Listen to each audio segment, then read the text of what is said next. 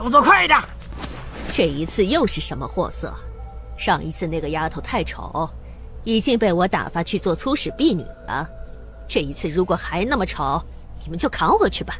这比上次那个更丑。什么？你们是来逗我吴妈的吧？不，这一次咱不收银子的。这丫头得罪了人，所以，好吧，我吴妈就发善心，勉强收下吧。哎呀，我的妈呀，这也太丑了吧！这做粗使丫头都怕吓着客人呢。怎么会呢？蒙上脸就行了。罢了，好事做到底。咱们合作也不是一日两日的事情，按老规矩，先找2个打手调教。这是哪儿啊？头顶上是一片陌生的芙蓉帐，脑海中立时有无数的片段涌出。他正在执行任务，哪知道原本放钻石的房间里有他最爱吃的鸡腿儿。从来不曾想过，居然会有人做这种缺德事儿。鸡腿下面放炸弹，又坏在吃的上面了。伸出手去掐了一下自己的脸蛋儿，他这不是在做梦吧？他没死，可是这是哪儿呢？不对呀，他一个飞机场何时变得这么有料？完了，穿了。完了，穿了。我去，这脸也太肿了吧！等等，这是怎么回事？苏依依号称特工队的军医圣手，任何奇病怪症在他这里都是无所遁形。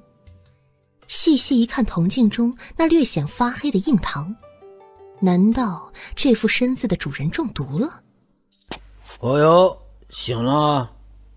我的妈呀，哪来的妖精？你才是妖精，你全家都是妖精。要不然闭着眼睛上了，光听听声音也好啊。你们好了没有啊？不过就是个丑丫头，也让你们调教这么久啊！哎呀，人呢？快去抓回来呀！君上，药浴已准备完毕。君上，神医已到。进。君上，神医已到。进。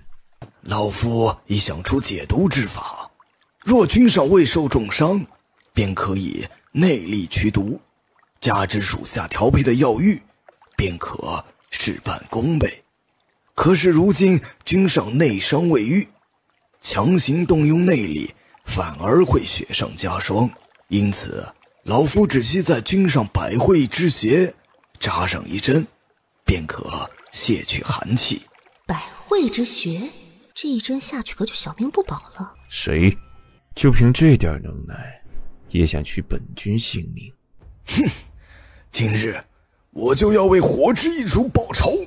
火之一族？你不是神医。那个老头子已经被我毒死了。一块通体碧绿的玉佩映入眼帘，哼，美人的东西见者有份儿。哼，想走？你中了寒毒，还敢动用内力？今日算你运气好。啊，那是什么？把东西交出来。苏依依猛然转身，不想脚下一滑，落水的那一刹那，唇上传来柔软温暖的感触。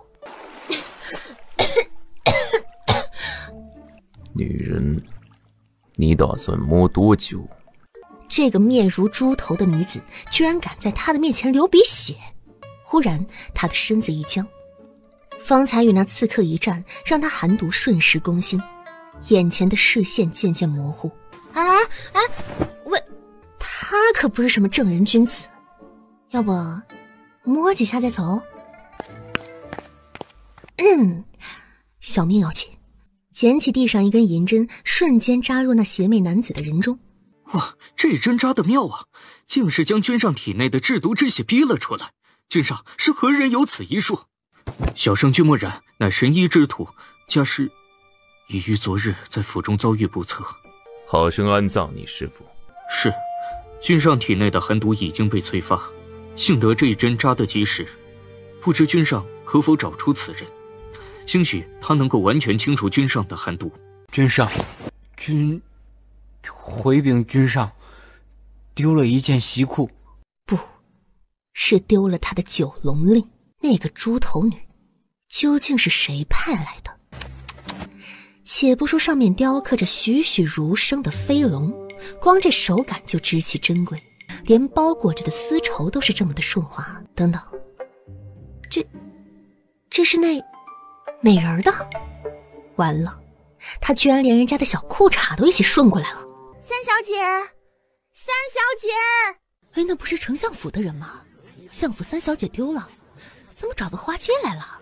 就那个花痴丑八怪呀！你又不是不知道，那花痴草包就爱看美男，不知廉耻，水性杨花。在齐国，谁不知道相府的小姐个个貌美如花，知书达理？除了这个三小姐苏依依，却是不知廉耻的代名词。长得丑就不说了，但凡容貌俊美的男子被她看上，必定会不择手段的纠缠讨好。奈何他有一个权倾朝野的爹，谁也奈何不了。这不，也不知道相爷用了什么手段，居然让太子殿下与这花痴草包定下了婚约，惹得无数少女伤心落泪。殿下，可以出来了。哎呦，大胆！哪个狗奴才不长眼睛，居然敢抓本……什么？苏依依？您……没想到你居然追着本太子到这儿了，到底还有没有廉耻之心？你认识我？哼，装疯卖傻！要不是苏丞相那只老狐狸耍花招，父皇怎么会圆了这门亲事？别以为本太子真的会娶你，也不照照镜子，看看自己什么德行。太子啊，哼，这么巧啊！太子这么有廉耻，怎么会从这花楼的后门出来？可别告诉我是为了体察民情啊！本太子是来商量国家大事的，岂容你一介女流诬陷？难道太子殿下打算把青楼事业发扬光大，从此走上强国之路？小女子佩服佩服！你混账！信不信本太子立刻命人砍了你的脑袋？殿下，为何还不回宫？萧王爷，你怎么也……殿下不是与本王在此处商量大事吗？何必与这么一名女子计较？纳兰轩心领神会，萧皇这是替自己解围啊！哼，本太子只是见不惯这花痴草包如此水性杨花，实在是伤风败俗。哼，好女不跟男斗，贾云和乌龟本来就是一家。小姐，小姐，奴婢总算是找到您了。哎呀，您怎么没戴面纱呀？小姐还是快回府吧，相爷知道小姐去了花楼，此事已经是勃然大怒了。小姐等下一定要和相爷解释清楚啊！且慢，莫非这副身子的主人就是他们口中所说的相府三小姐？你叫什么名字？奴婢春柳呀。小姐，您别吓奴婢啊！方才不小心撞了一下，很多事情记不清了，能不能告诉我和太子是什么关系啊？天哪，小姐可是哪里受了伤？小姐和太子有婚约在身，只是皇上迟迟不肯将婚期定下，小姐这几日正在伤心难过呢。她的心中升起一丝不好的预感，本尊不但长得丑，中了毒，还痴心错付。看看方才那太子一脸嫌弃的表情，罢了，他可不是那些人口中的花痴草包，他就不信堂堂军医圣手就无法在古代混一个风生水起。跪下！相爷息怒，小姐她受伤了，不记得自己做了什么，请相爷宽恕小姐这一次。这丫头倒是忠心耿耿。哼，受了伤，三姐不是好好的站在这里吗？这一次事关相府的颜面，父亲可不能再偏袒着三姐了。以前三姐闯的祸，父亲都替她遮掩过去，这一次可是闹得满城风雨，看她还能不能安然无恙。你怎么变得这副模样了？老爷息怒啊，这孩子被恶人掳走了一夜，都不知道受了什么样的罪。前阵子京都里不是在通缉采花大盗吗？父亲母亲，事到如今，圆圆不得不说了，三姐她不是被掳走，而是去了花楼。圆圆，你可知道自己在说些什么？母亲，圆圆不敢说谎。先前三姐听闻花楼里来了几名面秀轻容的男官，便一直念念不忘。三姐一直为了太子殿下而伤心难过，昨夜就说要去花楼里寻看仙，没有想到她真的是一夜未归。什么？亏老爷担心的一夜未眠。依依，你怎么能做出这种事情？这是亲妈吗？居然这么不相信自己的闺女。是为父的错，为父不该这般惯着你。你还有什么话要说？说好的锦衣玉食、荣华富贵呢？这一通狂轰滥炸的，这是在逗他吗？老爷，大小姐回来了。三妹，这一夜你去哪儿了？那贼人可有对你做什么？放心，父亲一定会为你做主的。大姐辛苦了，三姐这一夜指不定多快活呢。怎么，大姐没有在花街里找到三姐吗？老爷，这可怎么办？传扬出去的话，婉婉的声誉也要受损的呀。逆子，还不跪下！老爷息怒，老爷息怒，这其中一定有误会啊！闭嘴！哪里轮得到你这个贱婢说话？没能看住小姐，罪加一等。来人，将这个贱婢拖出去乱棍打死！住手！父亲，女儿是冤枉的。三妹，事已至此，你还是快些向父亲认错，父亲会原谅你的。可是他看出来了，这白莲花是巴不得让自己快些认罪，也不想想他苏依依是什么人，怎么可能乖乖就范？四妹，既然你说昨夜就知道我要去花楼，为何不拦着我？父亲，三姐向来霸道，是她威胁圆圆，若是说出去的话，要我的好果子吃。而且圆圆觉得三姐应该不至于做出这种伤风败俗之事，哪知道是圆圆小看三姐了。威胁？这么说来，你是因为自私自利，生怕遭到打击报复，所以对相府的声誉置之不顾了？三姐说什么？明明是你让相府蒙羞的。倘若真如你所说，为了相府的声誉，你更应该拦着我，立刻禀明父亲才是。为何我失踪了一晚上，现在你才说出来？分明是不将我的生死看在眼里，而今我活着回来了，你却要落井下石。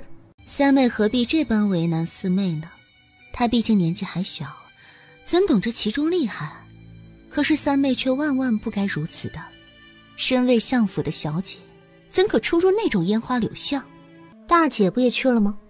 大姐为何会去花街找我？还是说大姐早就知道我会出现在那儿？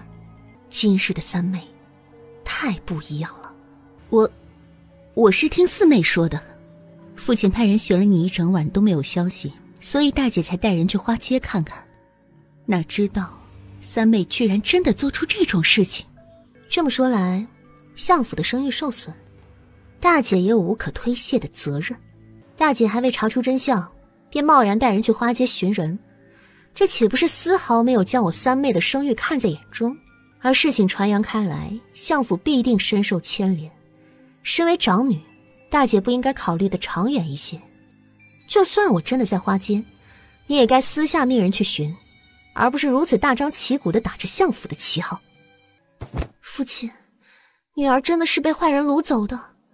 为了保持清白，女儿好不容易跳入水中逃走，哪知道一回来就受到这样的非议，女儿真的是太委屈了，还不如在水里淹死算了。好了，是父亲不好，别哭了。三姐的帕子好生别致啊，不知道是哪位难关的？失策呀，那是大美人的小裤衩，她居然忘记毁尸灭迹。苏依依绝对不会承认自己留了这个是为了做纪念的。这个父亲，女儿好可怜啊，这就是那个坏人的东西，他意图对女儿不轨，兴许在挣扎之中掉进女儿的袖子里，女儿真的好害怕，万一她垂涎女儿的美色又返回相府，可怎么办啊？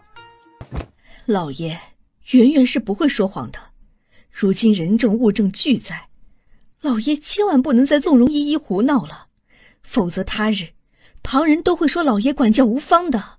如若老爷今日不严惩依依，他日我们相府的小姐都会被人说是行为不端，到时候事情可就没有挽回的余地了。父亲，三姐做出了此等丑事，您还要偏袒她吗？日后我们姐妹几人哪有脸面去见世人？父亲，兴许此事确有误会，不过为了避免落人口舌，父亲就稍加惩戒一下三妹便好。依依，虽然你大姐替你求情，可若是不处罚你，为父恐被世人说心有偏袒。今日起闭门思过3日，回去吧。只是闭门思过，刘氏和苏媛媛心中满满的不甘，这难道还不是偏袒吗？依依，还不谢谢你大姐？多谢大姐，这次的恩情，依依他日必定加倍奉还。都是一家人，三妹何必如此客气？都说一家人，更何况本尊顶着这样一张猪头脸，应该对他构不成威胁才是。难道其中有猫腻吗？表姐，可有受伤？表哥今日来府中做客，怎不早些告知圆圆？三表姐这是要去哪里？你这是要搂到什么时候？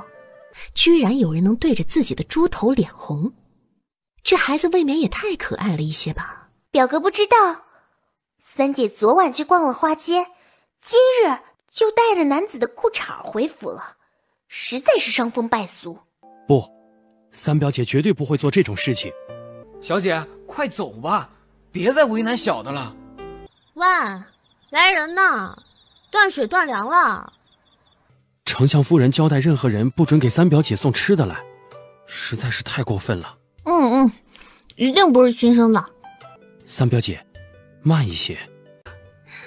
为什么对我这么好呀？难道你不讨厌我吗？三表姐从前救过我的命，云婷知道，表姐并非他们口中所说的那种人，只是表姐不善言辞，不懂得表达自己而已。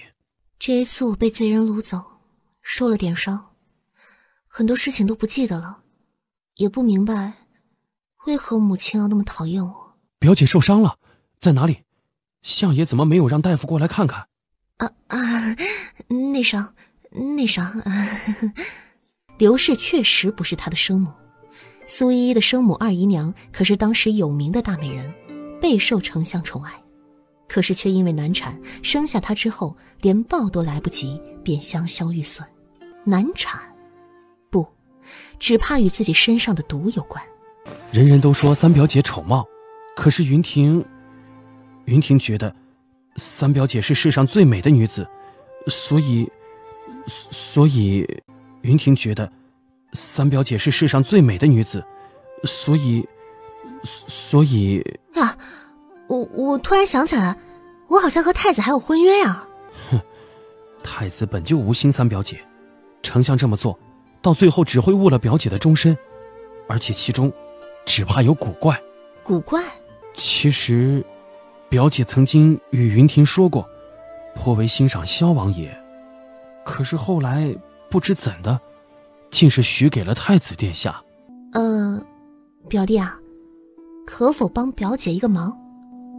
表姐可是觉得哪里不是，还是让府中的大夫为表姐看看为好，何必亲自出来抓药呢？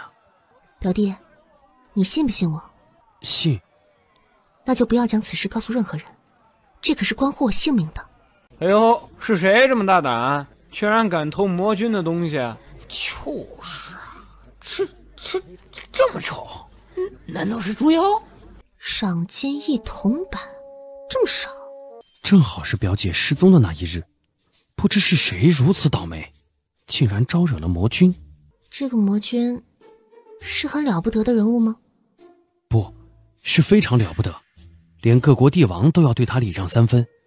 魔君势力遍布4国，其实力无法估量，很少有人见过他的真容，不过传闻魔君容貌非一般的俊美，天下少有，只可惜10个人见过，有9个已经死了。咦，表姐，你怎么了？啊，没什么。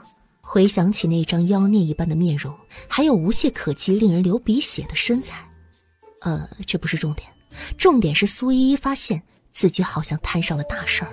谁要是抓到这猪妖，他日必定飞黄腾达呀！是啊，长得那么丑，应该很好人才对，赏金无所谓，只要魔君一点头，随便在那朝中弄个极品大臣来当，那都不成问题。好强的杀气！看，那是魔君的左护法。完了，这样都能被认出来，那他真是倒了8辈子的血霉。看什么看？没见过美女啊！这女贼偷走了君上贴身的东西，若有人抓到，便可接下通缉榜，到叶皇楼领一铜板。要是这女贼落入魔君的手里，会有什么下场？先奸后杀？应该是比生不如死再惨上几个境界吧。唉，表弟啊，咱们还是快些回府吧，还是赶紧去相爷屋内把那条裤衩偷回来，还给那个小气巴拉的魔君为好。老夫人，这可怎么办？老夫人病发了，大夫，快传大夫啊！放心，他会没事的。这发生了何事了？是一位姑娘救了老夫人啊。那位姑娘人呢？安置好老夫人后，小的还没来得及问那姑娘芳名，她便离开了。不过小的捡到了一块牌子。这不是相府的腰牌吗？一定要报答这位姑娘的救命之恩。次日清晨，丞相苏文终于还是舍不得爱女受苦，早早的便让苏依依从思过房里出来。三表姐，这是你要的药。表姐，你辛苦表弟了。表姐，你的脸。嘘，表弟可是答应过我的，要保密的哦。春柳，外头发生了何事？小姐，将军府的老夫人来访，大夫人和相爷已经前去迎接了。这位将军老夫人的身份可不得了了，她是当今太后情同手足的姐妹，又是镇国大将军的母亲，被封为一品高明夫人。平日里与相府从来不往来的，今日不知怎的带了好多珍贵的东西前来拜访。奴婢是来为小姐送茶水的，方才相爷吩咐过，府中所有的丫鬟都要去前厅。三表姐，这位老夫人是？什么？就是昨天哮喘症发作的老太太？这是贵府所有的丫鬟了吗？可是并没有昨日那位姑娘啊。难道其中有所误会？怎么会是误会呢？这分明是咱们相府的腰牌，救了老夫人的姑娘一定是咱们相府的没错。那位善良的姑娘有一对非常美丽的眼睛。夫人，会不会是婉婉？虽然他知道昨日婉婉一整天都和自己在一起，哪有什么机会去救将军老夫人呢？况且婉婉也不懂医术，不过这些都不要紧。妾身这就去唤婉婉过来。老夫人觉得如何？昨日婉婉有要事在身，没来得及等老夫人醒来，婉婉真是该死。这位是？回老夫人的话，这是小女苏婉婉，昨日就是她救了老夫人。是吗？像是，又好像不是。是吗？像是，又好像不是。身为相府小姐，不宜在外头抛头露面，所以只能戴着面纱。路见不平是婉婉应该做的，老夫人何必走这一趟呢？受人恩惠千年计，婉婉小姐年纪轻轻就有这等医术，实属难得。不知可许了人家呀？小女不懂事，还未曾许人家。听说三小姐已经让皇上许给了太子殿下，那么一大小姐这样的才貌断不能委屈了。不知婉婉小姐可有心仪的皇子啊？其实啊，小女颇为倾慕萧王殿下，只可惜……母亲，婉婉怎么能配得上萧王爷呀？郎才女貌，郎才女貌啊！老夫人可找到救她的那位小姐了？是大小姐救了老夫人。什么？大表姐？这怎么可能？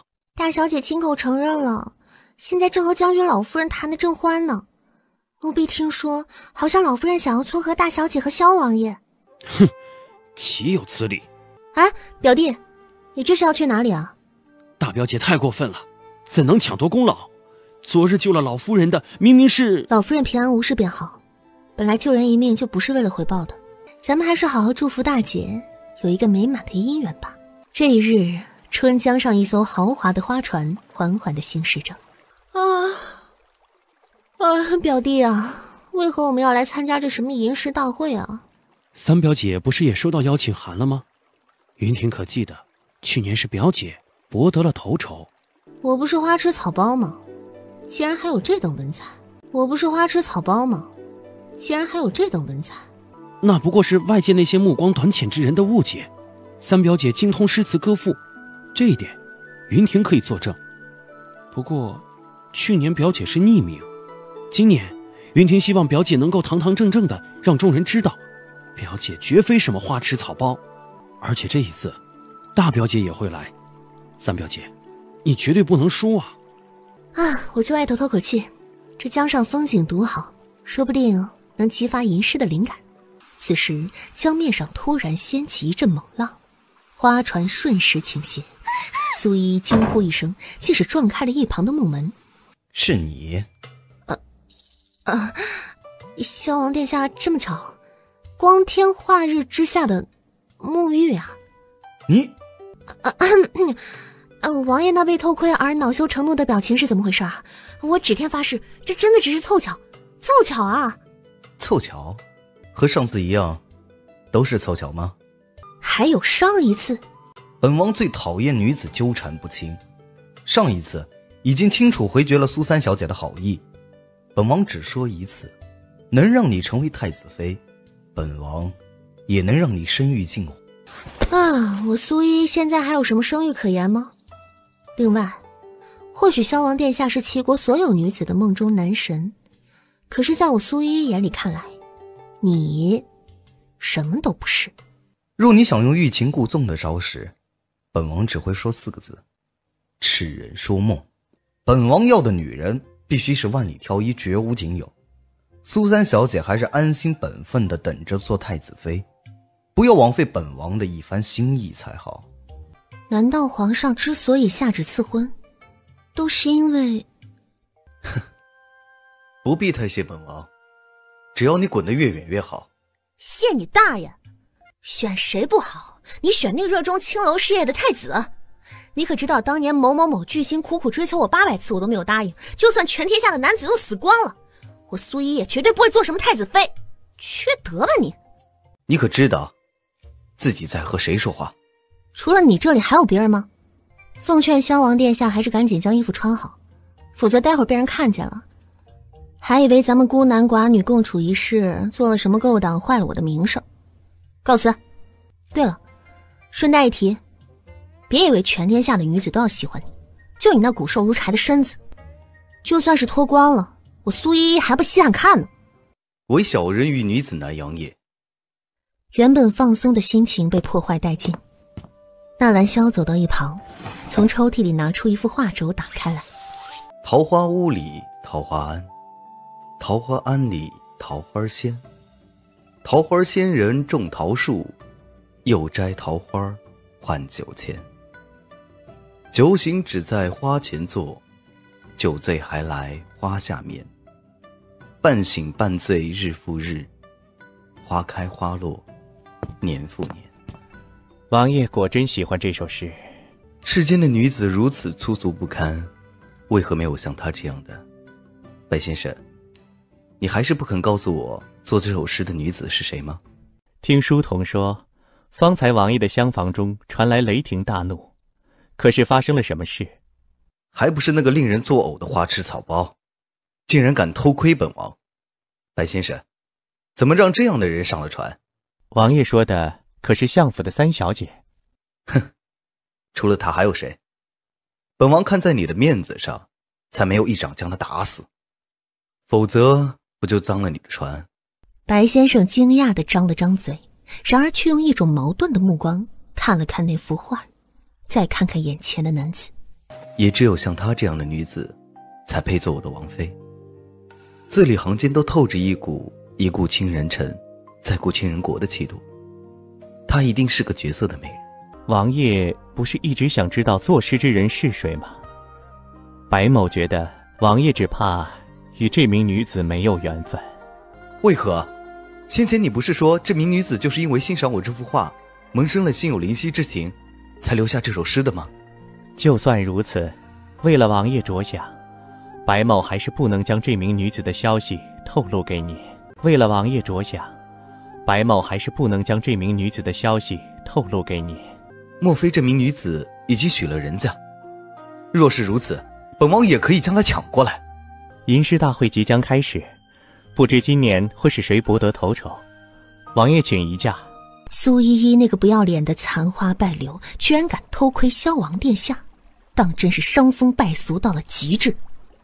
还有，王爷居然也有了意中人，好在他并不知道那个人的身份。桃花坞里桃花庵，桃花庵里桃花仙，桃花仙人种桃树，又摘桃花换酒钱。酒醒只在花前奏，酒醉还来花下眠。半醒半醉日复日，花开花落年复年。王爷怎么会吟婉婉的诗？王爷怎么会吟婉婉的诗？这是你的诗？这是去年婉婉做的诗，当时看见一幅意境十分唯美的画作，就忍不住在上面留下这句应景之词。那幅画是本王所作。什么？竟然是王爷的墨宝？这可如何是好？婉婉不知天高地厚，请王爷降罪。苏小姐何罪之有啊？正因为有了那几句诗，才有这幅画存在的意义。若苏小姐不嫌弃，不如到本王的雅间同坐。吟诗大会即将开始，也省去一些时间。这是怎么回事啊？王爷方才不还向自己打听那个女子吗？怎么这会儿就另觅佳人了？左护法在此，难道君上也？你这故作斯文的模样，还真是让人看着不爽。说吧，君上有何指令？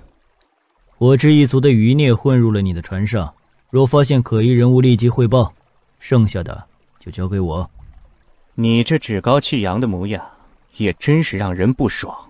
表姐，你终于回来了。苏小姐，可是这些糕点不合口味啊。多谢王爷美意，只是婉婉方才走神了，忽然觉得人间百态，有些人的思想真不是我们能理解的。苏小姐有何见解？婉婉只是不理解，乌鸦就是乌鸦，就算飞上枝头，站在凤凰的身边，也无法褪去那一身低贱之骨。大表姐就在隔壁。你说的对，本王也是最讨厌那些不自量力之人。表姐，不如我们换个雅间吧。怎么，表弟也是被某些人可笑的言论恶心的吃不下了？那个花痴草包竟然也在这儿。云听只是觉得这里太过嘈杂。王爷有所不知，三妹如今声誉尽毁，婉婉曾经苦劝她不要再招摇过市。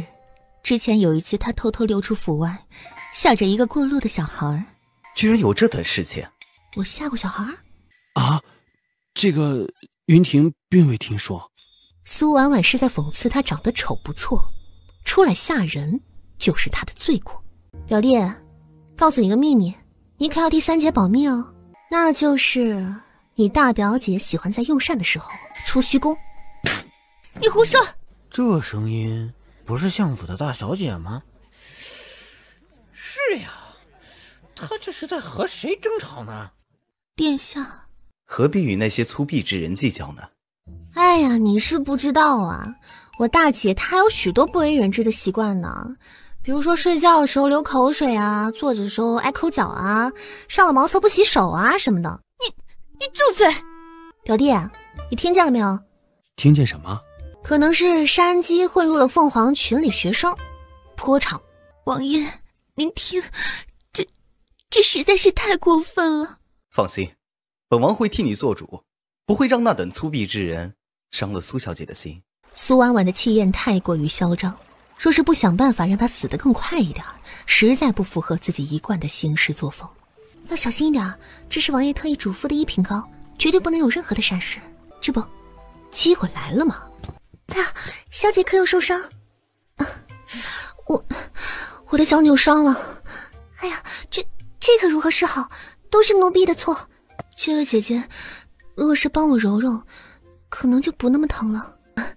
这位姐姐的手可真巧啊，现在已经不疼了。啊，姐姐好像还有事情要忙，依依就不打扰了。这最后送进来的是宫中的几位娘娘最喜欢的3层金糕，苏姑娘何不尝尝？王爷对婉婉实在太好了，若是让三妹听见，只怕她要伤心的。伤心？她也没那个资格。王爷的肩膀好宽阔，让人觉得没有谁能够欺负婉婉。放心，本王会保护你的。又是一年花好时，今朝有诗今朝对。感谢各位才子佳人大驾光临。今年白先生为头名准备了一份神秘之礼，而这份礼物就要看博得头筹之人愿不愿意与各位共享了。江云婷立刻信心满满的看向身旁的女子，头筹非她莫属。低调，低调。那么第一题，鲈鱼4腮，独占松江一府，请对下联。表姐可想出来了？隔壁的那位姑娘既然已经想好了下联，请千万不要客气。你丑你先对，你在王爷面前一定要表现得大度。不想此刻肚子突然传来一阵悠悠的疼痛，让他忍不住柳眉一蹙。江南六秀红遍苏河两岸，对得好，好啊！多谢王爷夸奖，这笔记与自己在那幅画上的笔记有所不同，怎么回事？该不会在这个节骨眼上闹肚子吧？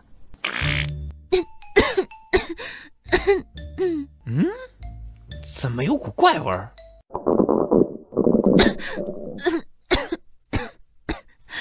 王爷，其实婉婉近日身子不适。为何不早点提及？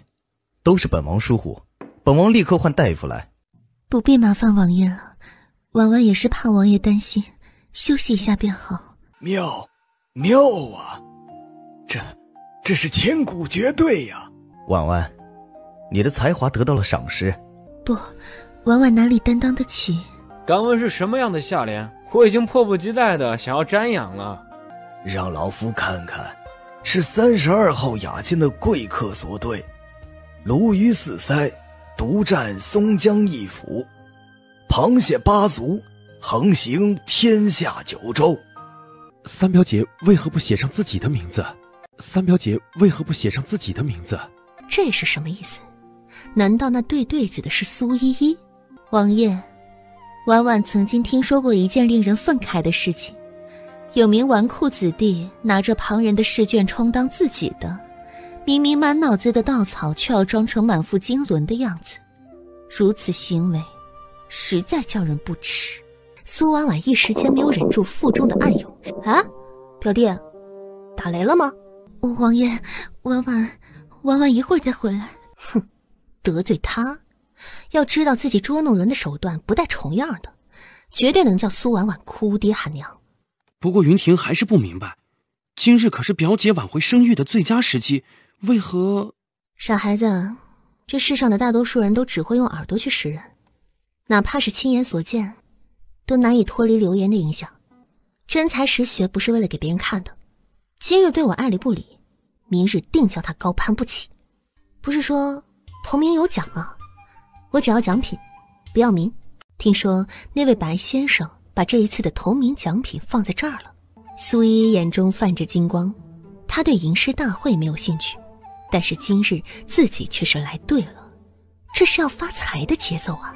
沉浸在欢乐之中的小女子显然没有注意到，她的一举一动已经被暗处的2个人尽收眼底。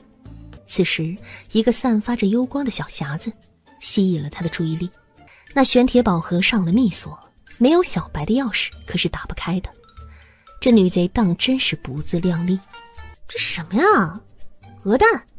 哼，蠢贼！居然连魂宠这样的宝物都不知道，还敢出来做贼！可是放眼望去，这间屋子里所有的宝贝，也只有这个鹅蛋可以让他神不知鬼不觉地顺带走了。难道是天要亡他？君上，他发现我们了。原来是他，双面镜。完蛋，难道说自己被发现了？原来是他，双面镜。完蛋，难道说自己被发现了？36计，走为。想走？现在也太晚了吧？美人，别这样，我不是一个随便的人。东西呢？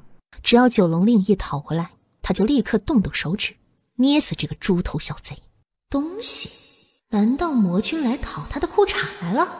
都说美丽的人十分注意自己的隐私，他就这般看重？东西被人拿走了。你说什么？美人息怒，我也是迫不得已，可是那人手段了得，逼着我把东西交出去了。那天全部都是一场误会，我绝对不是有意偷看你沐浴的，更没有想过拿走你的。眼前这个小贼没有丝毫的内力，但是身手却十分敏捷，说不定他就是火之一族的同党，或许留着他还有点用处。是火之一族拿走的？是啊，就是他们。想活吗？想活，当然想活了。那就做本君的人啊！做你的女人？他当真有些后悔自己方才的决定。如此愚蠢的小贼，怎么配做他的手下？还是捏死他算了。那个，人家还没有准备好，要不先做朋友？猪头，限你3日内找出火之一族的余孽，把东西抢回来，否则，当然，为我叶黄楼办事，自然不会亏待于你。事成之后，你想要什么奖赏，都可以。原来美人是让他做他的小弟呀！听见了没有？听见了。听见了就滚。左护法震惊地看着那活生生走出来的女贼，心中的打击不言而喻。他至今还没有见过得罪君上的人还能活着的。这么多年，他也从未见过君上身边出现过任何的女人。难道说，天哪，君上的口味居然如此之重！恭喜苏大小姐折桂，头筹之谜非苏小姐莫属啊！那不是萧王殿下吗？居然和苏大小姐在一起啊！哎呀，不知又有多少芳心要碎了一地，可惜呀！白先生已经为苏小姐准备了一份厚礼，希望苏小姐能够喜欢。宝物赠佳人，婉婉亲自打开吧。这份殊荣，婉婉不敢当。这是你应得的。三表姐，你表弟，你可相信老天有眼？他真的不知道那颗鹅蛋就是所谓的奖品。如今真货就在自己的怀中，而苏婉婉得到的却是……王爷，这是……究竟是何宝物？请苏小姐让在下看一眼吧。是啊，苏小姐，让我们都开开眼，一眼就好。只见光滑的绸布之中，安安静静地躺着一条翠绿欲滴的大黄瓜。白先生呢？莫不是拿错了？不会有错，白先生就是将这宝物放在这玄铁盒之中。哎呀，这不是传说中的千年黄瓜吗？千年黄瓜，这是什么宝物？是啊，闻所未闻，怎么看都是一只普通的小黄瓜呀。听说这黄瓜生长在天山之上，吸取日月天地之精华孕育而成，有美容养颜、滋阴补阳之功效，更是排遣寂寞、居家旅行必备之圣品。哎呀，苏大小姐如此福气，真是叫人羡慕不来呀！何人胡言乱语？黄瓜配美人，这话不是王爷方才说的吗？王爷要替婉婉做主啊！去，把你的主子唤来，本王要一个合理的解释。啊，是。没错，这就是白某精心挑选的宝贝。没错，这就是白某精心挑选的宝贝。方才那位姑娘说的对，她就是传说中的千年黄瓜。姑娘果真有眼力，一般人可认不出这样的宝贝。王爷，您武功高强，可要轻一点，否则白毛好不容易才得来的千年黄瓜，可就毁在您手上了。表弟，那个白先生什么来头？没有人知道白先生的来历，他的身份神秘莫测，喜好广交天下好友，举办风雅之会，可谓是才貌双全。而且白先生与表姐可算有些交情呢。就这么定了，我要和他做朋友。不知苏小姐可喜欢这份礼物？啊，喜欢啊，喜欢就好。白某还担心苏小姐会看不上，毕竟大多数人都喜欢金银珠宝，想必像苏小姐这样有内涵之人，定不会看重那等身外之物吧？当然了，这可是白先生的好意，如此珍贵之礼，婉婉一定会好好珍惜。感谢各位今日大驾光临，明年再聚。主子，全铁盒里面的真的是黄瓜？自然不是。主子，这是您之前得来的高级魂宠，可是要带下船去。这不是高级魂宠，而是自己之前打算作为头筹奖品的低级。他费了9牛2虎之力得来的宝贝，就这么没了。老白，君上还在等着你，怎么被雷劈了？没了，宝贝没了。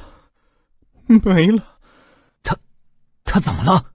这主子好像是丢了件宝贝。君上，您受伤了？有刺客，是火之一族的余孽吗？让他逃了。有一个人能够解君上的燃眉之急。好美的背影，那是哪家的小姐？怎么戴着面纱呀？真可惜。哎呀，婉婉小心，有王爷在身边，婉婉什么都不怕。小心别摔了黄瓜。这不是32间的姑娘吗？方才吟诗大会上怎么不见姑娘的对子？之前不是答得挺好的吗？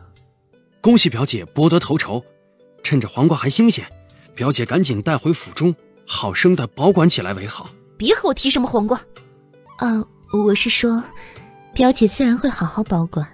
此时一个猛浪打过来，花船顿时倾斜，苏婉婉眼中划过一抹金光，趁着这个机会用尽全身的力气，把这惊诧的小女子往江里头推。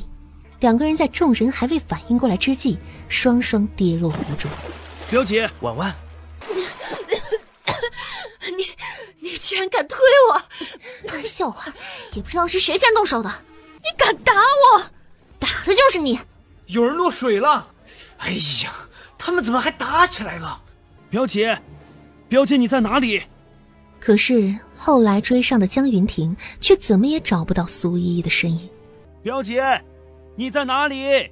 那个花痴草包，把自己害成这副模样，死了活该。白先生身旁的老者侍从已经带了一队水手来到甲板之上，陆续扑入江中帮江云亭寻人，场面一度混乱。护法大哥，我弟正在找我呢，实在不劳您把我送回去了。好好伺候，否则……哼，别以为灯一拉，全天下的女人都是一个味道，姐绝对是你一咽不下的那种。吵什么？君上还在昏迷，你们就不能消停？三小姐，哎呀，这不是玉树临风才高8斗的白先生吗？久仰大名啊！今日一见，果真名不虚传。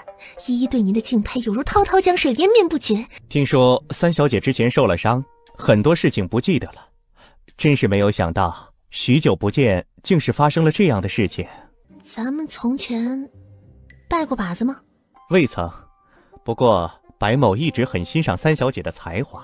许久也够久了，老白，在君墨染回来之前，赶紧让他医治君上。我去打探火之一族的消息，竟然敢偷袭君上，我必定让他们付出惨痛的代价。啊，美人受伤了！啊，美人受伤了！君上中了寒毒未解，如今又被火之一族的杀手暗算，已经昏迷不醒。带我去看看。三小姐，请随白某来。目前白某已经用药水稳住了君上体内的寒毒，不知三小姐有何办法？三小姐，你怎么了？我没流鼻血，绝对没有流鼻血。我是那种趁火打劫的人嘛。三小姐若不行，请不要勉强，白某会再想办法请别的名医来为君上疗伤。行，女人怎么能说不行呢？受了伤的人变化会这么大吗？啊，三小姐，你在摸哪里呀？白先生以为要摸哪里啊？哦，白先生好坏呀，是不是想歪了？白某只是担心池子里的水太烫，会伤了三小姐的手，别无他意。真的吗？白某去准备君上替换的衣物，有劳三小姐了。你就这么出来了，让那草包与君上孤男寡女共处一室，就不怕君上被他吃了？三小姐是大家闺秀，绝对不会做那等事情，你莫要冤枉了好人。什么呀？谁说他紧张了？像他这么正直又坐怀不乱的人，世界上还找得出第二个吗？不要觉得他是想要摸人家的小脸儿，而是因为浑身穴道如此之多，他必须一寸寸的检查，才知道是哪一块被封住了。你再往前一步，信不信本君砍了你的猪头？美人脸上有苍蝇，我帮你吹吹啊！你以为本君会信你的话？不是我干的，美人被偷袭之后昏迷不醒，是左护法把我从水里捞出来，求我替美人疗伤的。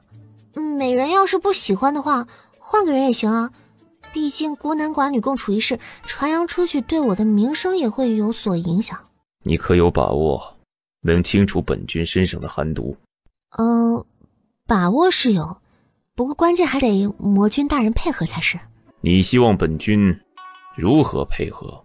君上的一处大穴被封住，必须找出位置的所在。可是男女授受不亲，这小女子也十分为难。她这是要检查自己全身，只怕还会有肌肤之亲。或许正是因为她这张肿如猪头的面容，让自己完全没有把她当成女子看待。扶本君起来，怎么不懂得如何伺候吗？只要本君站着，你就能找到封闭的大穴，还不快去准备？是，我这就去。事不宜迟，倘若你能治好本君，叶黄楼必定不会亏待于你，到时候可以让你做个后护法。那就是后勤呀。所谓后勤，不就是可以照顾美人的饮食起居，伺候她沐浴更衣，然后两人同进同出的美好职位吗？君上，我来了，放心，我一定会治好你的，不会再让你难受了。白先生，让他安心的睡吧，再过几个时辰就可以找到被封住的大穴，到时候排除寒毒可能会事半功倍。那三小姐你？我陪着他。另外这里有一份药方，劳烦白先生先去准备，待美人醒了之后让她连服2天。看来找个机会自己还是要好好的劝劝三小姐，君上绝对是一个危险的存在，三小姐不应该冒险才是。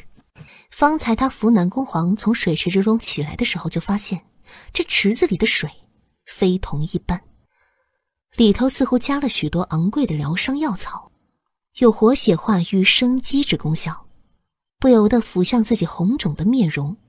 当那草药水浸透全身时，一种从未有过的舒适之感环绕而来。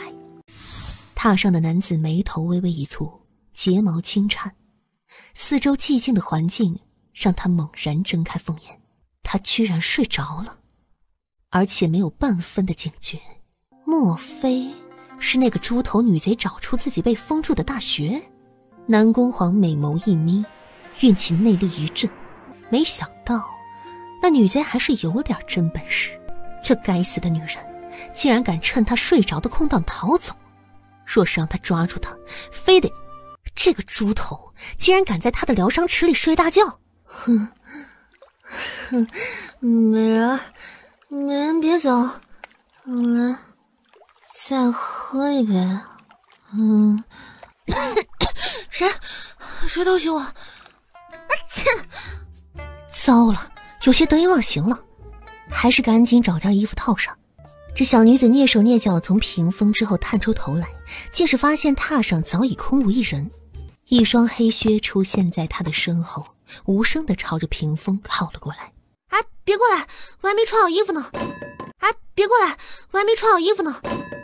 她僵硬地转过身去，竟是同手同脚的向着屋门口的方向走去，不想砰的一声，一头撞在门板之上。喂，醒一醒啊，小弟！喂，再不起来，我可要喊人了啊！小弟别怕，姐不是什么好人。在下洛钦，姑娘放心，我一定会负责的。小弟是不是电视剧看太多了？我洛钦以生命起誓，今生必娶姑娘为妻，负责天道。哎，哪来的破小孩？这毒誓可不能乱发，会应验的。洛钦已经18了，完全可以照顾姑娘一生，请姑娘放心。才13岁的小屁孩说什么？等等，18？这仔细一看，对方的身高确实是超过了自己，再加上那精壮的胸膛、结实的腹肌，好像仿佛真的有这个可能性啊！那个，其实事情也没有那么严重，我是突然得了暂时性的失忆症，忘记了方才到底发生了何事了，所以小弟，小哥不要往心里去啊！你的未来还很美好，实在不需要吊死在我这棵歪枣脖子树上。姑娘方明家住何处？待洛钦处理完事情之后，必定上门提亲。小哥长得这般风流倜傥、玉树临风，小女子容貌丑陋，实在是般配不上。这年头说实话的人可不多了，小哥一定要珍惜这唯一一次回头是岸的机会啊！洛钦并非肤浅之人，容貌如何一点都不重要。姑娘放心，洛钦心意已决，就算是倾城佳人，也无法改变洛钦的心意。别，你倒是改呀！求你改变心意好不好？哎，看，有飞碟！然而下一秒，他手中的胳膊一空，眨眼的功夫，那女子就消失得无影无踪，连条尾巴都没有看见。洛清的身瞳带着几分幽光，此刻他身上萦绕着一股神秘的气息，虽然穿着家仆的衣衫，却与方才判若两人。三小姐，你的肚子，这不会吧？就一晚上的时间，君上就能力有这么强吗？对了，他方才好像把鹅蛋藏在衣服里了，这东西是从白先生的宝库里偷来的，如今正主就在对面，有没有什么比这个更尴尬的事情了？哎呀，我肚子疼，哎呦，真是不好意思啊，白先生，医药失陪一下。三小姐且慢，让白某看看你的肚子。没想到你是这种人。三小姐误会了，白某只是想知道三小姐是不是随身带着魂宠啊？魂宠？可能是白某看错了，不过这魂宠可不能长时间携带，否则会有性命之忧啊！性命之忧？这是依依方才在路上捡到了一个鹅蛋，正打算拿去膳房里让大厨烤了吃了。见者有份，白先生千万不要客气。这不是他之前搞丢的高级魂宠吗？这个蛋好像不喜欢被吃的样子。看来是三小姐与这魂宠有缘呐。什么？没想到魂宠失而复得，却让三小姐捡到了，而且还认了主。白先生的意思是，这颗鹅蛋认了依依为主人？这是白某历经千辛万苦得来的高级魂宠，顾名思义，就是灵魂之宠，它会吸取主人灵魂的力量幻化成形，只是变成什么都在于主人本身灵魂的强大与否。能幻化成龙的那种吗？一般的低级魂宠只能孵化出小猫小狗这一类作为陪伴性的宠物，若是武林高手得到了高级魂宠，可能会孵化出攻击力极强的老虎或者黑熊之类的高级守护者。其实这魂宠就是主人灵魂的体现，以三小姐温婉的性子，说不定会孵化成……应该是哥斯拉吧。白先生微微一愣，自己果真是见识浅薄，居然连这种小猫都未曾听过。三小姐，白某还是要提醒一下，这魂宠不能一直佩戴在身上，否则它可能会为了早点孵化出来而加速吸取三小姐的精魂，这可是很危险的事情。哎呀，加油呀，哥斯拉，妈妈爱你哦，早点出来跟妈妈一起征服世界吧。哎呀，加油呀，哥斯拉，妈妈爱你哦，早点出来跟妈妈一起征服世界吧。三小姐真的改变了很多呢。能看见这样的改变，他替苏依依觉得高兴。三小姐，你的脸……哎呀，美人药浴就是不一样啊，这效果竟然比我配的药都要好。难道昨日君上和三小姐共浴了？三小姐现在已经不喜欢萧王殿下了吗？啊，我何时喜欢过那个伪君子啊？去年三小姐不是还在萧王殿下的画作上题诗吗？写的是不是人面兽心，浪则虚名，衣冠禽兽这12个字啊？不是的话，那我可不承认。那三小姐是不是喜欢君上？奉劝三小姐一句，君上很危险。如果他值得的话，就算是地狱，我也敢闯一闯。如果他值得的话，就算是地狱，我也敢闯一闯。是白某疏忽了。实际上为了君上的寒毒，白某到现在也未进食。既然如此，若三小姐不介意的话，就与白某一同到席间用膳可好？好啊好啊，我要吃烤鸡腿、清蒸鱼，红烧猪蹄儿、麻辣狮子头、宫保鸡丁。另一边，这邪魅男子摊开自己白皙的手掌，锐利的眸子盯了许久，他缓缓握起，感受着体内源源不断涌出来的内力。没想到短短的时间内，他的身子竟恢复得如此出人意料。那个猪头女贼倒也没有让他失望。君上，方才属下看见老白与那女贼在一起，有说有笑的，十分暧昧。是吗？君上，属下从未看见老白对女子那般热情，那脸呀，笑得跟开了花似的。小白的脸上又怎么可能会开花？他们在做什么？看吧，自己没猜错，老白这一次可要倒霉大了。他特地命人给那女贼做了一桌子的好菜，这会儿2个人孤男寡女在雅间之内用膳呢，隔着门板，属下都能听见他们有说有笑的声音。这些我都能吃吗？三小姐能喜欢，这些鸡鸭也算是死得其所了。好，那我开动了。白先生真是个好人啊！我的鸡腿，谁准许你吃肉了？君上，三小姐已经1整日未进食了，是属下自作主张，请君上不要责怪于他。忠心耿耿跟了自己数年的属下，如今居然轻易就被收买了。他对任何男子都会露出这种纯洁毫无防备的姿态吗？又或者是说，这是他为了让别人放下心防的惯用伎俩？今日你还要给本君驱毒，难道想要口中的肉味熏死本君？可是本君说过，为叶黄楼办事之人，本君不会亏待。这么多肉吃下去，你当真想变成一头母猪啊？这么多肉吃下去，你当真想变成一头母猪啊？也罢，本君就破例一次，让你同席用膳。君上，什么事情让他们这么激动啊？君上请三思。这么多年来，君上从未与人同席用膳。和美人一起用膳？三小姐，你现在跑或许还来得及。美人的膳食是不是比这些更美味100倍啊？一定是的，大美人吃的东西怎么说都应该是顶级的呀。君上，膳食已经准备完毕。放眼望去，苏依依自以为自己掉入了草的海洋，清一色的绿，没有最绿，只有更绿。不必多礼，本君已经允许你入席了。魔君美人，其实我觉得还是白先生那儿更适合我。还是白先生更适合他？苍天哪，他的身体怎么能这么没出息？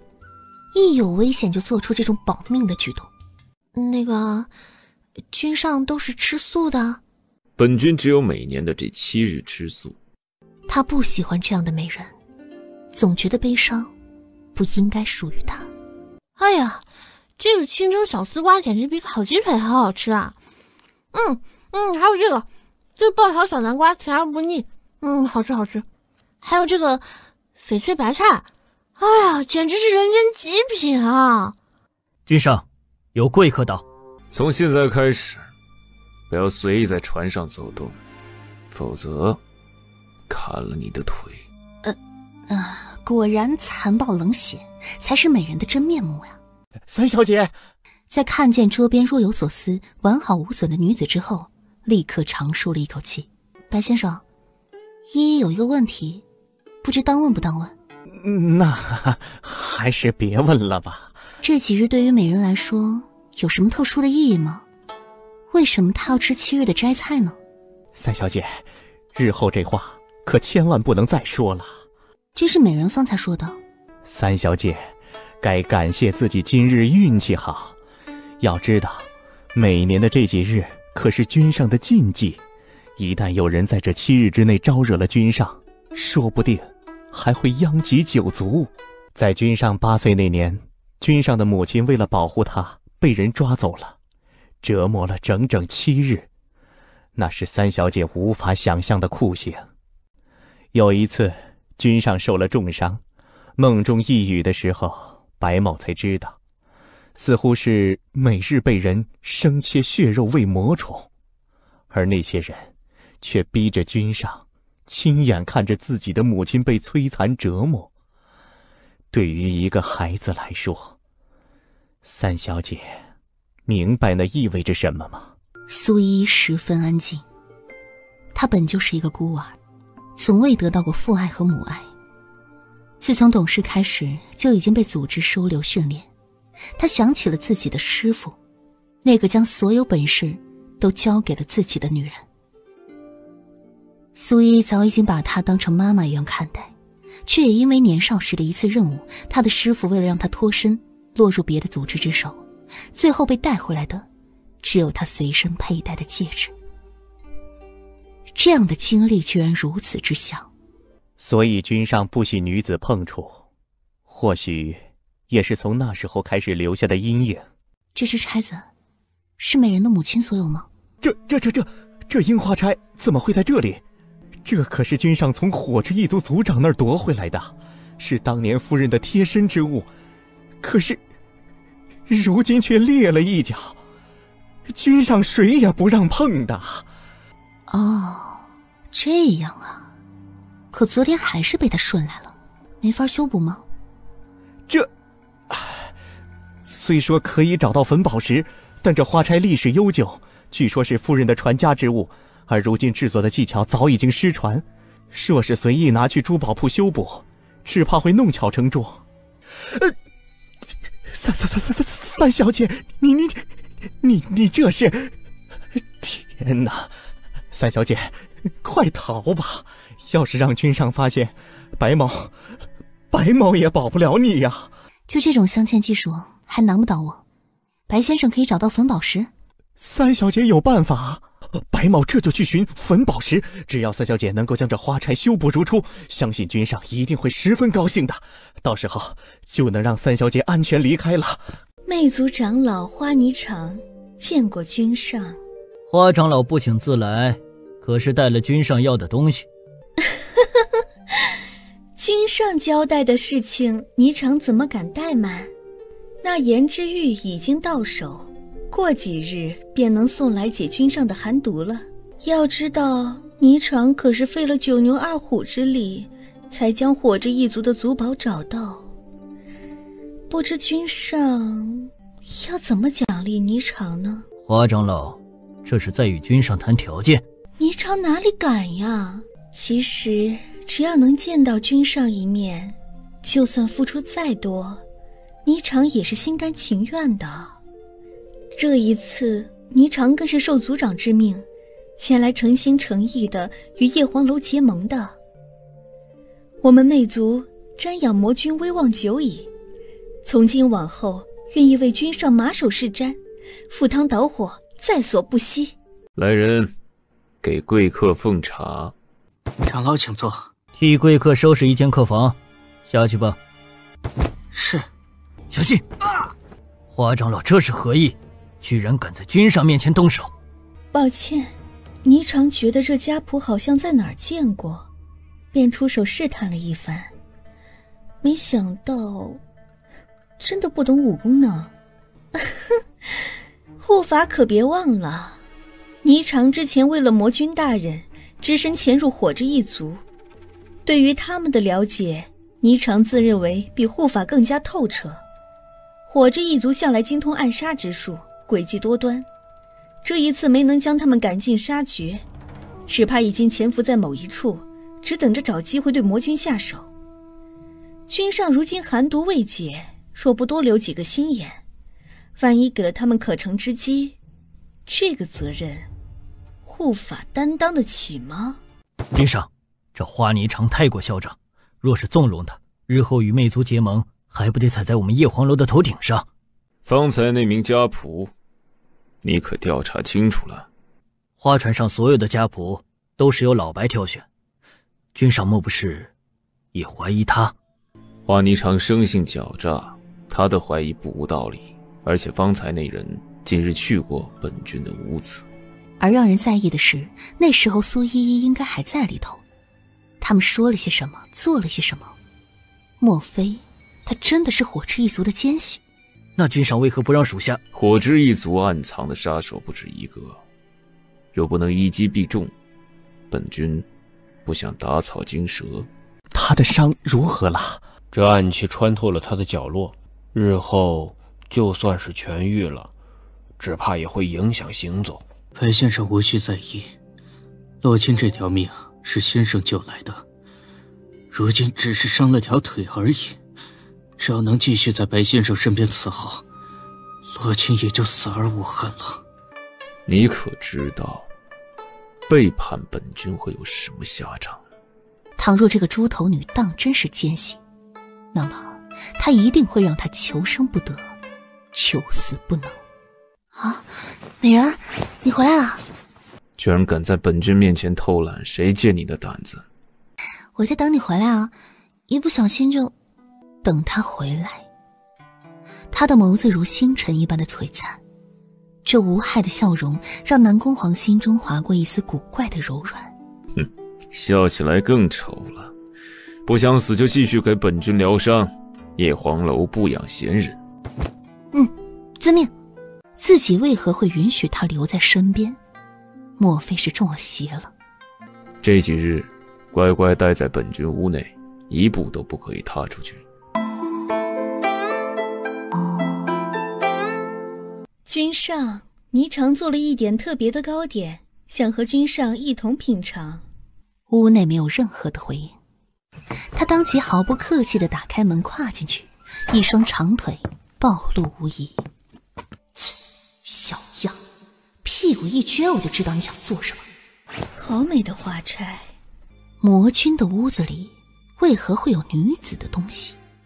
他的身边应该没有女人才是，难道是哪个贱货留下来的？喂，阿姨啊，随便碰别人的东西可不是一个好习惯啊。你是什么人？这花钗是你的？那看我嘴型，关你屁事儿！那看我嘴型，关你屁事儿！你可知道，敢这么与本长老说话的，都已经投胎重新做人了。阿姨是没有银两买衣服吗？身上挂着一条破布就出来了。臭丫头，活得不耐烦了！今日本长老必让你见识一下魅族的厉害，我还要把你的舌头割下来在腰间挂着，把你的脸皮撕下来做成面具，呵呵，受死吧！哎呦，好怕怕哦！阿姨，更年期是一种病，有病得治，是不是出门忘记带药啊？只听一声娇喝，对面女子张开修长的双臂，顺势有一股猛烈的香气迎面扑来。苏仙，丫头，要叫师傅。死女人，这些年你去哪里去了？我还以为你死了呢。死女人，这些年你去哪里去了？我还以为你死了呢。媚术之一便是让对手出现幻想，看见自己最珍惜的人，以此来让对方破绽百出。还愣着做什么？快到师父怀里来一个爱的拥抱。丫头，师父想死你了。我也是。可是师父，依依没有带你最喜欢的烤鹅来。傻丫头，你才是最重要的。臭丫头，你是专门盯着老娘的胸吗？哼，白痴！烧鹅对于师父来说可比我重要多了。当真是活得不耐烦。若是闻不到的话，他能拿他怎么样？以为闻不到就不会受着媚术的影响吗？天真。美人，你回来了。媚术之一可以让人看见自己心爱之人。好啊，自己又多了一个理由可以好好的折磨他。猪头，你不是喜欢本君吗？还不快过来！啊，喜欢？我说过吗？不要让本君等太久。不对，该死，这是幻觉呀！苏依依刚要碰触那幻象的袖子，却是被一股猛力弹开。你怎么在这里？师父离开如此之久，徒儿担心恐有危险，所以来助师父一臂之力。你的意思是，为师还打不过一个小丫头？徒儿不敢。怎么？是不是吓得走不动路了？你这对眼睛，本长老就收下了。三小姐，该死的，又有人来坏她的兴致。三小姐，君上，定不是三小姐自愿离开的，只怕是魅族长老使了什么手段掳走了她，请君上允许属下前去逼迫花霓裳交出人来。老白，此事没有证据，况且那花霓裳想必也没有这个胆子私闯君上的屋子，莫不是那苏依依真的是奸细，趁着君上放松警惕逃走了？若三小姐要逃走，为何破窗而出？老左难道不知道花霓裳有多么恶毒？他要是发现君上身边有别的女子，可是什么事情都做得出来的。那又如何？区区一个苏依依，难道你要君上放弃和魅族合作的机会？你可记得颜之玉对君上的意义？依我看，苏依依必定是奸细无疑。老左，你是不是想打架？哼，幼稚！君上面前不得无礼。闭嘴！但凡有奸细可疑之人，他从来不会心慈手软。可是为何偏偏遇到他，自己就会心烦意乱？君上，老白不见了，属下以为他是去找花霓裳要人了，是否要阻止老白？君上，老白不见了，属下以为他是去找花霓裳要人了，是否要阻止老白？南宫皇没有说话，那个表情让人猜不透他的心思。那个，倘若只有老白一人，只怕花霓裳不会买账。左护法的意思很明显，如果南宫皇真的决定去救苏依依，最好亲自出马。本君去的话，那丫头怕是会死得更快。花霓裳，这不是右护法吗？什么事把您推来了？说，你把三小姐藏在哪里了？三小姐？右护法说笑了。霓裳这儿只有春夏秋冬和梅兰竹菊8个侍女，可没有什么三小姐。右护法这是作何？本长老好歹也是君上请来的贵客，护法擅闯闺房已经是无礼了，莫非现在还要给本长老定一个莫须有的罪名？欺负女人算什么英雄好汉？若是你敢伤他一根头发，在下就算拼了这条性命也不会让你离开这条船。把他捞起来，看看死了没有。我还以为多大本事呢，这样就死了，未免太便宜了他。给我把他脸皮撕下来，再挖了他的眼睛。炸弹我都不怕，还怕你们？没用的东西，你们让开！本想让你死个舒服，今日本长老就让你尝尝被凌迟的滋味。什么东西？你居然敢动我的脸！我要杀了你！杀了你！原来是魂宠，没想到你的手里还有这样的宝贝。从来没有魂宠能够逃过本长老的捉宝器，可惜了。这魂宠可是极少见的品种，如今认了主人就没用处了。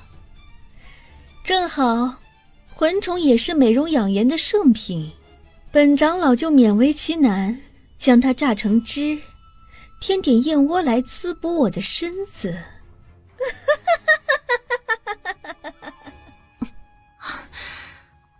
9对2，有本事就放我下来，单挑。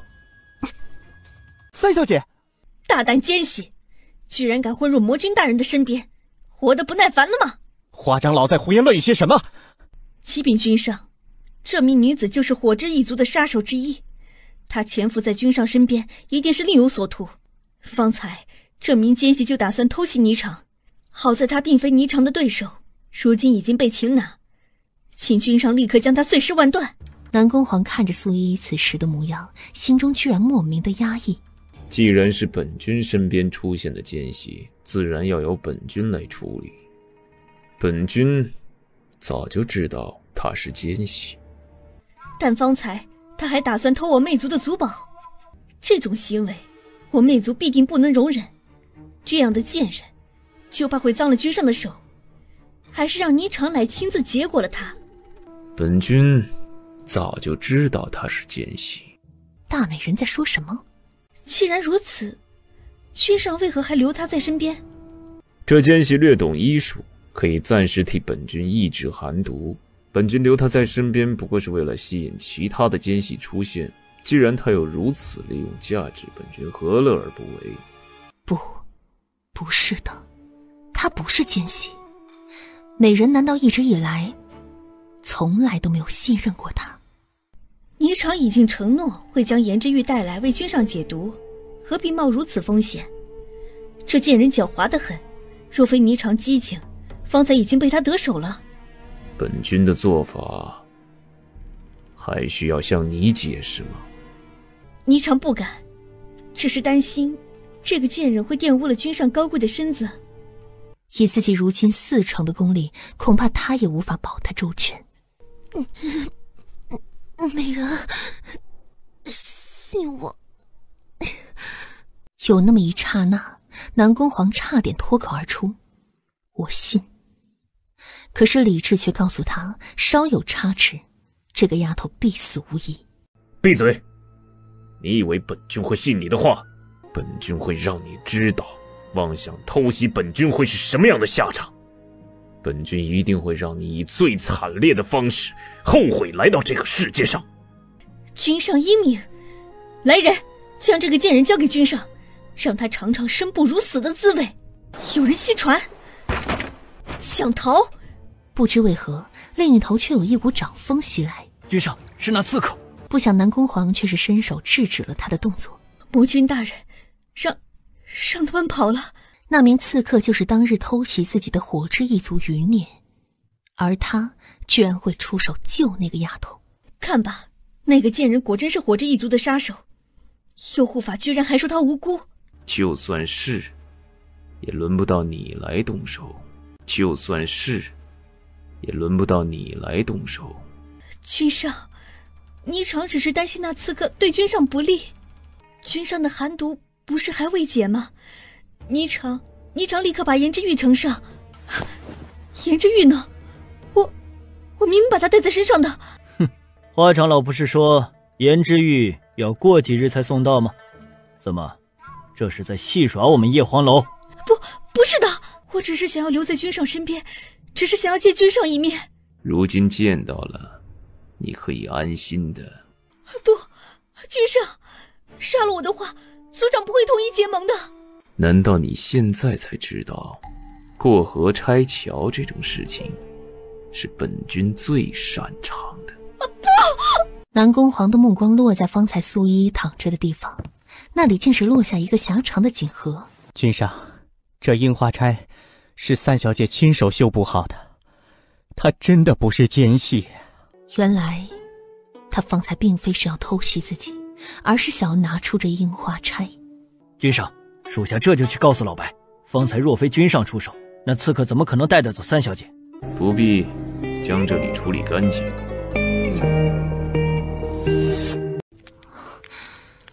没人信我。要喝水吗？不是，我不是奸细。南宫煌就是个小人，你为何要那么在意他？你的脊椎被打裂了，方才我已经帮你切骨，短时间内不能随意动弹。能逼得花霓常用五彩阵法，最后又动用了魅族的制毒之宝，他究竟是什么身份？哎，等等，我的蛋呢？你是说那颗石头？原来真的是蛋啊！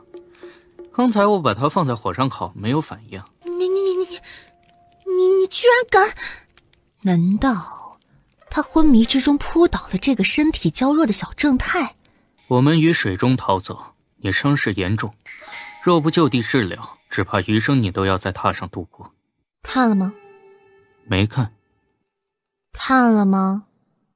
看了。除了苦笑，苏依依现在难道还能做别的事情吗？不过姑娘放心，洛清之前发过誓，定会娶姑娘为妻。小哥别介意啊，我真的没有打算以身相许，区区一个背而已，你爱怎么看就怎么看吧啊！要不你让我看回来，咱们俩就算扯平了。你是不是喜欢南宫煌？有这么明显吗？想必你也看清楚他的真面目了吧？他不会为了任何女子而动心，今日更是打算杀你泄愤。魅族的尸毒真的解不开了吗？解不开，不过你这颗蛋好像不是一颗普通的蛋，一般中了尸毒都会立刻碎裂化成灰烬，就它硬得跟铁一样。多么苦情的一对主仆啊！主人半身不遂了，连蛋都嗝屁了，这日子真是没法过了。或许有一个人有办法，可是他不一定会帮你。钱和命我都有，看他要哪样。我师妹对抗魅族已久，对他们的尸毒颇有研究，只是她性格阴晴不定，除了师父的话谁也不听。只是她性格阴晴不定，除了师父的话谁也不听。那我去巴结巴结你师父。师父他已经被南宫煌那个卑鄙小人杀了。唉，原来那个活该一辈子单身的刺客就是眼前的娃娃脸呀！美人的仇人真不是一般的多。这林中野兽凶猛，让你一个人留在这里，我不放心。那么一会儿你要听我的安排。族中杀手从来不以真面目示人，就算是同伴也不曾见过对方的真颜。白先生的传一向严格，若戴着面具必定会被发现。要我帮你穿吗？信不信我一巴掌拍死你丫的！到了，安静的在树上等我。今日我族又损失一名大将，叶皇魔君欺人太甚，不但杀我族人，还夺我族宝。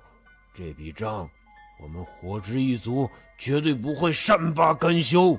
这次我族已经得到了协助，这一次必定会让叶皇魔君死无葬身之地。但凡能取下他首级之人，喂，说话能不能说得清楚一点啊？洛钦，如今魔君的伤势如何了？启禀长老，魔君身中寒毒，洛钦本以为这次可以取他狗命，不知是谁正在为他疗伤，功力已经恢复近40%左右。他们好像是在说他呀。岂有此理！居然有人敢替那魔头疗伤！若是让我族人知道是何人所为，一定要将他大卸8块。还好那个娃娃脸不知道是自己干的，否则现在他就不是挂在树上，而是插在土里了。找到颜之玉了吗？在哈尼商手中，想必他已经交给了魔君。颜之玉是这个小小的东西吗？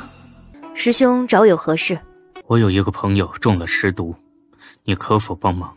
不，抱歉，这一次我一定要你救他。只要你治好了他，师兄可以答应你任何一个要求。公子中了尸毒，在哪里啊？可有觉得不适的地方？快脱下衣服让雪儿看看。最难消受美人的恩惠了。不过中毒的不是我，那中毒的是他。这不是魂宠吗？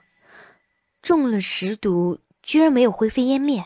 公子放心，雪儿有办法可以唤醒这只魂宠，倘若能够取回颜之玉，应该能够事半功倍。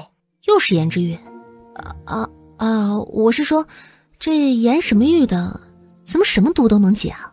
我族瑰宝可是解毒圣品，只可惜现在落入了魔头的手中。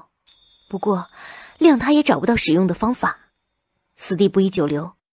公子可以先到雪儿暂时落脚的地方歇息，这魂宠之事不可耽搁。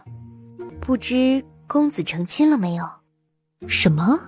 公子别碰，那蜘蛛是活的，若是被咬上一口，雪儿还得治疗公子3个月才能康复。落雪从未像现在这样尽心尽力过。他拿出一个罐子摆放在桌面之上，在苏依依惊恐的目光中，往里头加入了蜈蚣、蝎子、毒蛇。等等，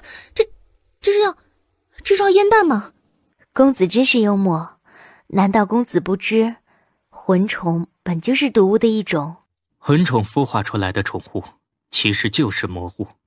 它们本是以主人精魂为食粮，不断成长自身。但遇到意外情况，无法再吸取主人力量的时候，就只能依靠别的毒物，吸收它们的生命力。公子这颗魂宠真是少见。一般情况下，有的魂宠为了自己活命，会将主人的精神吸食干净。可是公子的魂宠却宁愿自己陷入沉睡之中，也不肯伤公子半分。没有想到区区魔物也有了知恩图报的感情。那假如有颜之玉的话，如何才能够快速的替他解毒呢？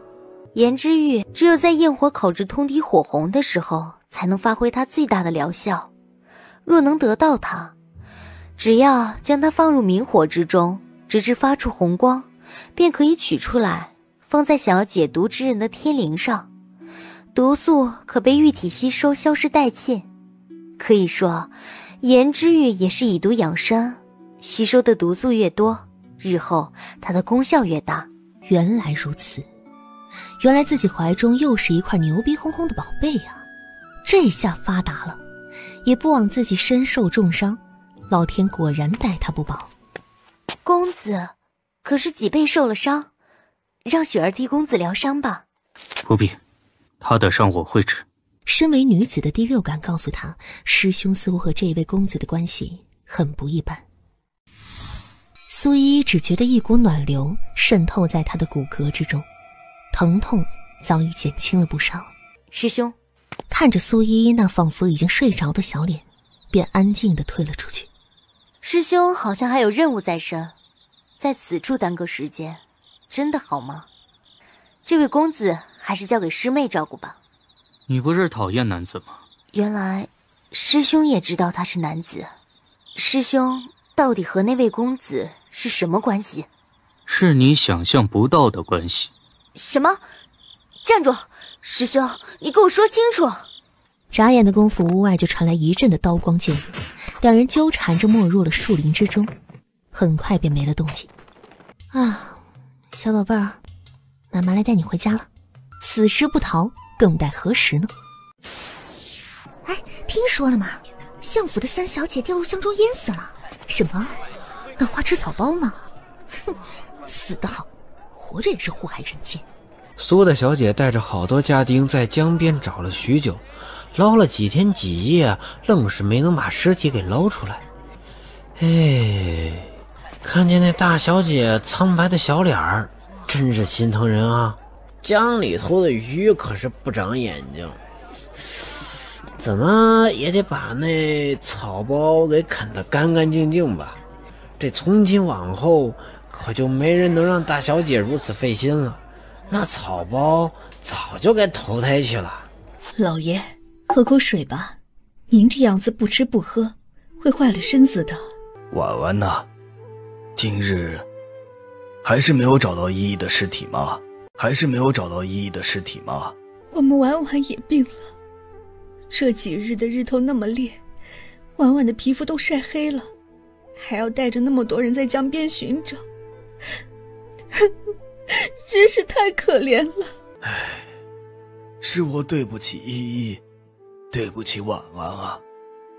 可是生要见人，死也应该见尸吧。婉婉不是已经捞起了依依的鞋子吗？就做个衣冠冢就好了。太子驾到，太子纳兰轩已经在宫中放了几挂鞭炮再出来的。今日对他来说可是活着的这几年最喜庆的一天了。微臣参见太子殿下。丞相快请起。哎呀，听见这个消息，本太子真是心痛不已。有什么事情是本太子能够为三小姐做的，丞相大人尽管开口。多谢太子殿下美意，依依他没有这个福分。唉，话不能这么说，三小姐天真善良，希望她下辈子可以投个好人家。虽然本太子知道今日不适宜说这样的话，不过事已至此，父皇已经下令撤销本太子与三小姐的婚事。从即日起，本太子与相府三小姐再无瓜葛，日后男婚女嫁各不相干。对于三小姐之死，本太子表示万分遗憾，也请相府的各位节哀顺变。丞相大人，虽然本太子今日退了婚，但日后说不定大人还是可以成为国丈的。对了，本太子先去探望一下苏大小姐。王爷，婉婉觉得好些了吗？托王爷的福，婉婉觉得好多了，可是三妹实在太可怜了。婉婉何必如此？日后再也没有人能让你操心了。放心，本王会好好照顾你的。王爷，苏大小姐，大小姐可觉得好多了？哎呀，这身子怎的这般羸弱？本太子立刻命人去宫里取些千年人参来，让你好好补补。方才本太子已经与三小姐解除婚约了。殿下，今日可是……反正早晚都要退婚的，又有什么差别？萧王爷还在这儿？放心吧，苏大小姐有本太子照看着，王爷国事缠身，还是快些回宫去处理为好。有劳太子殿下。哪里，苏大小姐的事情就是本太子的事情。王爷饶命！王爷饶命啊！其中一幅散开的字画上，那熟悉的字迹映入眼帘。不劳烦萧王殿下了。这些是三表姐的字画。苏依依的字画，为何觉得那幅字画上娟秀的字迹竟是与自己画中的诗如此相像？不，错觉，一定是他的错觉。江少爷，这些字画可是要烧给小姐。三表姐很快就会回来的。江少爷，这几日江少爷每一日都会去江中打捞小姐，从未间断过。虽然夫人口口声声说大小姐每日都会带着人去江边寻找，可是春柳知道苏婉婉只是带着人跨出了相府，而后便领着自己的丫鬟去茶馆里喝茶吃糕点去了。她根本就不在意三小姐的生死，偏偏却获得了所有人的赞美。都怪她，若非她执意要去拉着表姐去什么吟诗大会挽回声誉，就不会发生这样的事情。江少爷，您还是歇歇吧。我去表姐的房子里休息。快点儿，动作快一点。三姐不是有很多珠宝首饰吗？父亲之前给她的那些，怎么这会儿就不见了？四小姐，这样真的好吗？这些死人的东西……哎呀，呸！说什么呢？这些可都是宝贝，父亲平日里就给了大姐和三姐，不趁着现在多拿一点，难道真的跟三姐一起埋了呀？你们在做什么？江表哥，你这是在偷表姐的东西？没有，圆圆没有，圆圆只是来找些东西而已。江表哥，千万不要误会。误会？那这是什么？这是三姐之前说过要给圆圆的。表哥，你怎么能这样误会我呢？把东西放下。表哥，三姐已经死了，这些首饰难道要跟着她陪葬吗？三表姐没有死。表哥，三姐究竟有什么好的？她都已经死了，你还要这般护着她？难道表哥不知道，圆圆一直都对表哥你……三表姐没有死，也不准死。不拿就不拿，有什么了不起的？还愣着做什么？走啊！对方当即反应过来，便匆匆忙忙地跟上他的脚步，不过也带走了怀中的所有首饰。你们不觉得日后我们就少了有趣的饭食谈资了吗？哎，为花式草包干一杯！来，喝酒。小二，我要吃烤鸡腿、清蒸鱼、红烧猪条、麻辣狮子头，还有宫爆鸡丁。外头风雨交加，他就如同水鬼一般突然出现。男子们齐刷刷地站起身来，不知为何突然觉得整个酒楼之内好像只剩下他们几个人。你姑娘，你要的菜，请姑娘吃完了就走吧。饿死我了！小二，今天什么日子呀？怎么好像每户人家都在庆祝一样？方才还一副惊恐模样的店小二，此刻已经呆傻了表情。这是哪家的小美女啊？今天相府里头在办丧事呢，就是那草包三小姐啊，掉进江里头淹死了，尸骨无存，好多百姓啊都去看热闹啊。是吗？不知是哪家的小姐，怎么从未见过呢？今日是第一次到我们福满堂来吗？喂，没看见人家小姐在用膳吗？掌柜的，你们这儿的小二不懂规矩啊。是，小的知错了。就没有甜点吗？小二愣着做什么呢？快给这位小姐上几碟精美的糕点啊！就是啊，还会不会做生意了？姑娘可是忘记了带伞，不妨用在下的吧。好啊，公子可真是一个好人。可是这伞依依拿走的话可就不还了哟。不用还，能为姑娘效劳是在下的福气。不知姑娘芳名，家住何处呀？小女子名叫苏依依，家住京都相府，也就是今日在办丧事的那一位呢。对了，小二，方才的糕点打包。小姐，奴婢多希望你只是一时贪玩，忘记了回来。春柳姐姐，这么晚了，一个人在这里给三小姐守灵吗？桃子姐这话说的，三小姐身边除了春柳姐姐，还有别的人伺候吗？妹妹可真是羡慕春柳姐呢。以前三小姐得了相爷那么多的好东西，肯定没有少分给自个儿的丫鬟。春柳姐姐怎么不说话呀？难道是生了我们姐妹的气了？可千万别啊！大小姐可怜春柳姐姐没了主子，所以让妹妹们来知会春柳姐姐一声。从明日开始，咱们就一起好好伺候大小姐。对了，日后那些脏活重活就由春柳姐姐代劳吧。三小姐会回来的。春柳姐姐莫非是守灵守傻了？死了的人还能回来？大小姐如今深受萧王爷的宠爱，日后成了萧王妃，定能把我们姐妹也一起带过去。春柳姐姐要是好好表现，也能有这个福分的。小姐从前明明那般喜欢萧王爷，不想最后还是被大小姐抢走了吗？那就恭喜你们了。你还当自己是三小姐身边的大丫鬟吗？你吓死人了！你做什么鬼吼鬼叫的？那里有人。别胡说八道，整个灵堂里只有我们3。小姐，是小姐吗？小姐回来了。难道自己还比不上一个死人吗？江表哥到底是被灌了什么迷魂汤？三姐长得那么丑，到底有什么好的？发生什么事情了？怎的这般吵闹？零星的雨点落在他的脸上，带着几分寒意。该死的丫头，也不把门好好带上啊！这鬼天气，说变就变。谁在那里？这珠钗好戴吗？这可是我最喜欢的翡翠簪子呢。四妹觉得好看吗？三姐，几日不见，四妹想我吗？今日不是给我举办葬礼吗？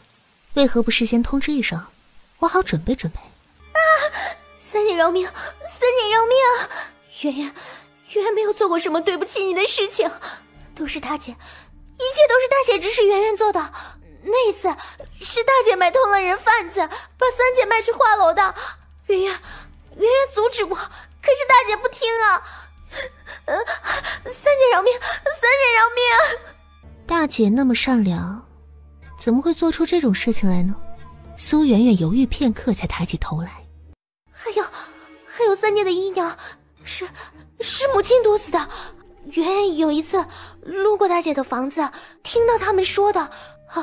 还有大姐还买通了人，去坏了三姐的名声，有冤报冤，有仇报仇。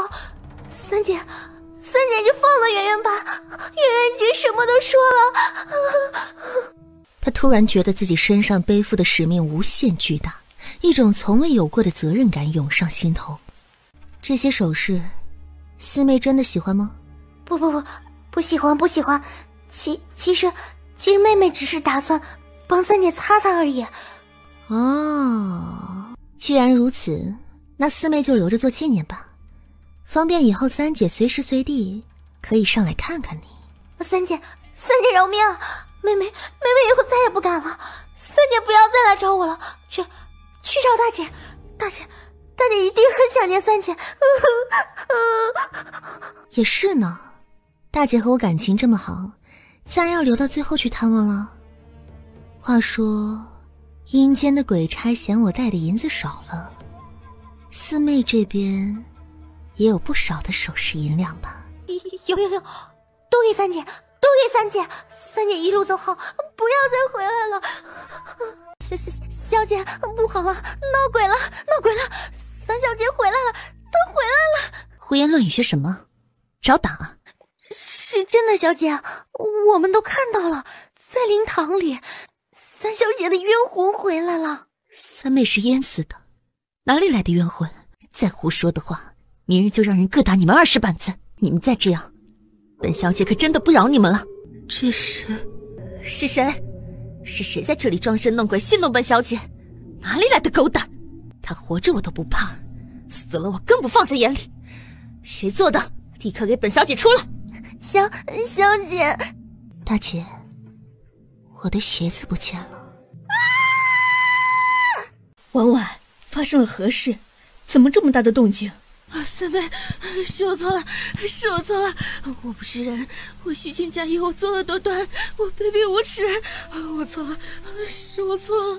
天啊，婉婉，你这是做什么？不，三妹回来了，我错了，三妹，我错了，我不敢了，我再也不敢了。婉婉，你在说什么呀？我错了，我不该推三妹下水的，我不该请人掳她去花楼的，我不该推她的，是我害死她的，是我。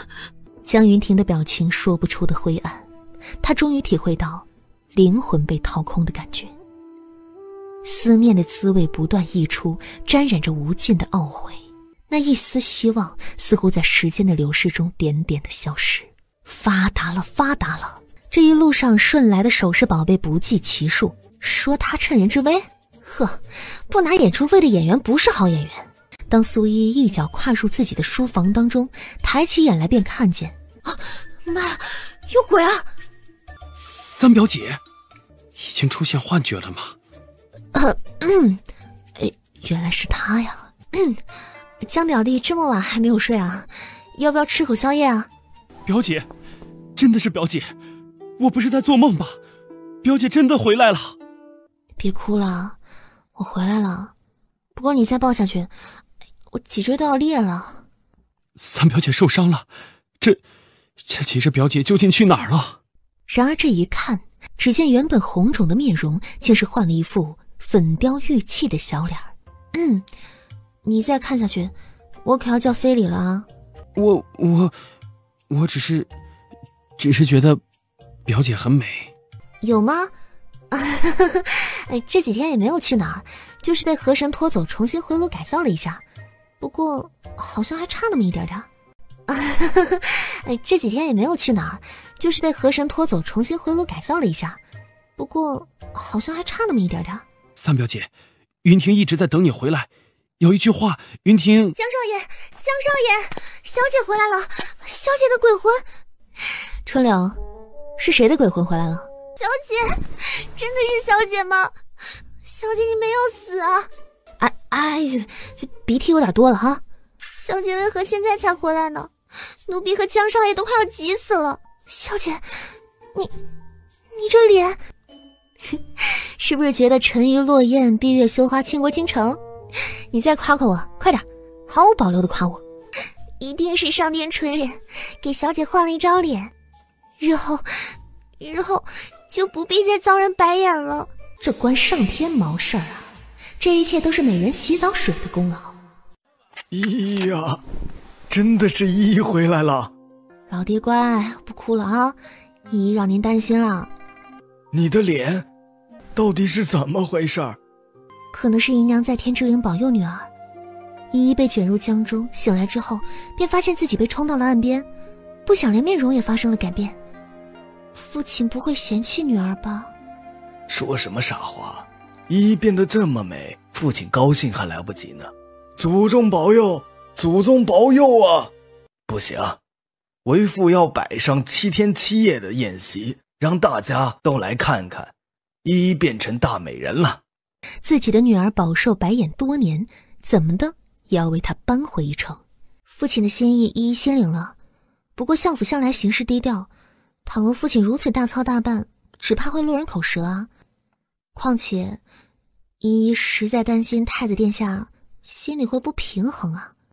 真是天助他也，青楼小王子主动退婚，还有什么比这个更加令人开心的事情吗？哼，是他有眼无珠，我的宝贝女儿值得更好的人。说吧，依依喜欢谁？他喜欢魔君美人，不知道丞相老爹能不能抓回。女儿不想这么早嫁人，女儿还想留在父亲身边多尽孝道呢。依依长大了，父亲真是……老爷，听说依依回来了，是真的吗？他把婉婉害得好惨啊！老爷，你一定要为婉婉做主啊！母亲，依依回来了，依依好想你啊，差点就以为再也见不到母亲了。你放手，放手！依依如此孝顺，你就是这样的态度？不是，妾身只是太高兴了。依依回来了呀，真的回来了。依依是不是昨夜回来的？你大姐这几日为了寻你都生病了，你怎么好那般吓唬她？真是太过分了。母亲这是什么意思啊？依依是那种人吗？况且昨夜大姐不是自己说了，是她把依依推下江里的，也是她叫人把依依掳去花楼的。这是谁在胡说八道？婉婉哪说过这种话，简直是造谣。大姐还说是母亲毒死了依依的姨娘呢。这依依啊，你大姐中了疯魔了，胡言乱语的话不能信。母亲最疼你了，怎么会做那种事情？回来就好，回来就好。一会儿母亲就命人给你多做几套好看的衣服，你看你都瘦了1圈了，再给你做点好吃的，不要胡思乱想啊。依依当然不会胡思乱想，人在做天在看，要知道这么多缺德的事情，指不定哪一天就被妖魔鬼怪附了身，遭了报应。母亲说是不是呀？是啊。呀，母亲怎么流了这么多汗呢？不知道的人还以为这是心虚发慌，很容易被人误会的呢。不，这是热的。来，美人，让本太子亲一口。太子殿下可真坏，要是让未来的太子妃看见了，奴婢们可要遭殃了哟。是呀，相府三小姐可是彪悍得很，说不定会撕了奴婢呢。哎，哈哈哈！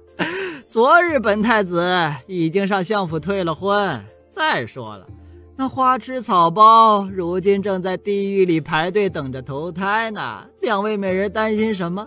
太子殿下英明神武。殿下，不好了！听说相府的三小姐又活过来了。你说什么？苏三小姐又活过来了，整个京都今日都在谈论这件事情。原来她没死。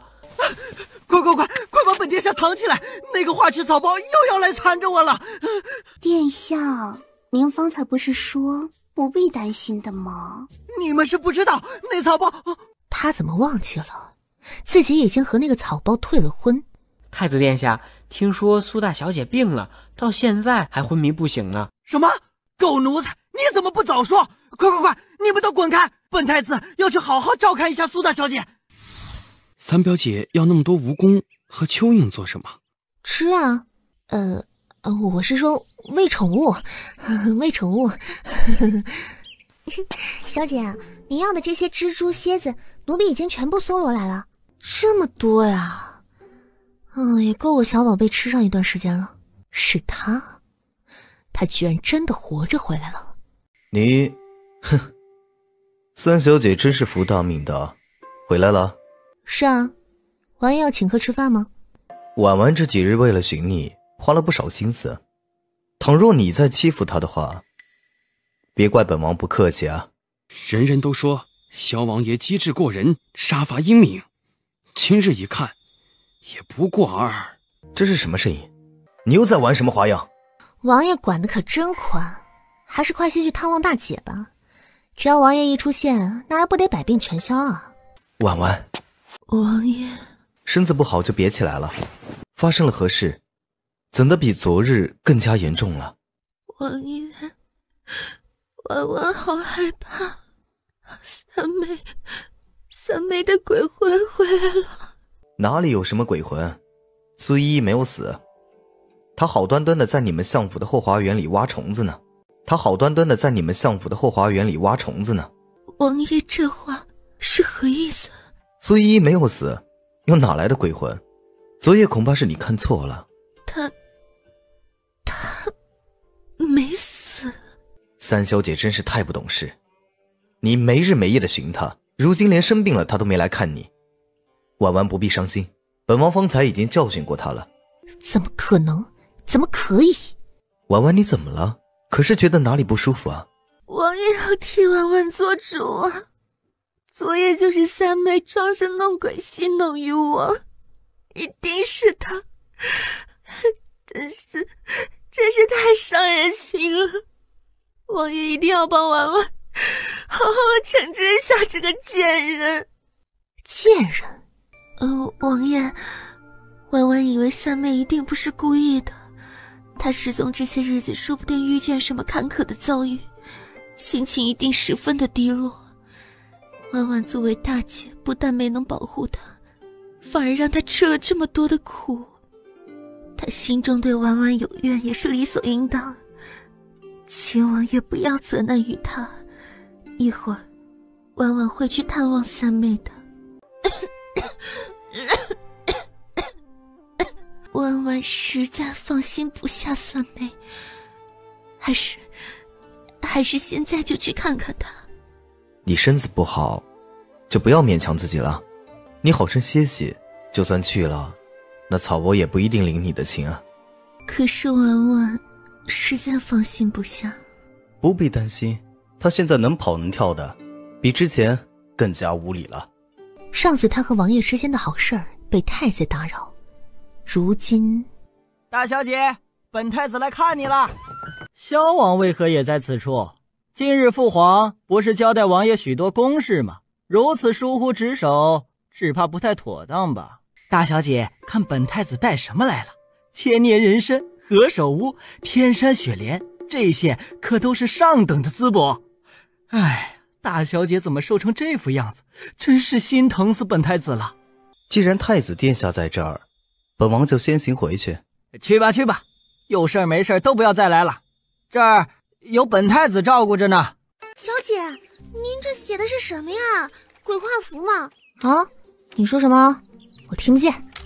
小姐虽然不记得以前的事情，但也不至于自己也编了吧？这都什么呀？江少爷，你也说句话呀！小姐这副模样，要如何参加太后的生辰庆典啊？当日吟诗大会上，三表姐让自己代笔，原来是这个原因啊！我觉得挺好的。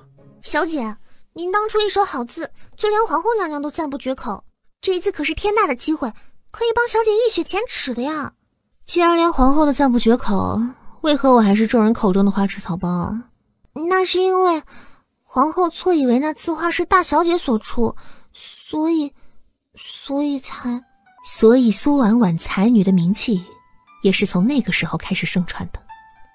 旁人不知道，可是春柳却记得一清二楚。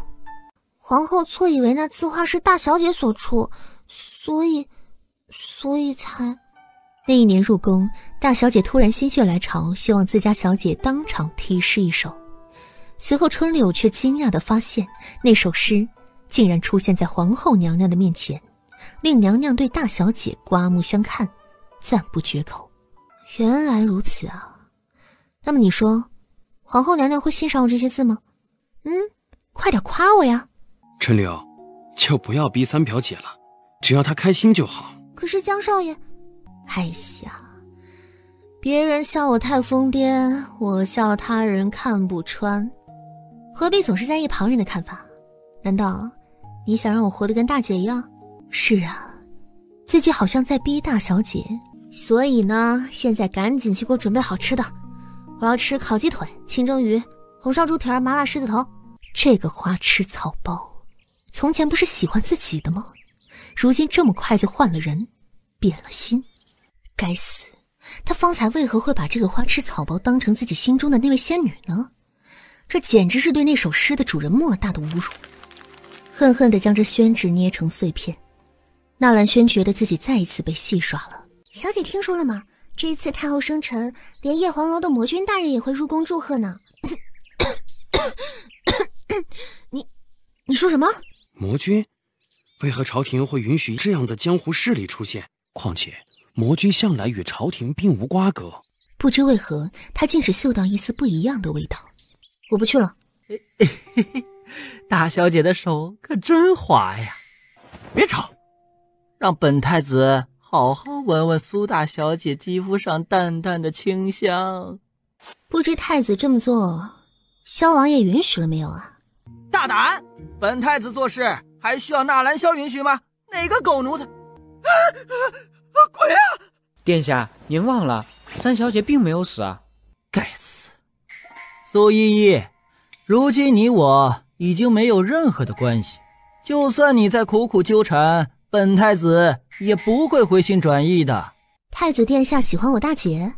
就算你再苦苦纠缠，本太子也不会回心转意的。太子殿下喜欢我大姐？哼，是又如何？也只有苏大小姐这样的才女佳人才配得上本太子。哎呀，这可如何是好啊！我大姐与萧王殿下可是情投意合，他们早已经在月色之下互许终身。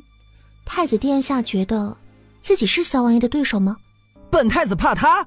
本太子可是齐国的储君，日后萧王见了本太子都要喊一声皇上万岁，他敢和本太子争？话虽这么说，可是萧王从前与依依说过，太子殿下不学无术，常年流连于烟花之地，他轻轻动动手指头就能让殿下抖三抖。依依真是替殿下觉得不值啊！岂有此理！小王居然敢如此诋毁本殿，他好大的胆子！因为他也听说朝中的一些流言，有些不长眼的大臣居然向父皇告状，说是萧王比自己更适合太子之位。其实依依依也觉得太子殿下比萧王优秀太多了，这个花痴草包该不会又要趁机向自己倾诉爱慕了吧？所以依依觉得只有像殿下这样优秀的男子才配得上我大姐啊。你真的是这么认为的吗？可不是嘛，以前都是依依不好，大姐明明说过她十分仰慕太子的才华，可是依依不懂事，居然横刀夺爱。如今若能看殿下和大姐有情人终成眷属，依依也就安心了。没想到三小姐还算做了一次好事儿。若依依能够有幸让太子殿下成为姐夫，那真是上辈子修来的福气啊！放心，到时候本殿下定会为你寻一门好亲事。既然如此，依依就祝殿下马到成功，早日抱得美人归了。殿下，奴才以为三小姐的话不可信。混账！你的意思是，本殿下比不上萧王爷？不，奴才不是这个意思，奴才该死。好一个纳兰萧，不给他一点颜色看看，真以为自己这个太子是吃素的。小姐，这该不会是要炸了吧？苏依依的眼中散发着金光，这简直比生孩子还叫人激动啊！一阵古怪的声音传来，原本挣扎着的鹅蛋居然没有了动静，脑海中不由得想起白先生说过的话：魂宠是体现主人灵魂的宠物，孵出什么样的形态与主人自身息息相关。可是这是什么鬼？为什么会孵出了一个屁股？喂，小宝贝儿，不带这样玩的呀！别告诉我你就长这样，你什么玩意儿啊！你给我回去，重来，重新来啊！表姐，发生了何事？可是孵出来了。哎，你别看，我可没脸让你看。可是出了什么意外？哎，你别看，我可没脸让你看。可是出了什么意外？三表姐别担心，云婷有位朋友对魂宠十分了解，说不定拿给他就能知道一二。真的吗？那现在可否让云婷看看这魂宠发生了什么？我知道你在想什么，你在想好流氓的一颗魂宠是不是？不，云婷古少，云婷这儿有一颗魂宠，在孵化的过程中遇到了一些麻烦，能否请你帮忙看看？莫非是孵化失败了？也是，这些个千金小姐能养出个小猫小狗都已经是不错的了，毕竟魂宠对主人的要求可是更严苛，这可不是一般的魂宠，小姐是从哪儿得来的？真是闻所未闻啊！第一次看见魂宠孵化的时候被卡住的，这吃的也太多了吧！说来也怪，这魂宠吃了这么多，为何小姐还活着？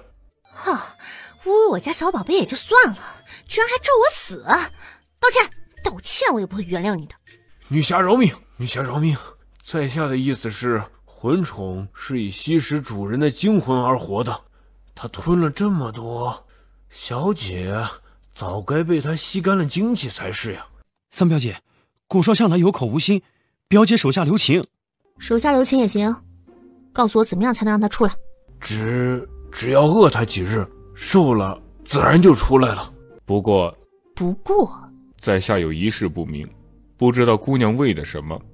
按理来说不应该出现这种情况才对。也没为什么，我家小宝贝饮食很单一的，也就是一些蜈蚣蝎子呀什么的毒物罢了，怎么能够喂魂宠那种东西呢？就不怕魔化吗？不等古少回过神来，这三人居然已经离开了他的商铺。那绝美无双的男子半眯着凤眼靠在榻上，只是那眉头却有一丝化不开的烦恼无法褪去。大美人，又是幻觉吗？就让他走吧，最好永远不要出现在他的面前。他们本就是不应有交集的两个人。请君上责罚属下，相府的三小姐已经平安无事回到府中，多谢君上手下留情。他回去了。是。君上，您让属下查的事情已经查清楚了。据吴妈说，那猪头那相府三小姐似乎是得罪了什么人，被人贩子拐来的，无意中才闯入了君上的屋子。属下已经查清，她确实是相府的三小姐苏依依，只是性子却有了很大的变化。而那一日救走三小姐的杀手，想必是因为花霓裳的举动，错以为苏依依是埋伏在君上身边的同伴，所以那猪头还真的是福大命大了。火之一族可是有别的动作？属下已经收到消息，火之一族的余孽似乎和鬼族做了交易，拿了一件武器准备对付君上。如今君上寒毒还未完全消除，颜值玉又下落不明，看来只能再让三小姐为君上解毒了。只是看苏依依那日被折磨太惨，只怕已经对君上心生恨意，不一定会妥协。三小姐也受了伤，只怕……无碍，让她休息。齐国太后的生辰当日，事情都准备好了吗？已经准备妥当。如今君上放出消息会入宫参加盛宴，只怕那些有心之人不会放过此次机会。本君倒是要看看他们能玩出什么花样。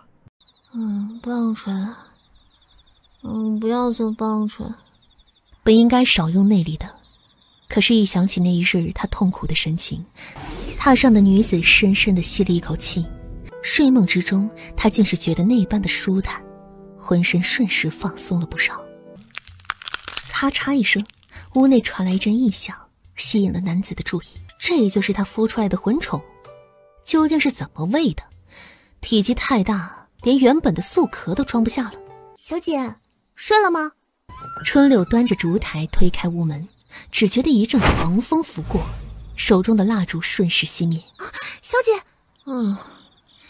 刚才好像有一个对我意图不轨的流氓。原来是你啊！流氓？自己百年难得一见的好心，当真是为了猪了。该死的苏依依！桃子，进来。小姐，之前收买的那几个人贩子，今日把他们给我叫过来。这小姐可是要……三小姐才刚回来，还是不要？混账东西，越来越不把我放在眼里了。还是说，你想要去苏依依的院子里伺候？奴婢该死，奴婢该死，奴婢早晨就去寻人。他一定要让苏依依名誉扫地，再丢到猪圈里去，看看这个花痴草包还敢不敢跟自己斗。谁在那里？莫非屋子里有老鼠？是谁在那？桃子，谁又在这里装神弄鬼？若让本小姐抓到，一定让你吃不了兜着走。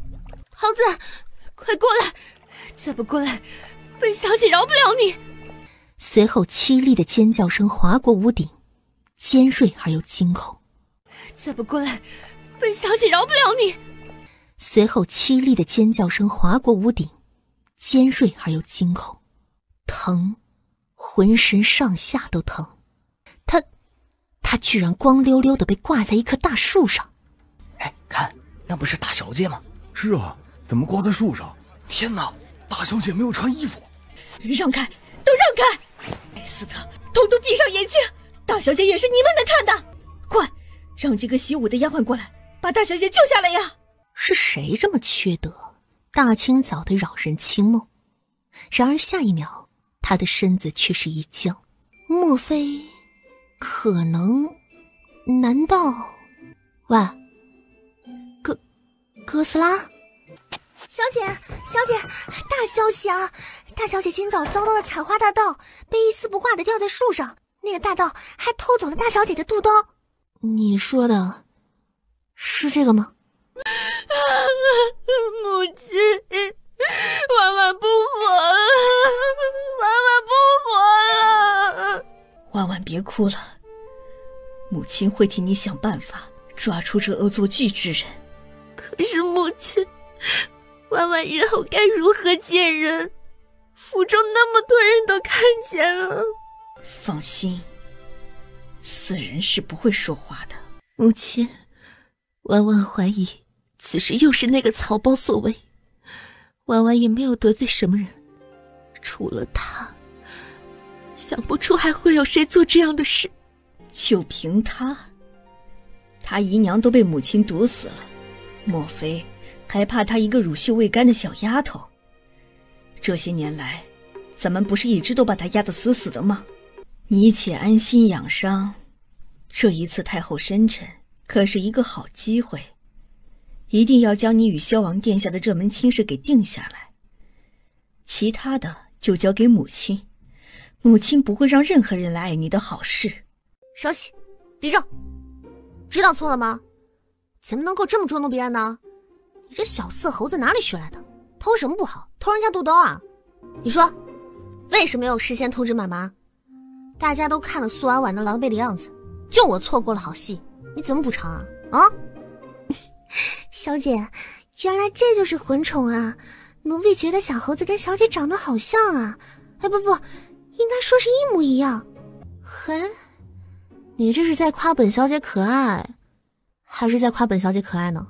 三表姐，这魂宠已经孵化出来了，可真可爱，长得和表姐一模一样呢。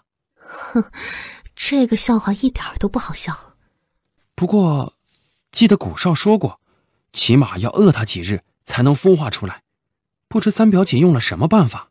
总不能说她根本没花心思，只是单纯的睡了一个大懒觉，这个小家伙就从壳里蹦出来了吧？啊，我想他一定是感觉到了主人无尽的关怀和渴望，在吸收天地之灵气，终于突破重重阻碍，降临到凡世间与我相见。想必这就是所谓的命中注定吧。哎呀，糟了，小姐，奴婢忘记跟您说了，老爷交代过，太后生辰当日，所有千金小姐都要展露才艺，无一例外的。可是您这……他早已经将这件事情忘得一干二净，满脑子都想着那一日见到魔君美人，该以怎么样一副傲娇的姿态应对，方能表现自己的骨气。悟空，以后就叫你悟空怎么样？小姐，您该不会是要……佛曰不可说。大哥，这离皇宫有那么远吗？不想外头没有任何人回应他，马车却是缓缓地停下，四周陷入一阵奇怪的静谧当中。就一个娘们儿够我们分吗？老大，那主说了，事成之后会给咱们100两银子，不论怎么说，咱们都划算呀。美人不叫唤，还是知道大爷我们想做什么，这勇气也喜欢。今夜就让你舒舒服服的。各位好汉啊，不知是收了何人的银两，想要小女子的性命呢？不，我们不要你的命，我们啊要你的人。不用你们说，本小姐也知道是何人所为。既然知道，美人就乖乖的从了大爷，免得受苦，咱们也心疼啊。吴殿下，前方有动静，救人！不等马车夫出手，底下却是传来一阵杀猪般的尖叫。殿下，这……女侠饶命！女侠饶命啊！如果道歉有用的话，算了，说了你们也不知道警察是什么。没想到今日劫色没劫成，反而还赔了老本啊！这么一点儿，还不够我点一盘红烧猪蹄儿的呢。喂，兄台你好，小女子时运不济，遇到劫匪，若是方便，能否搭个便车？那是相府的马车啊，不知兄台往哪去啊？小女子回京都，想必应该是顺路吧。姑娘请上车。多谢公子出手相助，这荒山野岭的，当真不好打车啊。这女子说话的口吻如此随意，丝毫不像是大家闺秀所应有的矜持谨慎。不过倒真的是落落大方，自然开朗。只是为何对方没有认出自己来？不知公子的马车可会经过皇宫啊？正好，我们也是去皇宫。殿下，皇宫已到。姑娘，我家主子是当季齐国的五皇子。可惜了，真是可惜。原来是大名鼎鼎的五殿下，小女子有眼不识泰山。小费不多，您收好。不能和皇族中人有牵扯，不能欠皇族中人的人情，自己方才那些银子想必也够路费和水果钱了。这位小公公，小女子是来参加太后娘娘的生辰的，只是不慎与府中姐妹走散，不知女眷们如今人在何方？如今各位小姐们正在清芳园里，还是由奴才为小姐领路，以免错过了吉时。啊，那真是有劳公公了。太子殿下驾到，萧王爷到，武殿下到。太子与萧王都居于京都，但武殿下却不一样。纳兰玉年少时就已经离宫，有人说他是得了陛下的恩准外出游学，有人说他是师成了世外高人隐居深山，平时若非这等皇族盛宴，他是不会回来的。诶，苏小姐，不是说今日三小姐也会入宫吗？怎么不见她的身影啊？之前三小姐死而复生，说来也算是我们齐国的奇闻了。不过我还听见一件有意思的事情。就是呀，有人说三小姐变漂亮了，你们说是不是很可笑？居然还有这么滑稽的传闻啊！那个人岂不是眼睛瞎了？你们懂什么啊？有人吃惯了山珍海味，总应该换点粗茶淡饭呀。立刻想起马车之上那名戴着面纱的女子，莫非她就是那相府的三小姐？武皇帝在想什么？这么出神？没什么。什么东西？本太子肯与你交谈，是给你颜面，只觉得太子太过于愚蠢。武皇帝只怕并非他表面上看到这般简单，他连自己的面子都不会给，更何况是虚有其表的太子了。各位姐姐们，三妹今日怕是起来的晚了，毕竟她也觉得自己似乎没有必要出席太后的生辰之宴。今日姐姐们都要向太后献舞献曲，三妹她没有任何的才艺，所以心中自卑，才不敢前来。原来如此啊！不过三小姐此举未免太不知礼数了。要知道这等宫宴，只有各府的嫡女才有资格参加。丞相大人对三小姐宠爱有加，才给了她这个机会，居然因为自己一无是处就不给太后颜面，未免太任性了一些。苏大小姐的意思是，三小姐今日不会出席了。她还是第一次见武皇帝插嘴别人的事情。是啊，婉婉也劝说过三妹，让她不要误会众姐妹的好意，哪怕没有半点的才艺，人到心意就到了。只可惜三妹不听啊，还望武殿下不要将此事告诉太后娘娘，否则婉婉生怕三妹会受到责罚。可是本殿今日却是遇见了三小姐，三小姐的马车在途中遭遇了土匪，因此来晚了，并非苏大小姐所说的不愿入宫。各位小姐们，太后已在冰湖之旁设下了宴席，请小姐们移步冰湖园。究竟是谁家的小姐，竟是出落得如此似仙似幻？该死的，她居然早就在这里等着。原来是三妹呀！真是见了鬼了，他们方才居然会被那花痴草包的身形所迷惑，可是如今一看，还是觉得十分优美啊！三妹这么晚才来，真是让大姐好生担心，还以为路途上出了什么意外呢。大姐为何不等依依呢？是不是讨厌依依了？还是大姐担心依依会把那一日你挂在树上的事情说出去？依依是那样的人吗？这等人生奇耻大辱，依依一定会帮大姐保密的呀。都怪依依不好，这段日子以来让大姐担心了。依依已经长大了，以后再也不会给大姐惹麻烦了，大姐千万不要气恼依依啊。把苏大小姐挂在树上，这是怎么一回事？你不要胡言乱语！把苏大小姐挂在树上，这是怎么一回事？你不要胡言乱语！依依、婉婉，德妃娘娘在此，不得无礼。参见德妃娘娘。各位小姐快快免礼，太后娘娘一会儿就驾到，还是快些入席迎驾吧。苏大小姐，你是怎么了？啊，没什么。这该死的苏依依，居然敢暗算她！苏三小姐平安归来，本宫甚感欣慰。经历了这么多坎坷，看来三小姐已经改变许多了。可惜阴差阳错，不能与太子殿下共结连理。不过本宫相信，苏三小姐定是一个有福气之人。对了，武皇帝不是还未选妃吗？不如将苏三小姐许给武皇帝，如何呀？太后娘娘到。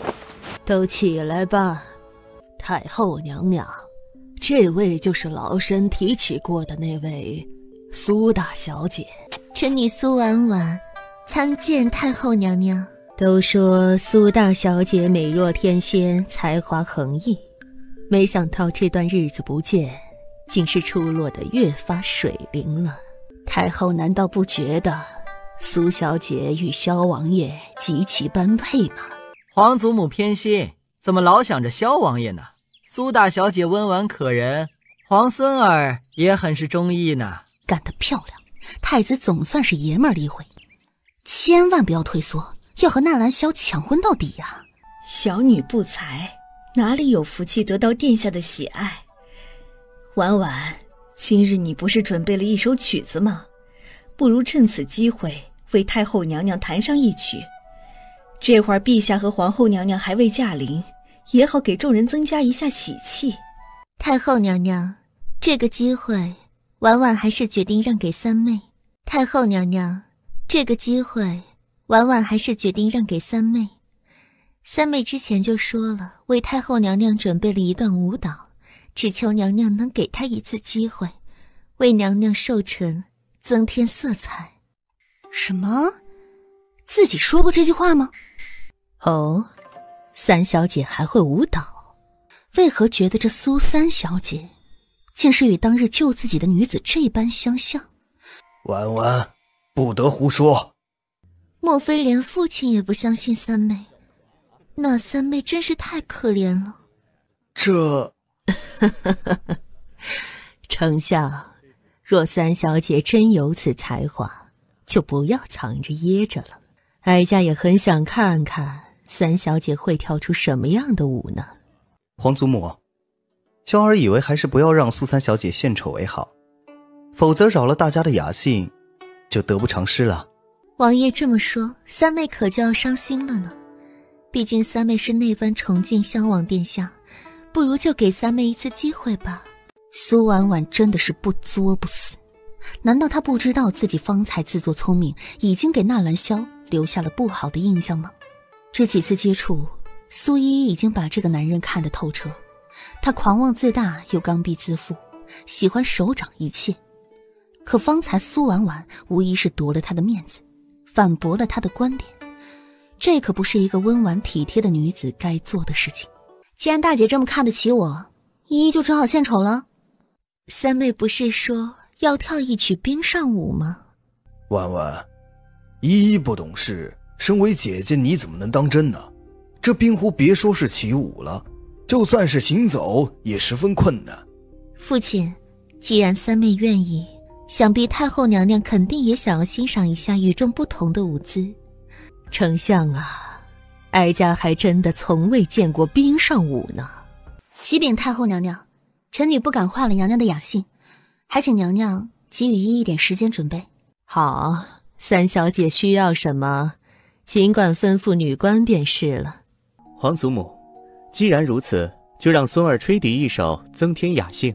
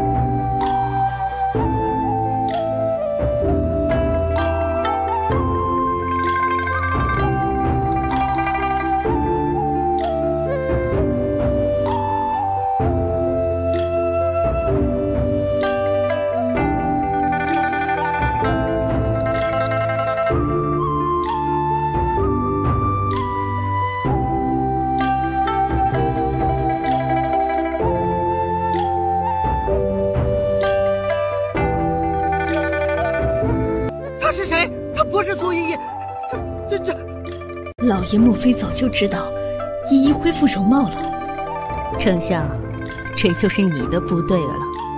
既然三小姐这般出众，为何要让她乔装易容多年，今日才以得真面目示人呢？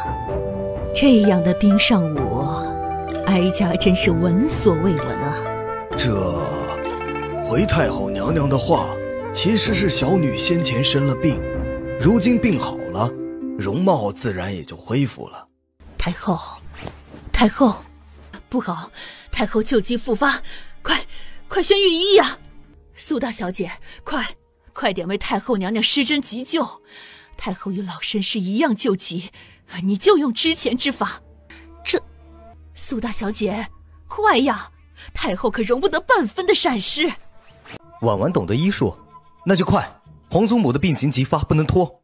可是我……难道苏大小姐当初骗了老身吗？不是的，只是婉婉近日身子不适。今日可是皇祖母的生辰，婉婉，若你有什么办法，就不要拖延。发生了什么事情，本王都会帮你的。那一日，不是你出手相救的老身，是也不是？还是让我来试试吧。没错，是他。这眼睛，这淡香，与当日救自己的年轻姑娘一模一样。这风大，还是要将太后挪到屋子里去。好，来人！三小姐，事不宜迟，各位就不要跟过去了。今日之事，不得与任何人说起。许久之后，那小女子才从太后的屋内出来。好狗不挡道，为什么骗本王？哼，王爷这话就有点可笑了。不知是骗了你的财，还是骗了你的色呀？这样莫须有的罪名，依依可是担待不起。你倒是伶牙俐齿，那就告诉本王，莫非一开始你就打算戏弄于我？王爷还是好生和大姐解释清楚吧，否则传扬出去，又变成是依依的错了。王爷，可是在生婉婉的气，王爷误会婉婉了。其实将军府的老夫人真的是婉婉所救，只是当时婉婉为了救人，情急之下用了过激的方法，而如今是太后娘娘病发，婉婉实在不敢，万一不慎酿成大祸，婉婉岂不是会拖累家人？王爷可是在气恼婉婉的懦弱。本王并非责怪于你。那王爷为何与三妹在一起？本王只是有些疑惑，想让苏三小姐解答而已。三妹她虽然看上去单纯，但其实满腹心机。婉婉知道自己不该这么说，可王爷今日也看见了，三妹平日里故作丑陋，任由旁人笑话，可今日却特地在太后面前大放异彩，这简直就是对旁人的侮辱，将众人戏耍在鼓掌之间。没想到婉婉与她姐妹情深，到最后连婉婉都蒙在鼓里。王爷，其实今日老夫人是想让太后为我们赐婚的。其实婉婉一直都很仰慕王爷，从很久以前开始见到王爷的第一面，婉婉的心里就再也忘不掉王爷了。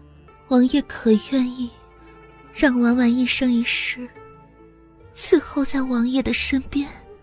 此事日后再说吧。可恶，该死的苏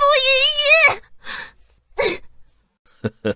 此番魔君大人能够入宫参加太后的生辰，真是令我齐国的皇宫蓬荜生辉呀！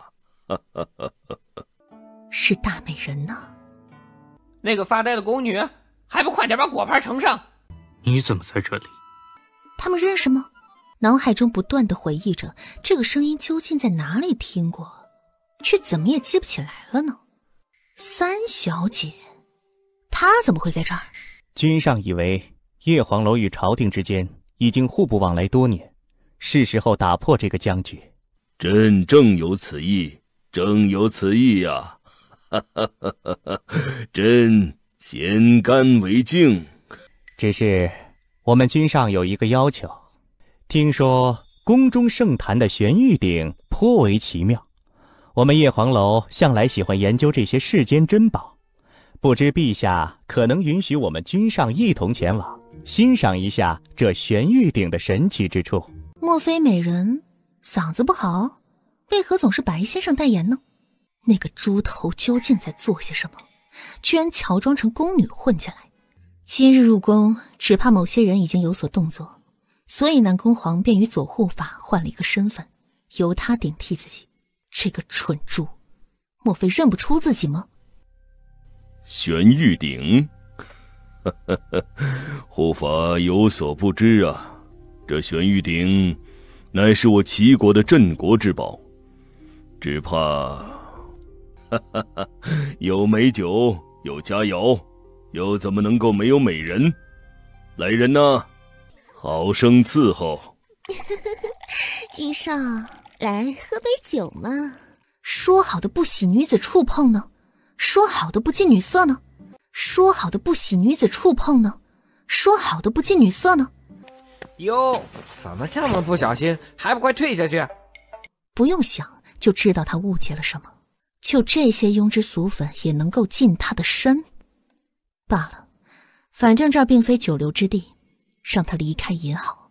本以为他的美人是特别的，是纯洁的，没想到光天化日之下，堂堂皇宫之中，这居然能让他遇见劫匪。不是你不是公公。那个你还好吗？你赶紧离开这里。哦，你怎么会在这儿？莫非今日他们就打算对美人下手？他是什么人？也是族长派来协助我们的吗？就他行吗？这一次族长说了，只许成功不许失败，可别让什么人打搅了我们的计划。这一次族长说了，只许成功不许失败，可别让什么人打搅了我们的计划。洛清的心中却是大惊，心里已经开始盘算着待会要如何护苏依依周全。哼，火之一族的杀手果真名不虚传啊！你太鲁莽了。哈？不是应该夸机智如我吗？你们今日要对美人下手？那个能不能偷偷告诉我，你们打算怎么对付美人啊？你可知道我本应该杀了你。身为族中杀手，他有义务将这名女子带回去严加拷问。可是洛清是一个有原则的人，他发过誓要娶她为妻，护她周全，就一定办到。因此他做了生平的第一件违背族规的事情。方才离去的那名鬼族男子竟是挟持着那张满脸泪水的苏婉婉跨了进来。你怎么会在这里？你们认识这名女子吗？是你雇佣这人来杀我的，对不对？苏依依，你好狠的心肠！这里可是皇宫，容不得你胡来，快让他把我给放了！你把这个蠢女人带来做什么？不怕暴露了我们的行踪吗？苏依依，你在说什么？你当真想害死我？丫头，竟然敢骗我！骗你什么？我不过是顶替了相府三小姐的身份，埋伏在相府之中罢了。我们早就已经得到魔君会入宫参加太后生辰宴的消息，若不早点下手布局，你以为魔君真的那么好对付吗？是吗？那相府的三小姐呢？那个花痴草包当然是被我杀了，难不成还留下来做纪念呀？难怪自从那一日回来之后，三妹就像变了一个人一样。原来这人真是一个冒牌货。既然如此，这个人也留不得。杀了他，事不宜迟。我不想死。怎么还不动手啊？杀个人而已，用不着代劳。求求你不要杀我，我不想死，我不会说出去的。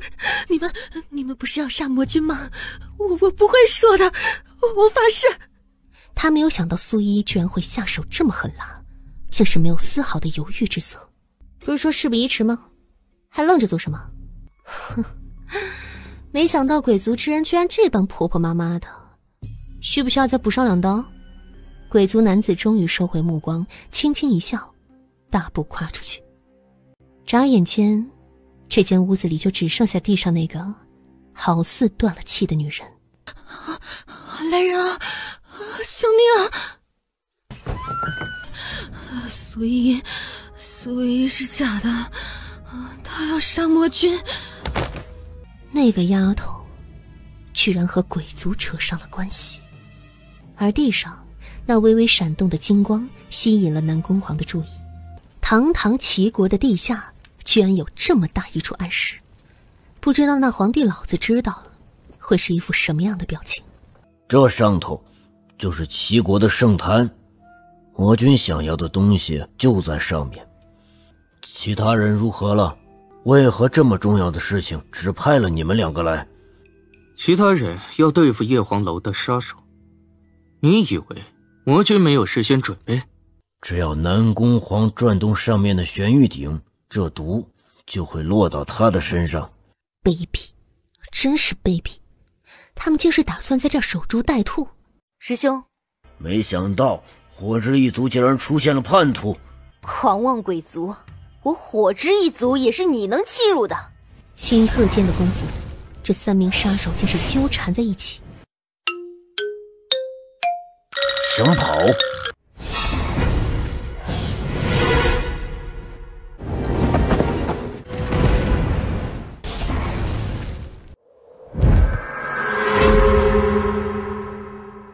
小心！就凭你！没想到冷酷无情的魔君也会为了区区一名女子而失了方寸。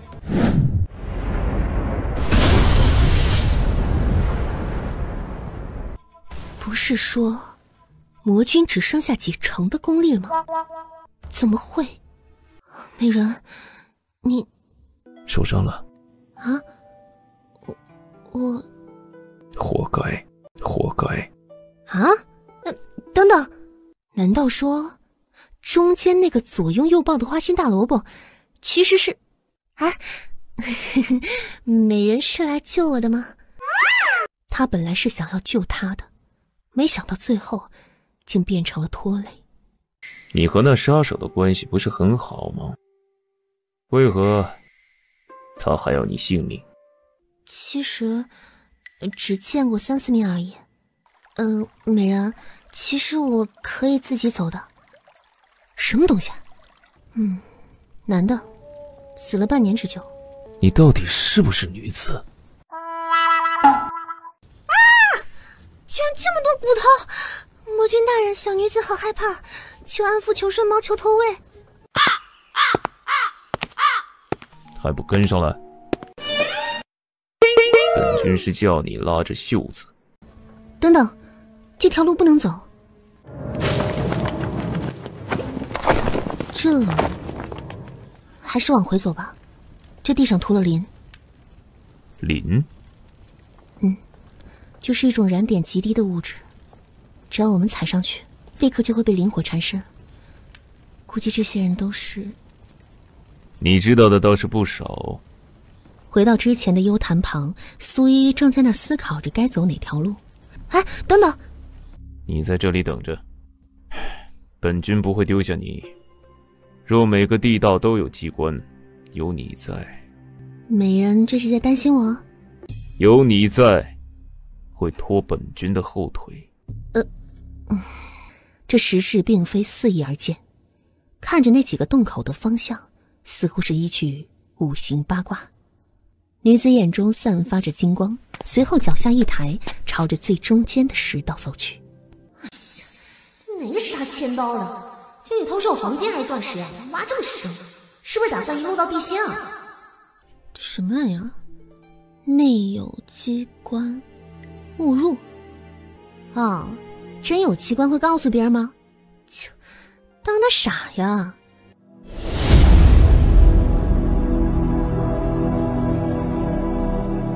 这石壁上，莫非苏依依的直觉告诉他，这些东西说不定非常值钱。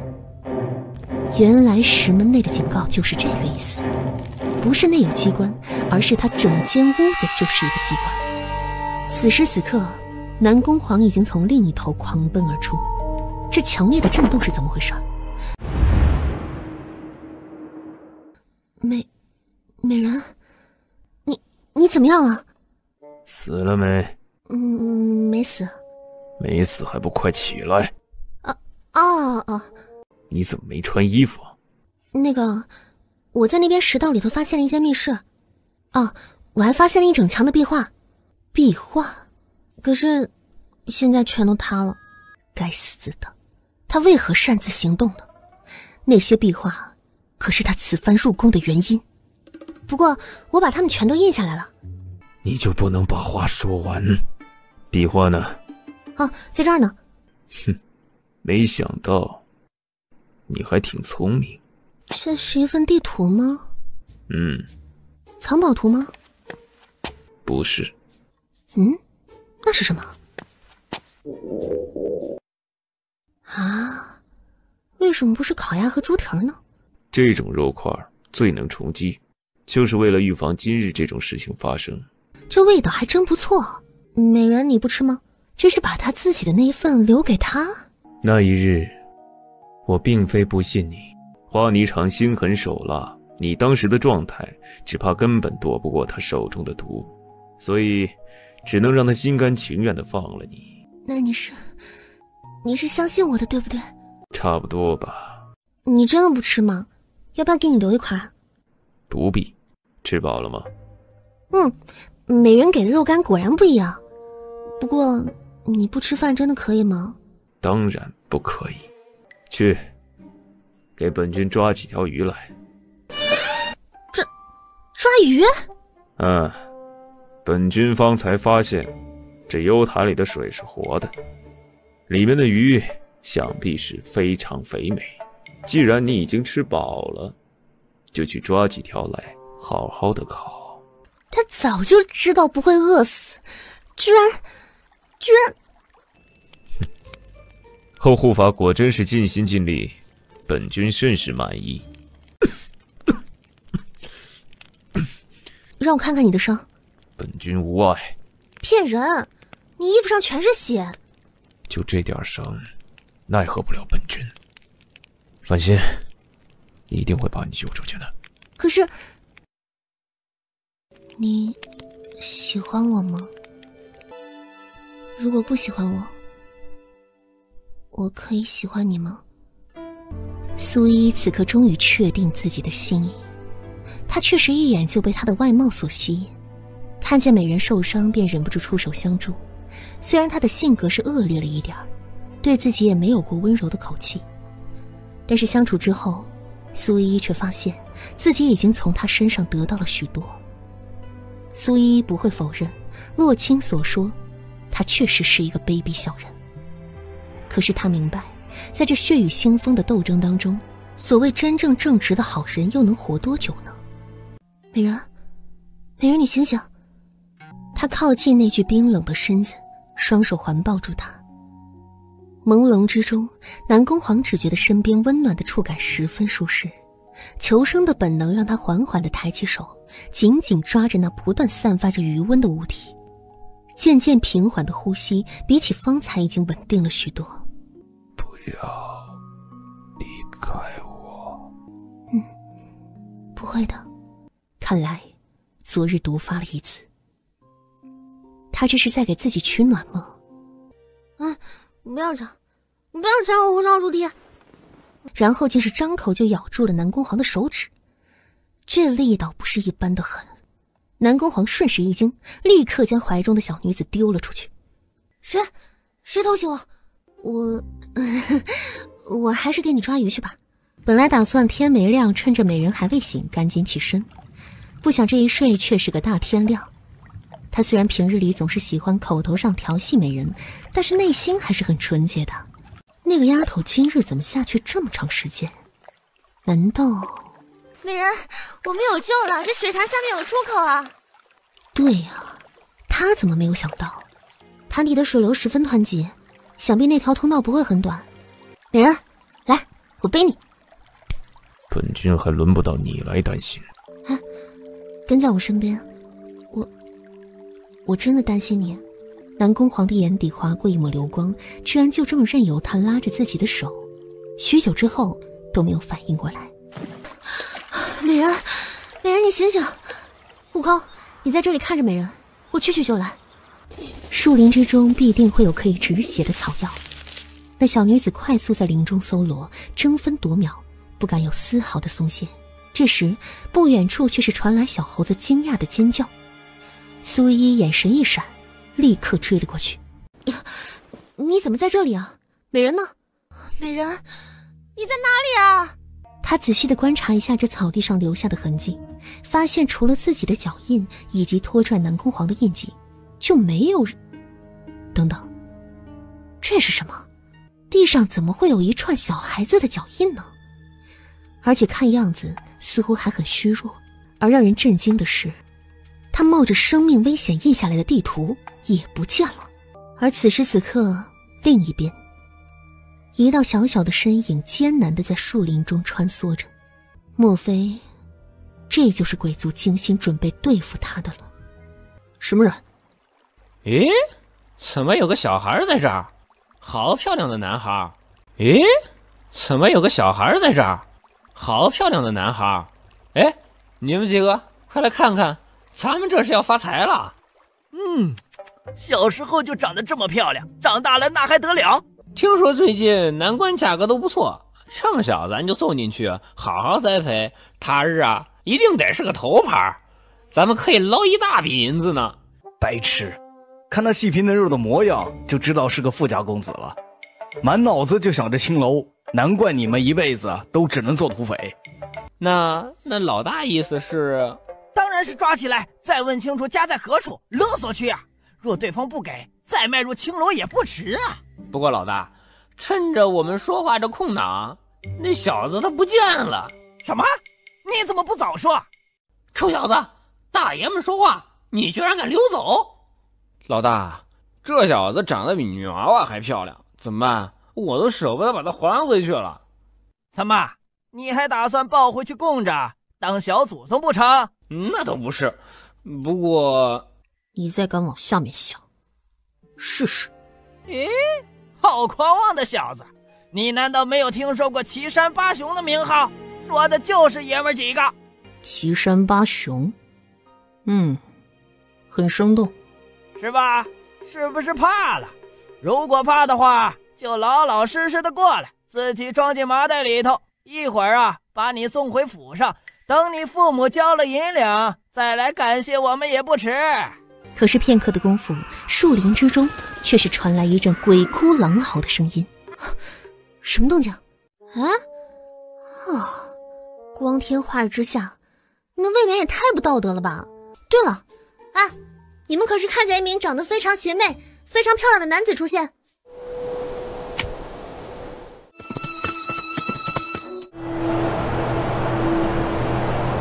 怎么，找到美人了？这时河中却是传来一阵动静，原本浑厚的内力却溃散不堪，无法在这一具小小的身子里聚集。那个丫头看见自己失踪之后，不知道怎么样了。眼下她的情况不能再留她在身边，倘若被其他帮派发现，只会给她带来危险。而这一副样子，连她自己都十分嫌弃。是，这么说，她居然找过来了。是，这么说，她居然找过来了。那个，我只是路过，路过。天哪，这是有什么天大的事情想不开要跳河自尽呢？你别担心啊，姐姐来救你。该死，就不能不追吗？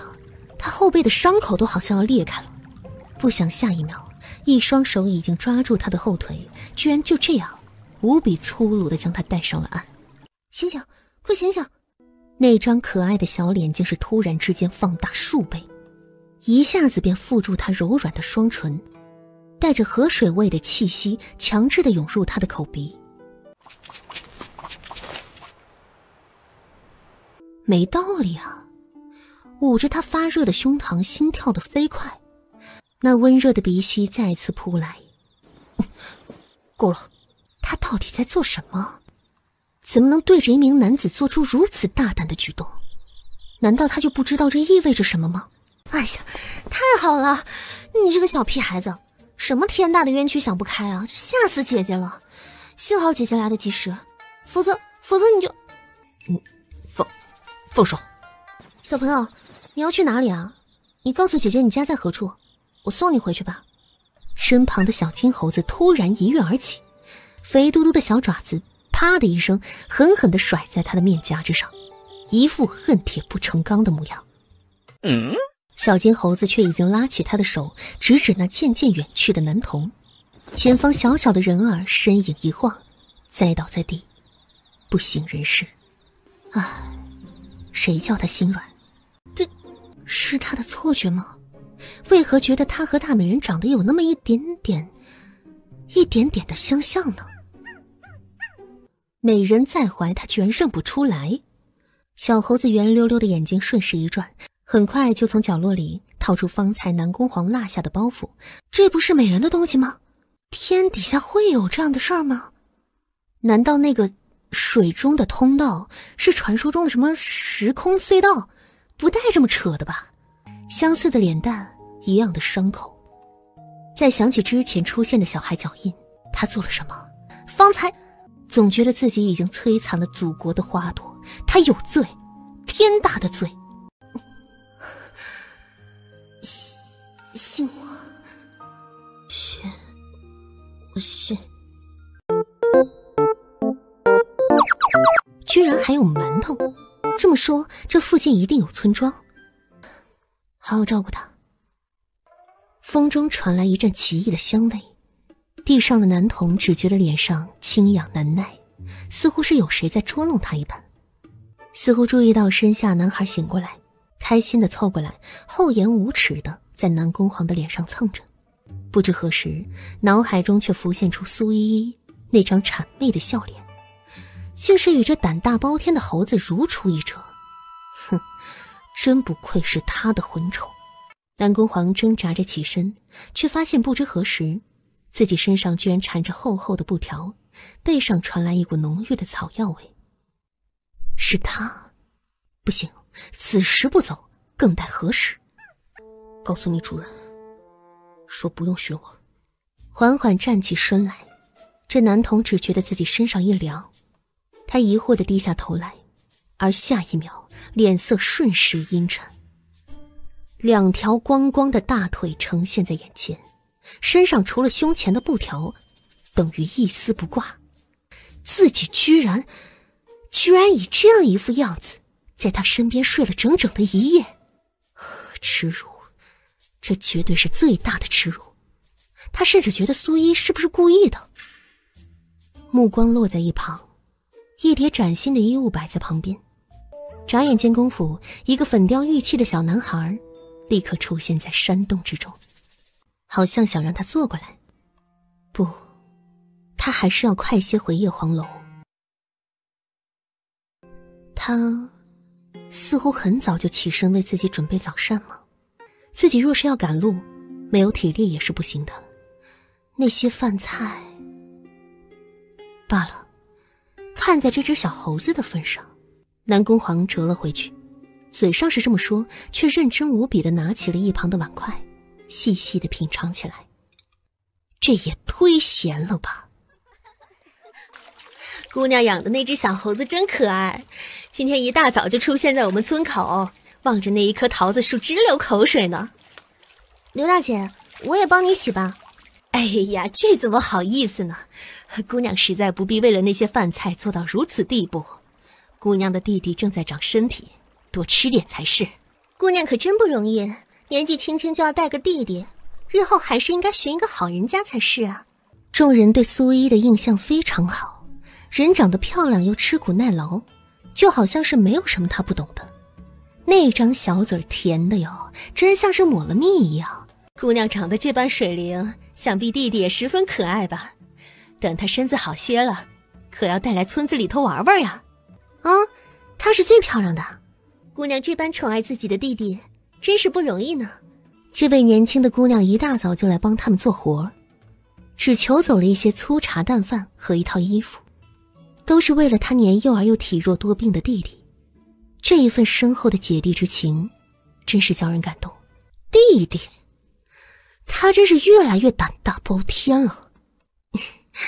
说是可以啊，真希望能够宠他一辈子。这姑娘这般娇惯，只怕日后她会愈发调皮任性呢。是啊，她脾气很坏，还喜欢威胁人，动不动就喊打喊杀的。不过在我看来，能够留她在身边，宠到她无法无天，也是一件幸福的事啊。不远处，南宫煌的心头却是一暖，发现自己竟是无法从他的脸上挪开目光。自己的脾气很坏吗？还喜欢威胁人吗？他说的好像很了解自己的样子。好啦，天色不早，他可能醒过来了。大嫂们，依依中午的时候再来玉门谈天啊。特地留给你的。这什么叫受宠若惊啊？这就是啊。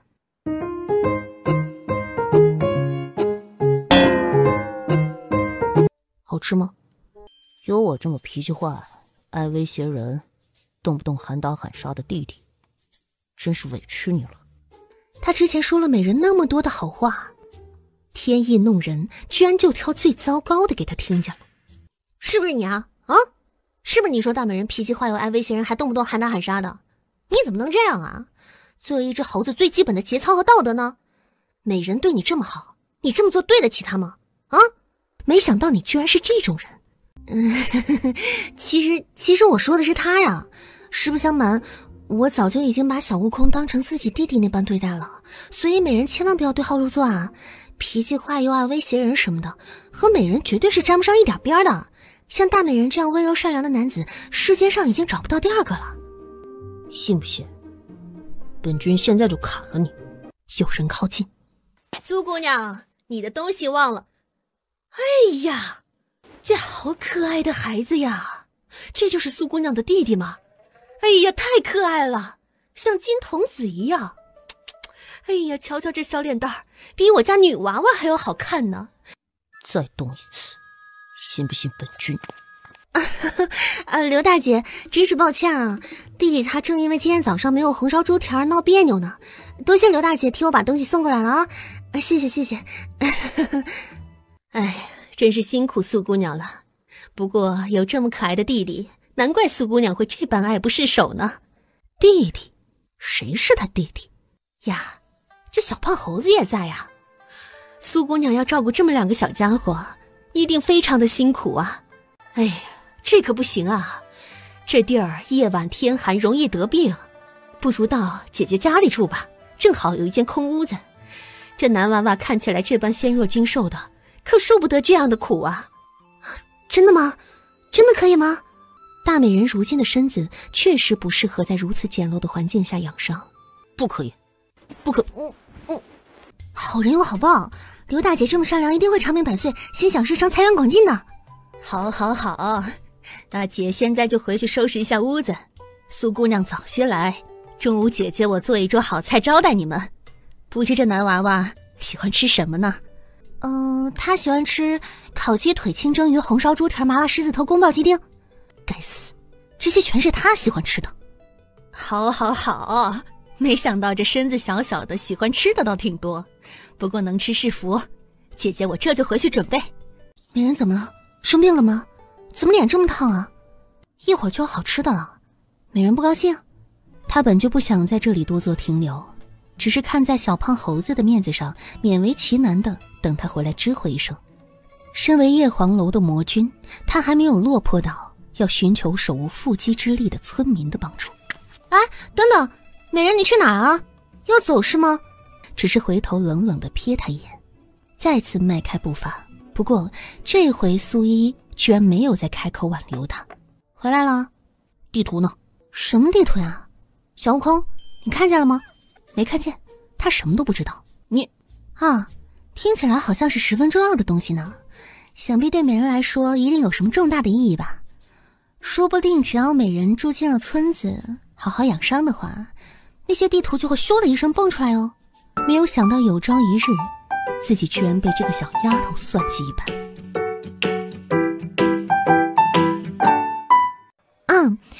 我不是啊，我只是怕天空一声巨响，美人闪亮登场，瞬时会瞎了他们钛合金狗眼。待会儿堵住了城门不让咱们进去，那岂不是太招摇了吗？三妹，可真是担心死大姐了。这几日你究竟去哪儿了？相府众人可都担心你呢。你今日出门帮我吃药了？三妹一定受了不少的苦，快，咱们回去告诉父亲母亲这个好消息，不要让他们再担心了。莫非这位大姐演技又上升了一个层次啊？既然如此，哎，大姐，你难不成是想把依依带到一个无人的地方杀人灭口？三妹，是不是对大姐误会太深了？这几日大姐可是到处带人去寻你，生怕你遇到什么个好歹。或许大姐以前做了什么对不起你的事情，但是三妹一定要相信，大姐绝对不是有心的。我们还是好姐妹，不是吗？走吧。好漂亮的孩子呀，三妹，这孩子是谁家的？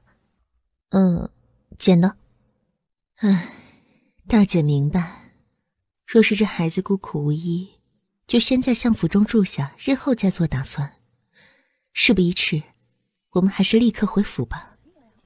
多谢各位关心，三妹如今已平安无事的回来了，真是劳烦各位了。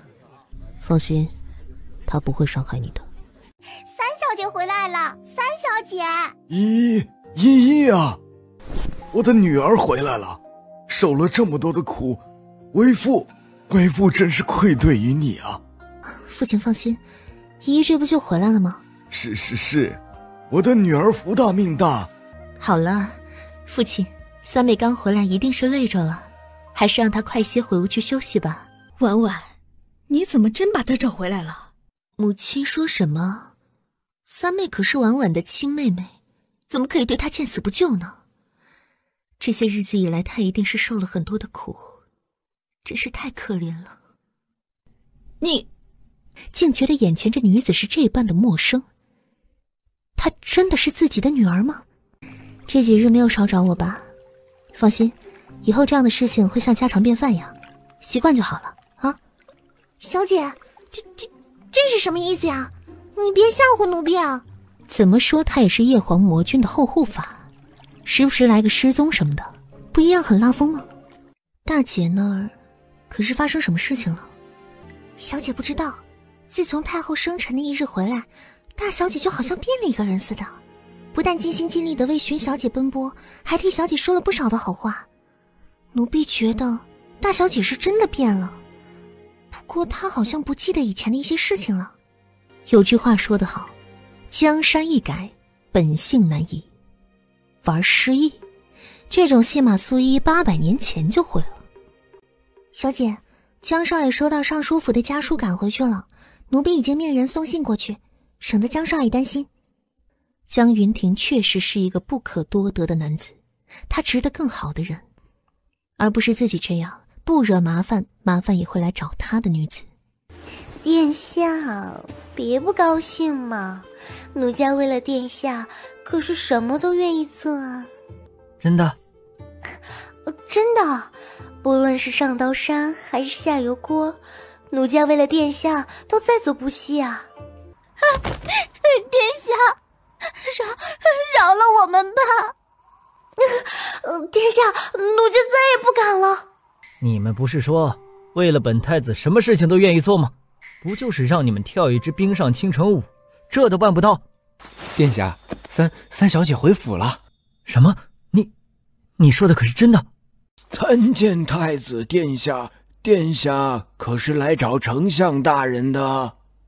听说三小姐回府了，可有受伤？快带本太子去看看。这太子殿下不是已经和三小姐退婚了吗？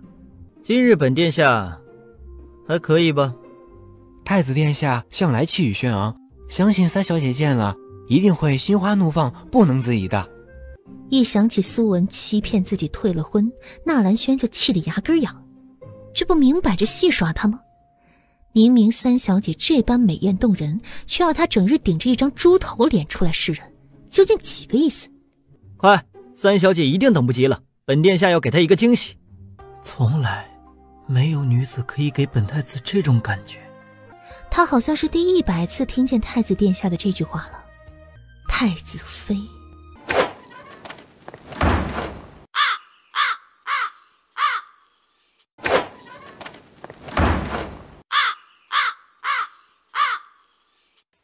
小姐，太子来了。他深深地感觉到纳兰轩游手好闲的本领已经到了一个出神入化的地步了。这个时辰都能随意出宫，难以想象日后若是他登基为帝，那齐国简直就是分分钟要亡的节奏。苏依依的眼底划过一抹幽光，立刻对着春柳耳语了几句。三小姐，几日不见，本太子可是十分挂念。今日听说三小姐回府之后，就立刻赶来了。小姐说了，让太子殿下把礼物留下，人可以回了。这苏三小姐难道有神通吗？居然知道太子殿下今日带了价值连城的礼物过来。三小姐是不是对本太子有所误会？本太子都可以解释的呀。其实当日退婚仪式只是一个误会。三小姐，本太子从来没有想过要退婚的。若能迎娶三小姐为太子妃，那是本太子的福气啊。是父皇以为三小姐落入湖中淹死了，所以……太子殿下，苏大小姐，糟了，怎么会在这儿遇见他？他们会不会为了自己争风吃醋而大打出手啊？他究竟该选哪一边呢？婉婉参见殿下，不知这么晚了，殿下为何会驾临相府呢？本太子听说苏大小姐近日来为寻三小姐四处忙碌，所以特地命人带了一点上等的补药来探望大小姐，不想恰逢三小姐平安回府，所以这才来看看。你还不快将补药呈上？殿下没带补药。该死的奴才，居然忘记本太子交代的事情。殿下息怒，殿下息怒，奴才这就回宫去取。苏婉婉明知太子殿下对她有好感，如今被撞破前来讨好自己，她会有什么样的反应？苏婉婉明知太子殿下对她有好感，如今被撞破前来讨好自己，她会有什么样的反应？太子殿下此举未免有欠妥当。大小姐别误会，本太子只是……殿下难道已经忘记，如今与三妹婚约早已解除？这个时辰殿下出现在这儿，若是传扬出去，岂不是对三妹的声誉有所影响？天哪，苏婉婉居然还会在乎自己的声誉。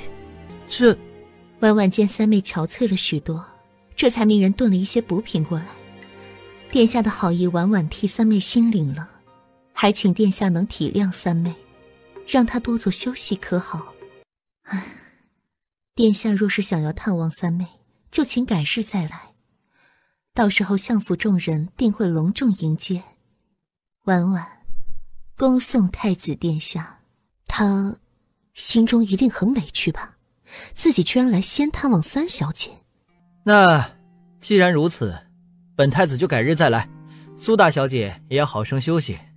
婉婉带三妹，多谢殿下的体谅。小姐，这样会不会得罪了太子殿下？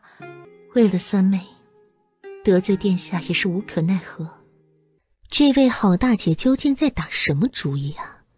要知道，苏婉婉最擅长左右逢源、八面玲珑，又怎么可能会为了自己得罪尊贵的太子呢？小姐的改变真的是让人一时间有点难以接受，忽然让人觉得她好像是认真的。三妹，可是休息了？看来她已经是病入膏肓，不治不行了。啊，大姐给你带了一盅补汤，若是没睡的话就喝一点吧。大姐知道以前我们姐妹二人之间多有误会，三妹若是愿意，可否给大姐一个补偿的机会呢？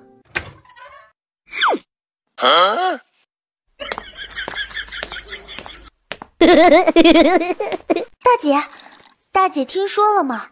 父亲居然要把太后娘娘赏赐的那些珠宝首饰全部给苏依依。四妹怎可直呼三妹性命？这儿没有外人，大姐就不说你什么了。但倘若让旁人听见，怕是要说我们相府的小姐不懂规矩了。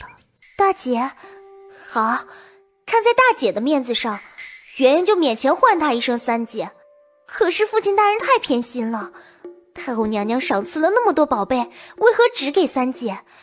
圆圆可是听说了，好像连大姐的那一份都没有了。既然是赏赐给父亲的，父亲自然有权决定给谁。莫非四妹要为区区身外之物，坏了姐妹之间的情谊吗？大姐怎么向着她？那个花痴！三姐这些日子不知道又去哪儿风流快活，平白让大姐找了这么长的时间，一定是故意的。三姐这些日子不知道又去哪儿风流快活，平白让大姐找了这么长的时间，一定是故意的。要说哪家的小姐能像她这样，一走就是10几日1个月的，那副身子说不定早就不干净了。日后这话不可再说。四妹，大姐平日里没有教导你，是大姐的过错。这一次三妹在宫中遇袭失踪，能够回来已是万幸，怎可再如此的污蔑她？大姐，你怎么变了？莫非大姐是想要讨好三姐，以此挽回自己的名声？父亲今日吩咐过，会早一点从宫内回来。大姐已经让膳房做了一桌子的好菜，我们姐妹几人若是有什么误会，从今日开始就全然忘记吧。四妹切勿再说出这等伤害姐妹情谊的话来。依依呀，好好吃，这些都是你最爱的菜。这段时间真是苦了你了。难道依依不应该坦白，这段日子野来去了哪儿吗？夫人，依依平安回来就好。老爷不知道，妾身这几日被几位大臣夫人好好的数落了一番，说妾身不懂得教导女儿，才让女儿3番4次的离家出走。谁也不知道依依这几日去了哪儿，若是真被那些江湖中人掳走，那肯定已经遭了羞辱。哼，我相府的家事，何人敢多嘴？夫人就不必将那些人的恶言放在心上。家和万事兴。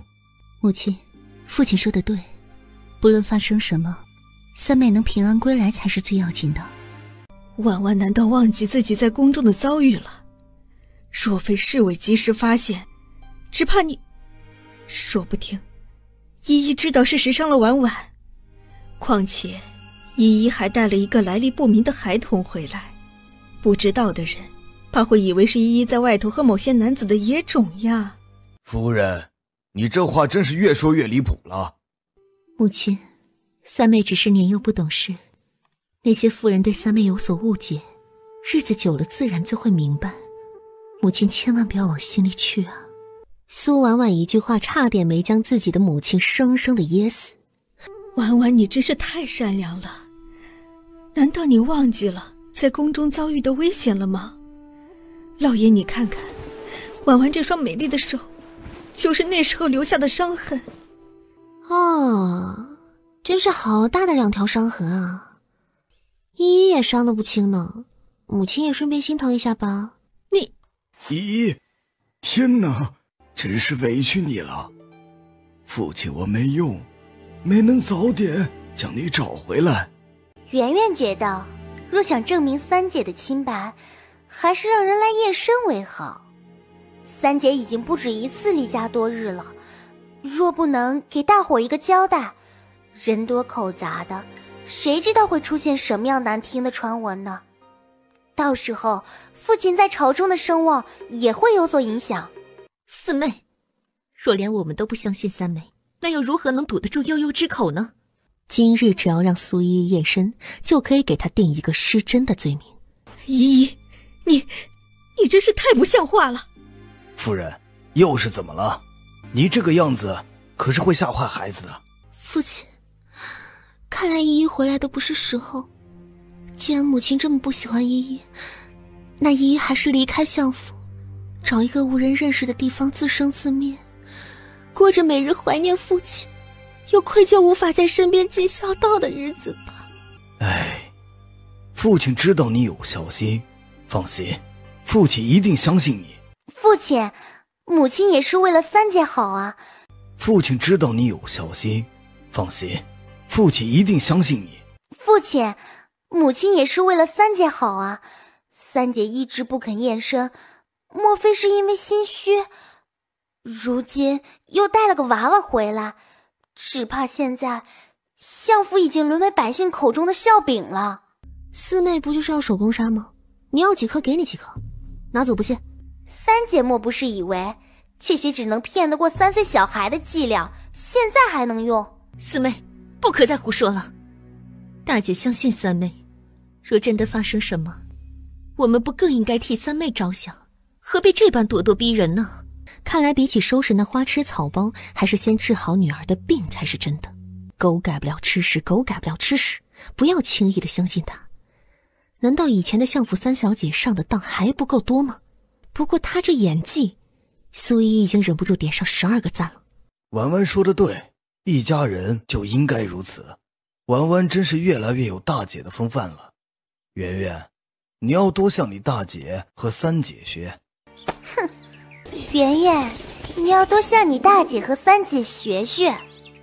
只是大姐也不知道是吃错了什么药，突然改了性子，这副模样实在是叫人看不习惯。相府之中哪来这么小的孩子呀？他的脑中灵光一现，莫非这就是三姐在外头的野种？喂，臭小子，你以为相府是什么地方？居然躺在这儿，活得不耐烦了？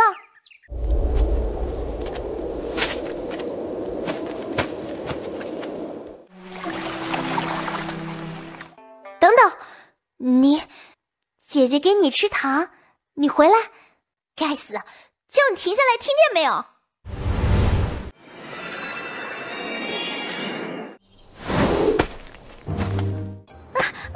姐，你居然敢打扰我猴睡大觉，看招！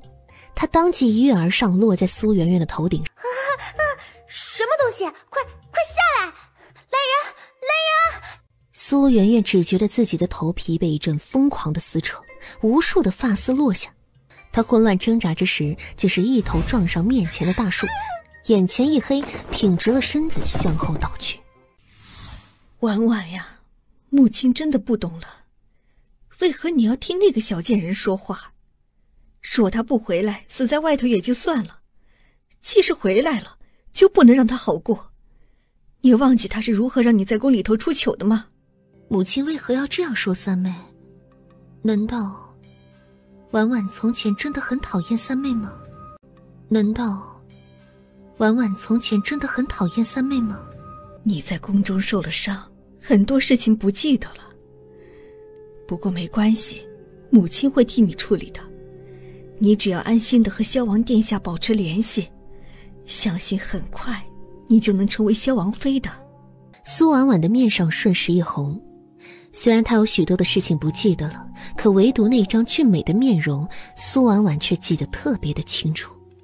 太后那儿，母亲会好好解释。总之，不会再让苏依依坏了你的好事。母亲，不要浪费了这些年来母亲的心血。母亲这么做，都是为了你好。让本王考虑一下。一阵剧痛瞬时传来。王爷说他要考虑什么？婉婉，你是什么人？你是何人？你居然问我是何人？别过来！你想做什么？这里是相府，容不得你胡来。再过来的话，我可就要喊人了。他那惊恐陌生的目光刺痛了男子的心。他们说你看上了萧王，我本来不信，没想到此次回京，婉婉，你可真是让我刮目相看。脑海中似是有什么片段一闪而过，那种剧烈的疼痛再一次袭来，这小女子面色瞬时苍白。婉婉，你怎么了？你居然想伤我？我不是。看着这对陌生又熟悉的眼眸，却是怎么也记不起来到底在哪里见过他。然而心底那种难以忽视的恐慌却是真的。放开我！你到底是谁啊？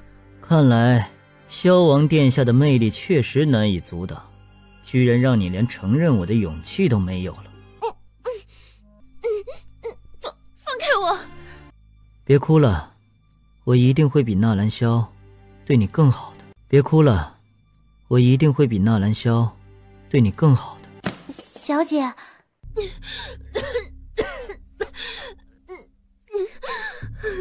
好生休息吧，我会再来看你的。夜幕深沉，苏依依的屋子里弥漫着一股严肃的氛围。只见那名男童脸色阴沉地坐在对面，而一旁的小女子正努力地缩小着自己的存在感。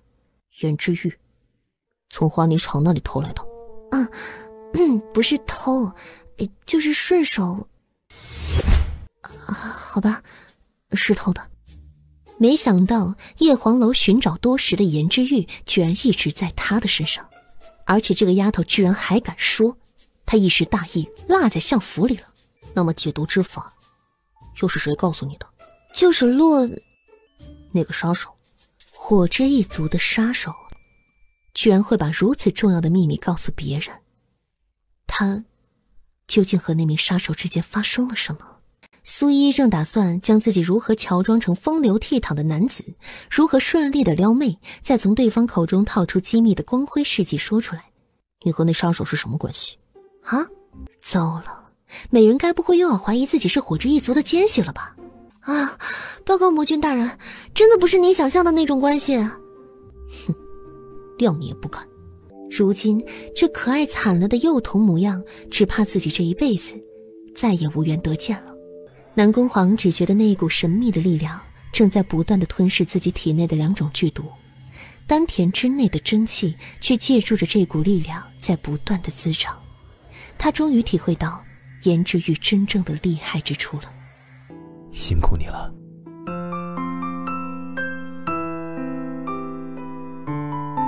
原本光滑的掌心之中，竟是留下一道道深浅不一的痕迹。明明大家闺秀的手应该是柔美细腻的，只有她却是这令人心疼的模样。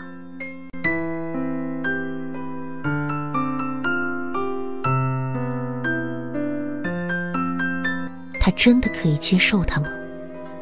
只怕南宫煌从未想过，此生居然会有这么一名女子不断地动摇着他的心。他甚至不知道这种感觉是从何时开始的。滚！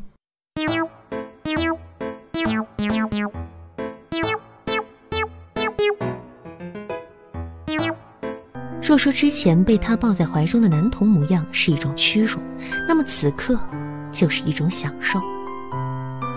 如果他每一次都能像现在这般乖巧，或许可以考虑一下，日后将这床榻分他一半。哎，悟空，你在这里做什么呢？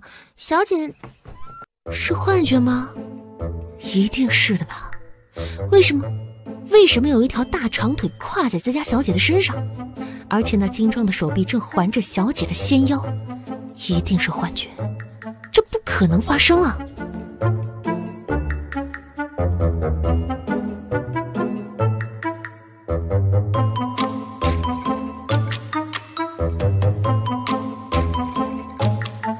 不要吵醒他，太累了。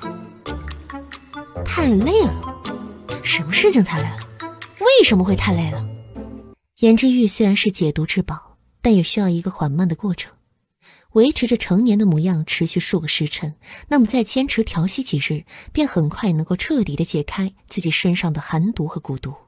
一旦恢复之后，或许他要暂时离开这儿，心中顿时有一些不舍。而南宫煌知道此去想必有所凶险，这里到底都是那丫头的府邸，不如等自己处理完一切之后再来带她离开。桃子姐，小姐，您这是怎么了？昨夜那名男子离开之后，他一直担心对方会再回来，便睁着眼睛不敢歇息。这可如何是好？还是换大夫来吧。奴婢听说今日萧王殿下会来探望小姐呢。快帮我梳妆打扮。婉婉，你当真不记得我是谁？小姐，还是换大夫来吧。不，此事不要告诉任何人。听清楚了吗？昨夜那名男子身份不一般，在自己没有弄清楚之前，他绝对不能让任何人知道这件事情。他到底忘记了什么？为何这种恐惧越发强烈？他的过去到底都做了些什么。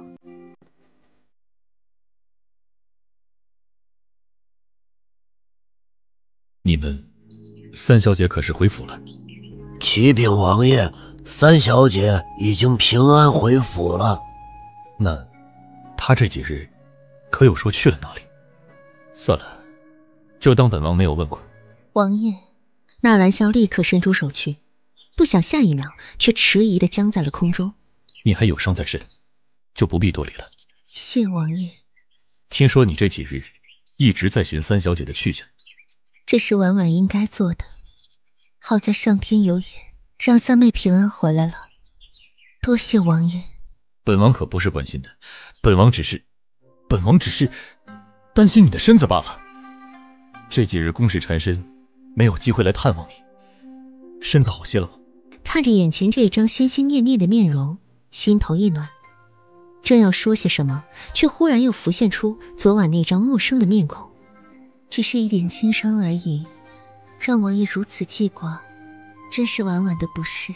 他隐约觉得自己与纳兰萧的关系应该不仅仅如此才对，为何觉得对方有一种只乎于理的感觉呢？太后那儿，本王会替你好好解释，你就无需多想了。其实今日来，本王还有一件事情，希望婉婉能够帮忙。德妃娘娘非常喜欢本王那一幅画上的诗词，对你的字赞不绝口，所以本王就带了另一幅画来，希望你能题诗一首，再赠与德妃娘娘。画上的诗句？这幅画是德妃娘娘最喜欢的画作之一，只差一首好诗，便能让她完美无瑕。婉婉不才，只怕会让德妃娘娘失望。婉婉太谦虚了，本王相信你。事为止，本王为你谋谋。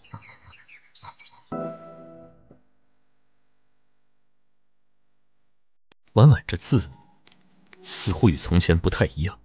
婉婉的字自然没有三妹写得好，小时候三妹的字迹就十分独特好看，婉婉觉得很是喜欢，便一直苦练字迹，可惜依旧比不上三妹的7成。苏三小姐的字本王看过，也不过尔。三小姐书房里头那些字画，可是婉婉送给她的。字画？婉婉记得并未送过三妹字画呀。不过她书房里挂的都是从前的画作，也不知外面为何会有那样的传言。三妹明明是这般的才华横溢，婉婉一直想要替三妹解释，可一直苦于无果。那些字画真的是苏依依的，可是有一事，本王一直想要请教。婉婉的诗中的意思，好似并非表面中那么简单，不知可否向本王解释一下那首诗的意境？诗？不知王爷说的是哪一首？就是你去年吟诗大会上与本王画作之上留下来的诗。这婉婉记得，去年的吟诗大会，婉婉只是停留了片刻便离开了，不曾在王爷的画作上题诗呀。听说你忘了许多从前的事情，再好好想想。婉婉记得很清楚呢，去年吟诗大会之上，婉婉突感身子不适，就提前退出了。早知道王爷那时候也在，婉婉可能会再多留片刻。桃花坞里桃花庵，桃花庵下桃花仙，桃花仙人种桃树，又摘桃花换酒钱。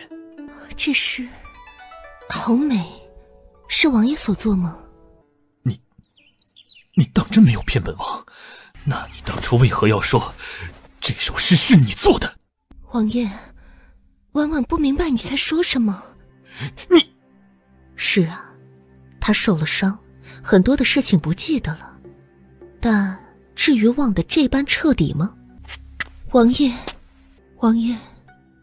可是婉婉做错了什么事情？然而这一副梨花带雨的模样，却是再也无法引起纳兰萧的同情之意。不是你做错了，是本王做错了。王爷。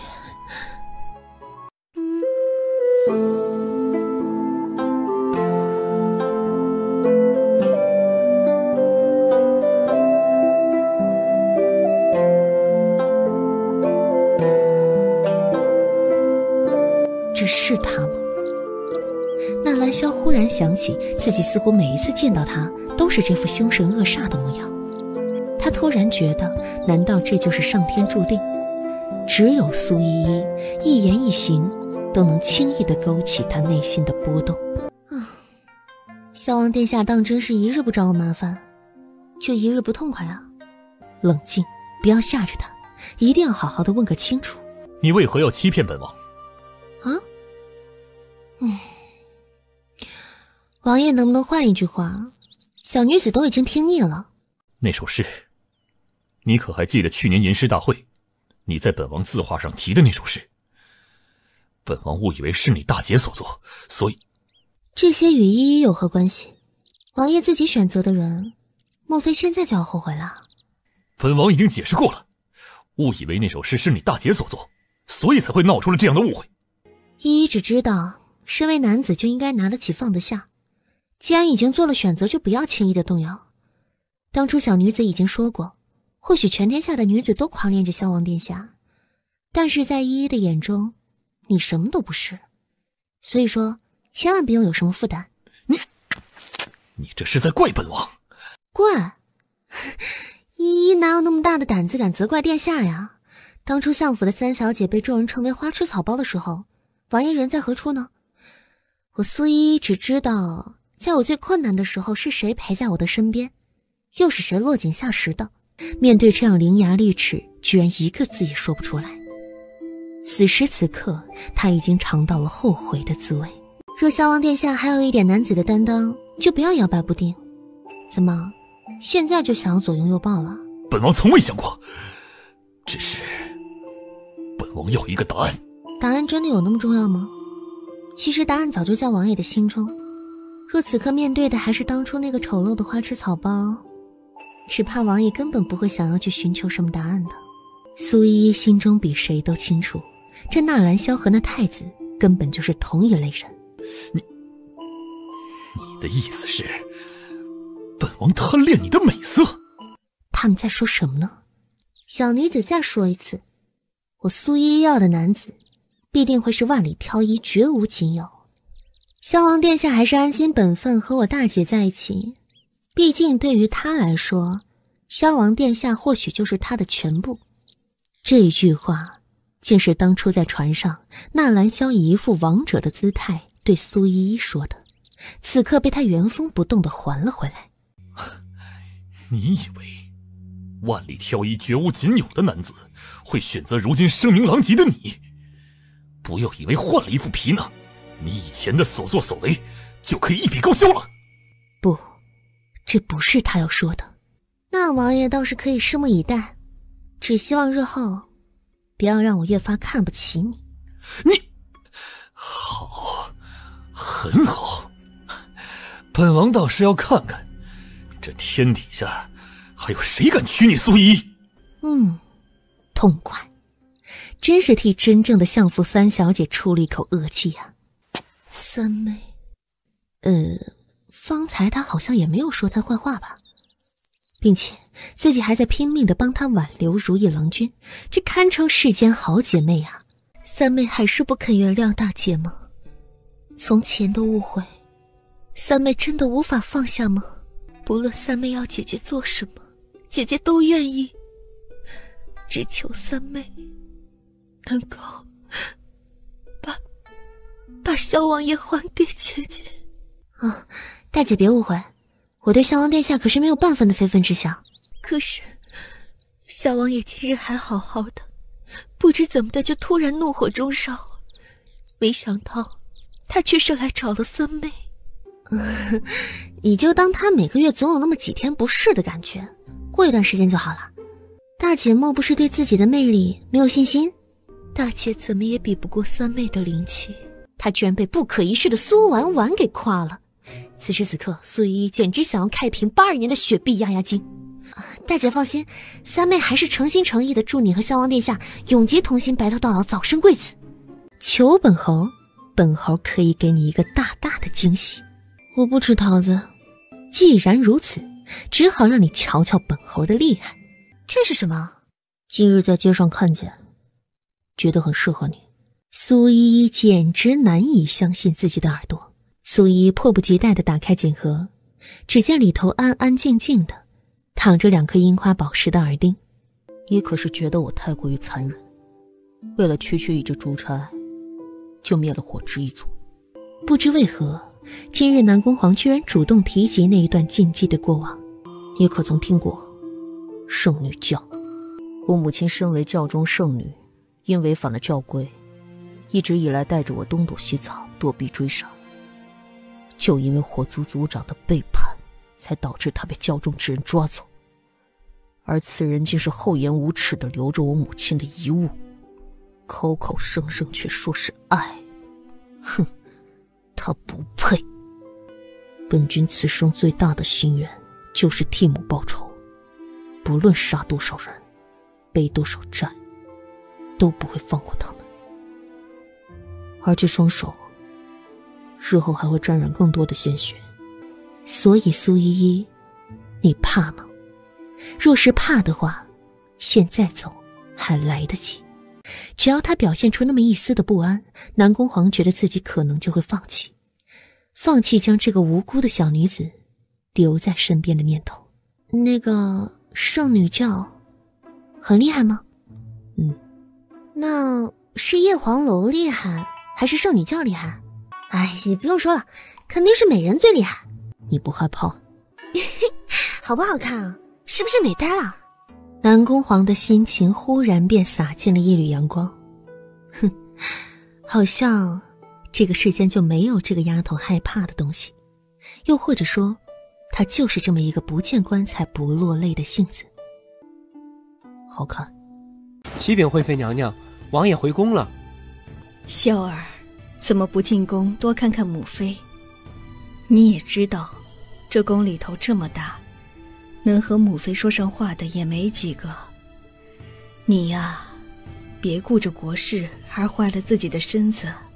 萧儿有心事，母妃已经说了多次，这个年纪是时候选个称心的妃子，让她在你身边伺候着。没有个枕边人怎么行？也没有人能替你分忧解难。原来母妃今日唤她入宫，又是为了选妃的事情。母妃听说萧儿与那相府的大小姐走得很是亲近，若真是如此，那母妃便向你父皇求请赐婚，早日了结了这一桩心愿。儿臣如今还不想娶妃，这是什么话？难不成你想一辈子做这个孤零零的战王？母亲就看那苏家大小姐不错，长得美丽动人，又是京都之中众所周知的才女。虽说前阵子与太后娘娘之间有所嫌隙，但母妃觉得她确实是个不可多得的人选，总比那个相府的草包三小姐来得强。既然你喜欢苏大小姐，不如趁早将婚事办了。母妃可是知道，这京都之中不少达官子弟都已经向相府求过亲，好姑娘可不是一直都等着你的。母妃，若儿臣想娶苏依依。你说什么？难道见惯了环肥燕瘦、风情万种的美人儿，如今萧儿想换个口味了？但这口味重得让人有点接受不了啊！次日，一辆马车悠悠地行驶在前往皇宫的方向。不过，既然是要见她未来的婆婆，何必拉上自己这个垫背的呢？说来也怪，这几日每夜大美人都会来她的屋子里疗伤，可是最先睡着的那个人一定是自己。让苏依羞涩无比的是，她居然总是在做一个相似的梦境，梦见她的大美人恢复成了那邪魅俊俏的模样，还时不时地对着她做一些羞羞的事情。哎呀，真是太不好意思了。三妹在想什么？莫非是三妹心仪的男子？哎呀，大姐放心，和你想的肯定不是同一个人。三妹真是嘴贫。臣女参见惠妃娘娘。快快免礼。哎，这水灵可爱的姑娘是谁？快来本宫面前，让本宫好好的看看。臣女苏依依，参见惠妃娘娘。其实水灵可爱的姑娘也很多，没什么稀奇的。还是苏大小姐这温婉的性子，本宫很是喜欢。真不愧是纳兰萧的母妃呀，表里不一的性子就是这么传承下来的。来人，赐座。糟了，唉，本宫糊涂，竟是忘记了准备三小姐的席位。看来如今只能委屈三小姐站在一旁了。这三小姐不会觉得委屈吧？三小姐不会觉得委屈吧？启禀娘娘，其实婉婉这席位足以坐下2个人，不如让三妹。那怎么行？之前三小姐失踪了多日，也没有个合理的交代。如此不干不净之人，怎么可以坐在大小姐的身旁？本宫可是会心疼的呢。大小姐真是善良，本来就有嫡庶不同席的规矩，不论丞相如何溺爱三小姐，在本宫这儿自然要遵守本宫的规矩。三小姐觉得本宫说的对吗？惠妃娘娘所言极是。三小姐果真是识大体呢。不知为何，本宫还是觉得从前三小姐的容貌更加顺眼，能长得那么丑也是不容易，走到哪里都是一股亮丽的风景。一想起日后再也看不见那张滑稽的猪头大脸，本宫的心情就说不出的烦闷。儿臣参见母妃，你怎么在这里？婉婉见过王爷。萧儿来得正好，就坐苏大小姐身边吧，反正位置也不小。不必，儿臣还有要事在身，就不便在这里多做停留。只是听闻母妃今日会客，就特地过来看看。走吧，不要在这里坏了我母妃的雅兴。萧儿，苏三小姐可是母妃请来的客人，这么快就赶她离开，莫非是想让旁人说母妃不懂得待客之道？让她这么站着，就是待客之道了？母妃只是听闻苏三小姐才艺出众，太后生辰之日，一曲冰上倾城舞，惊艳四方，就想让她表演一番，增添几分雅兴。难道这一点她都做不到？若母妃想要欣赏跳舞，儿臣立刻命人去请几位出众的舞伎。三小姐好歹也是相府的小姐，母妃这么做，未免有失得当。萧儿，你居然为了这么一个不干不净的女子顶撞母妃，她莫不是给你下了什么迷魂药？母妃，苏三小姐怎么说也曾经救过皇祖母，您这么污蔑她，若是让皇祖母知道了，只怕她会不高兴吧？惠妃娘娘息怒，其实三妹回府之后身子一直不好，只怕无法让娘娘尽兴。若娘娘不嫌弃的话，婉婉愿意弹曲一首，指望娘娘能够原谅三妹。三小姐能有大小姐这样的姐姐，真是她的福分呐。苏大小姐愿意弹曲，本宫怎么会不听呢？萧儿，你也一起。既然如此，孩儿就先带她回去了，不必太感谢本王。本王这么做只是因为……回来！你居然如此忘恩负义！王爷这话从何说起？本王替你解围，你居然一句感谢的话都没有。多谢王爷。好了，本王知道自己欠了你的，从今往后，本王一定会好好的保护你，不会让任何人欺负你，这样可好？母妃只是对你有所误会，所以才说了那些过分的话。本王自是为你解释清楚，以后也不会再让她羞辱于你。放心，本王答应你的事情一定。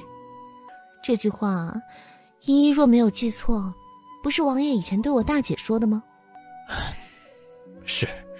是本王欠了你的，所以本王才希望从今往后可以补偿你。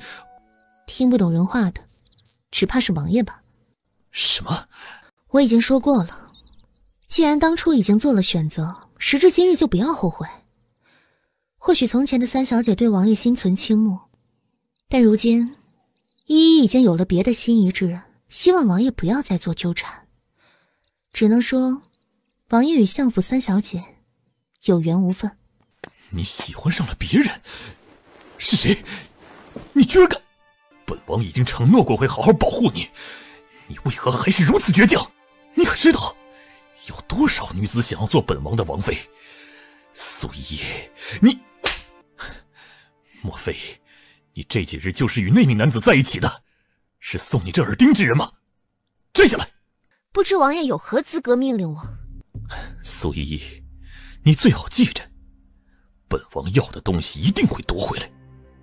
不论你喜欢的那人是谁，本王一定会叫他生不如死。启禀王爷，记住本王今日说的这句话。那名男子，希望不要让本王失望才好。要知道，他想扇纳兰萧的巴掌已经不是一次两次了。既然如愿以偿，走，小胖子，去酒楼开个桌庆祝一下。惠妃娘娘的青桔银耳送来了吗？今夜可是要为娘娘送去的。啊，胖空，要不咱逛逛御膳房去？王爷呢？回娘娘的话，王爷正在处理公事。哼，他现在知道公事重要了，居然当着苏大小姐的面把那个花痴草包带走了，不给本宫留半分的情面。也不知道那苏依依是用了什么邪魔歪道才换了一张脸的。你说王爷，他也算是阅人无数，怎么就偏偏着了苏依依的道？王爷兴许啊，只是图个新鲜。那苏三小姐从前那么丑，突然变成这副模样，肯定是觉得有趣了。等着兴头一过，自然就会知道苏大小姐的好。本宫是怕她会玷污了王爷的身子。那种被推了婚的女子，怎么能入了我们皇家的门？太子都不要，我们萧儿更不能要。娘娘消消火，为了那等不干不净的女子，气坏了身子，可不值得。这一次的青桔银耳燕窝可是极好，定能让娘娘容光焕发。娘娘，隔着钟盏，奴婢都能闻到那股香味了，可见陛下是多么看重娘娘。其他的妃子可没有这个福气呢。怎么有股骚味儿？娘娘，这正说明它的珍贵呀，味儿越浓越有效啊。近日小儿又为朕解决了一件麻烦事，朕记起似乎有多日没有去惠妃那儿了。奴才这就命人前去通传。来人，来人呐！本宫的肚子，快传御医！恭喜娘娘，贺喜娘娘！今夜陛下要来娘娘的宫中留宿啊！这是真的？可是本宫……娘娘身子不适，这可如何是好啊？不然奴婢就和敬事房说。本宫无碍，快为本宫沐浴更衣。陛下驾到！臣妾参见陛下。爱妃，快请起，不必多礼。爱妃啊，朕多日不来，你可怪朕？臣妾不敢。臣妾知道陛下日理万机，又怎么敢有那等心思？爱妃果真是深明大义，小儿就是随了你，才这般叫人信赖。时辰不早，爱妃，我们就寝吧。陛下，臣妾……朕想起还有要事在身，今夜爱妃自己就寝吧。胖空，别在人家汤里撒尿啊！莫非今日入宫，这个丫头又让某个人遭殃了？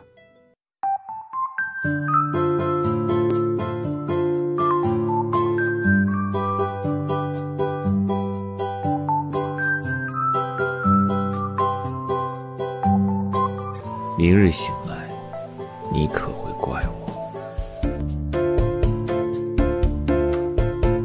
我把它交给你了，好生照顾。不要用这种表情，会让本君想到他。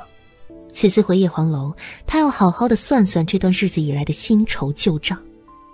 几番思量之后，还是觉得将这个小女子留在相府为好。我知道你不愿意伤她，京城的后山之中有些魔物可以供你果腹，在我不在的这段日子里，保护她。一股真气缓缓地注入小侯的脑门。本君只能帮你到这儿，不要让本君失望。属下保护不力，请君上责罚。起来吧，本君也算因祸得福。君上，楼中众人正等您回去，此地不宜久留。你们先回去。什么？君上？属下担心君上安全。无碍，你们去后山等着。南宫煌不知道这一别何时才能再见他，但起码他想再陪他最后一眼。猪头，这一生若敢背叛于我，就算天涯海角，本君也会把你抓回来，让你知道何为生不如死。这里是专属于他的记忆。生不如死，只是那个时候南宫煌不敢确定自己还下不下得了这个手。他轻轻地靠在苏依依的身边，伸出手去撩拨她脸颊上的发丝。怀中的女子嘤咛一声，竟是往他温热的掌心中靠了靠，有如小猫一般粘人，亲昵的模样瞬间就融化了他防备的心。是你让我这么做的。这男子眼底泛起一丝淡淡的危险，缓缓地俯下身来，深深地吻住那张令人沉醉的唇。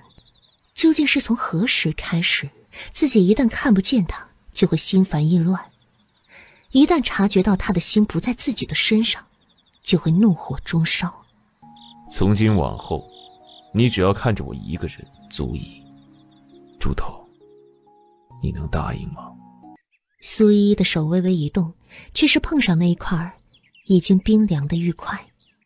这颜之玉不是戴在美人的身上吗？小姐，你起身了。看见他了吗？奴婢昨夜来巡视过，正好看见那位小弟弟离开了。啊，小姐，你这脖子，这该不会是大美人干的吧？萧王遇袭的消息传遍了京都上下。怎么会有这种事情？萧儿，快让母妃看看。儿臣无碍，只是一点皮外伤。听说你与太子商讨要事，途中遭遇了袭击，可是为何只有你受了伤？太子身边有侍卫保护。萧儿，听说相府的大小姐为了救你，也受了伤。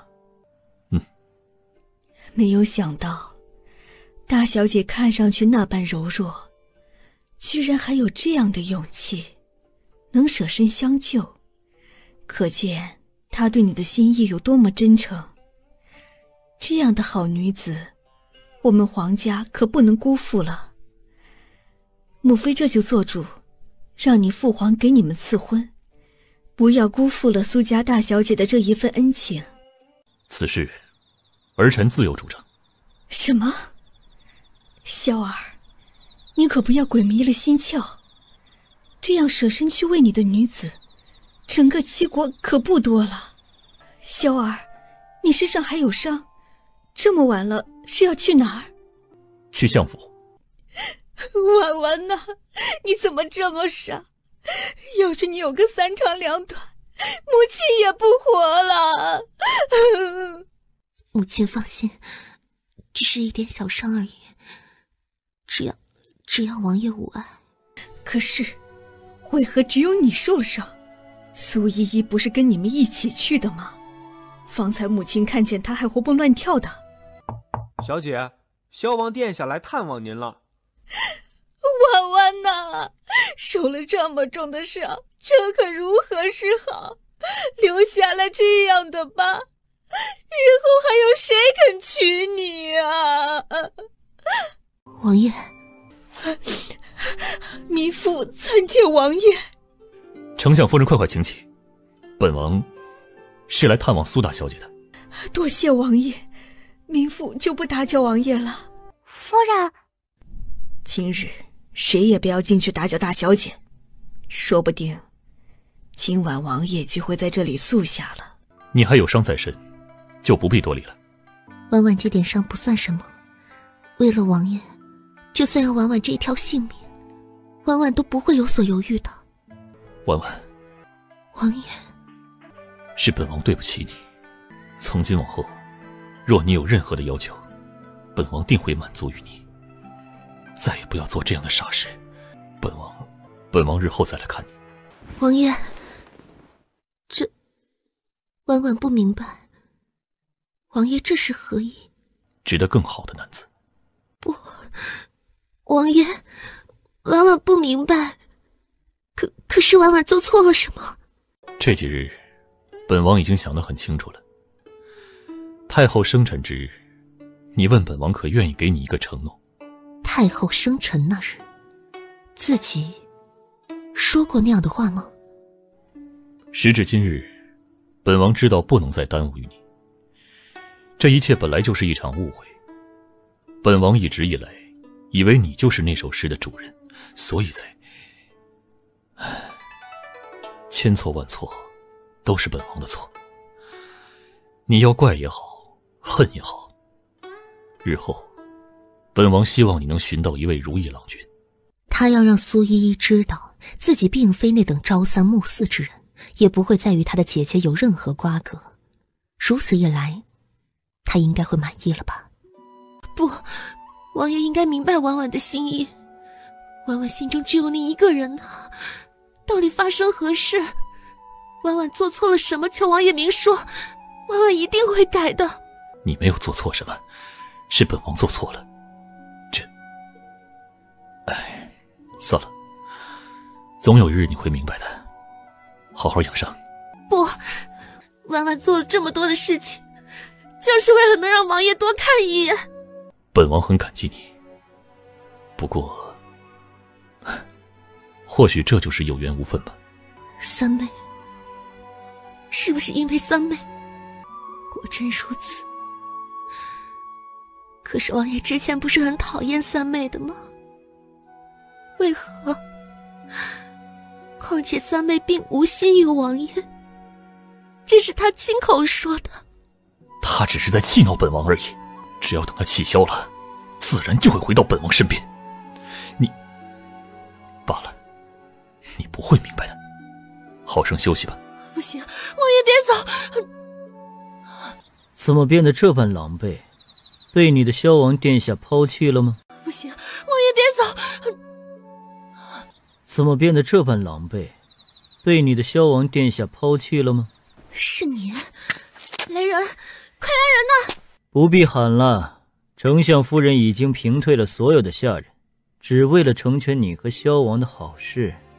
你到底是谁？为何总是纠缠于我？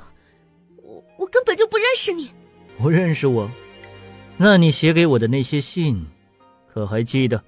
那一箱信已经被他烧了，他不能承认，他完全不记得自己做过那样的事情。秦征，短短2年不见，你竟是将我忘得这般干净。萧王究竟有什么好？除了那副皮囊，他对你比我对你更好吗？我只是无意间看见那些信，我不认识你。看来你是被人做了手脚，不如就让我来帮你一把。这女子浑身一震，似乎受不了这样的冲击，两眼一翻便昏了过去。婉婉，这一次若你还记不得我，就别怪我不客气了。苏依，你醒了。秦征，你怎么会在这里？还疼吗？你别碰我！顷刻间，男子脸上的淡笑结成了冰霜，会被人看见的。我还以为你还想着那个弃你而去的纳兰萧呢。这些日子以来发生的点点滴滴，竟是以十分暴力的形式涌入他的脑海。苏依依，那个冒牌货回来了。冒牌货？你说的是你那个草包三妹？原来她还在相府，2年前被她撞破我们在一起，我以为你已经让人收拾她了。何须要我亲自动手？没想到她早就死在那个冒牌货手里了。只是她居然还敢回来。想起这段日子以来的点点滴滴，他终于记起一切，包括那一日在宫中，他亲耳听见那个冒牌货说杀死了自己的三妹。我要去告诉父亲。等等，你还是先顾好你自己吧。你怎么这么快就回来了？怎么？难道是在怪我坏了你的好事？婉婉莫非忘记了从前我们花前月下的山盟海誓？这秦征是二哥之前的好兄弟，镇国将军的嫡长子。2年前自己年少不懂事，一次偶然相遇便对他一见倾心。2人书信往来很长的一段时间，他就随着镇国将军前去边境镇守，这一去就是2年。而在这一段时间之内，苏婉婉早已在京都之中名声大噪，追求他的达官子弟数不胜数，哪里还有心思想起这么一段尘封的过往？特别是遇上萧王殿下，苏婉婉觉得这世间只有王爷才配得上他。怎么会忘记呢？只是你去了这么久，也从未送过书信回来，我还以为你不会回来了。所以就改投他人怀抱吗？倘若让他知道自己真的对萧王爷动了心，只怕会将他们从前的过往翻出来。不，苏婉婉绝对不能容忍这种事情的发生。你把我当成什么人了？你可知道这2年我无时无刻不在想你？是吗？那纳兰萧又是怎么回事？我以为你是看上了萧王妃的位置，打算飞上枝头变凤凰。不是这样的，而是这都是母亲的意思。母亲希望我能当上萧王妃，毕竟当初我们的事情没有人知道。如今你回来了，婉婉就再也不怕被人欺负了。如今你回来了，婉婉就再也不怕被人欺负了。丞相夫人目光短浅，与其做什么萧王妃，不如做镇国将军夫人。你觉得呢？放心，无论是纳兰萧还是谁，我都不会让他们再伤害你。那替婉婉把那个冒牌货杀了吧。这几日婉婉被他骗得好惨，相府上下全都被他骗了。他以三妹的身份躲在相府之中，指不定又在策划着什么阴谋。放心，居然有人敢欺负本将军的女人，无论她是何方神圣，本将军都会叫他求生不得，求死不能。不过先打探清楚他的底细，我们不能打没有把握的仗。为什么不告而别啊？为什么远走高飞？告诉我，是不是我哪里做的不够好？不就是偷吃了你2根鸡腿吗？回来，大美人回来，还给你，统统还给你。我告诉你，我现在就要去逛青楼了，不想死的话就立刻去和大美人告状。你还是不肯说美人去哪儿了是吗？哼，从今天开始不给你吃桃子了。不吃就不吃，没有桃子还有苹果、梨子、哈密瓜。看他的模样，分明是知道大美人去了哪儿，却偏偏不肯告诉自己。倘若他是遇到什么危险，这小胖子绝对不是现在这个反应。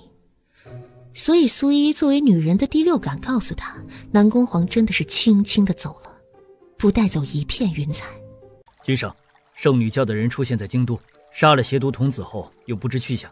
相府可有动静？难道君上是在担心苏依依的事情？罢了，密切关注圣女教的动向，然后鬼族再杀一批。是。自从君上回来之后，他分明感觉到对方那令人不安的改变。老左，你的脸色怪吓人的。哼，那是什么？君上近日来夜不能寐，所以我就准备了这安神茶。哎，没准备你的，不用看了。你有没有发现，君上回来之后就一直魂不守舍吗？而且他偶尔还会向我打听苏依依的事情。这不是很好吗？好，你居然说好！君上为了区区一名女子，连正事都不顾了。再这样下去，只怕他会忘了当初建立叶黄楼的目的是什么。哎，老左，你未免有些太小题大做了。哼，是，我确实不明白你们这些文人墨客的风雅之事，但是君上不一样，他是我们叶黄楼的主子，容不得半分的闪失。君上如今已经恢复了功力，想伤他谈何容易。老左，我看你是操劳过度，草木皆兵罢了。不，叶黄楼的魔君绝对不能有弱点。老白，你明白吗？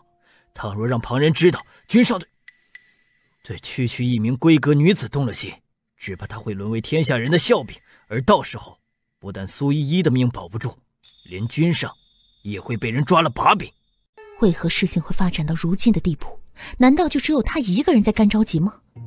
早知如此，当初他察觉到这一点苗头的时候，就应该亲手杀了那名女子，不能让她扰了君上的心。你可不要想什么奇怪的事情啊！倘若你敢动三小姐一根头发，君上第一个不会放了你。我不会杀她，但你最好祈祷不要让别人知道苏依依的存在。也难怪，左护法从前就是江湖中赫赫有名的杀手，他从未对任何女子动过心。真正做到了铁石心肠，又怎么懂得感情的事情不是任何人可以控制得了的呢？白先生也从未想过苏三小姐真的能改变君上，特别是这次回来，他分明觉得君上多了几分人情的味道。君上这几日睡不安稳，属下特地泡了些安神茶来。有心了。要知道，君上从前可是从来不会对他们这般客气的。君上可是在想念苏三小姐？谁在想她？只是在思考这一次圣女教重出江湖的目的罢了。原来如此。属下正好听闻了相府的一些事情，还以为君上会想要知道。什么事情？听说魅族的族长最近在招亲，不如本君给你指派一个任务。属下知错，求君上开恩。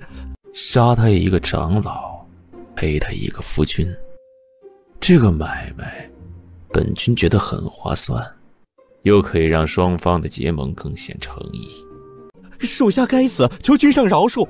相府之中一切平静，没有消息便是最好的消息。而且明日就是京都的女儿节，不论是大家闺秀还是小家碧玉，都会上街放花灯，祈求早日遇见如意郎君。想必苏三小姐也会出现。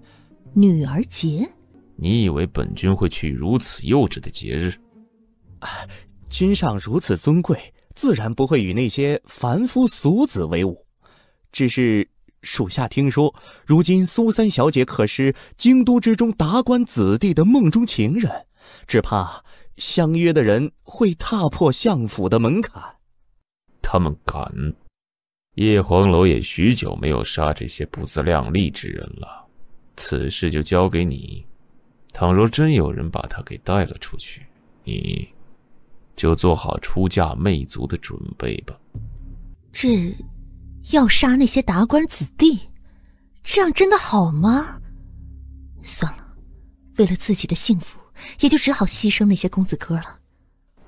属下遵命。没有想到，原来心里住着一个人，居然是如此令人压抑的感觉。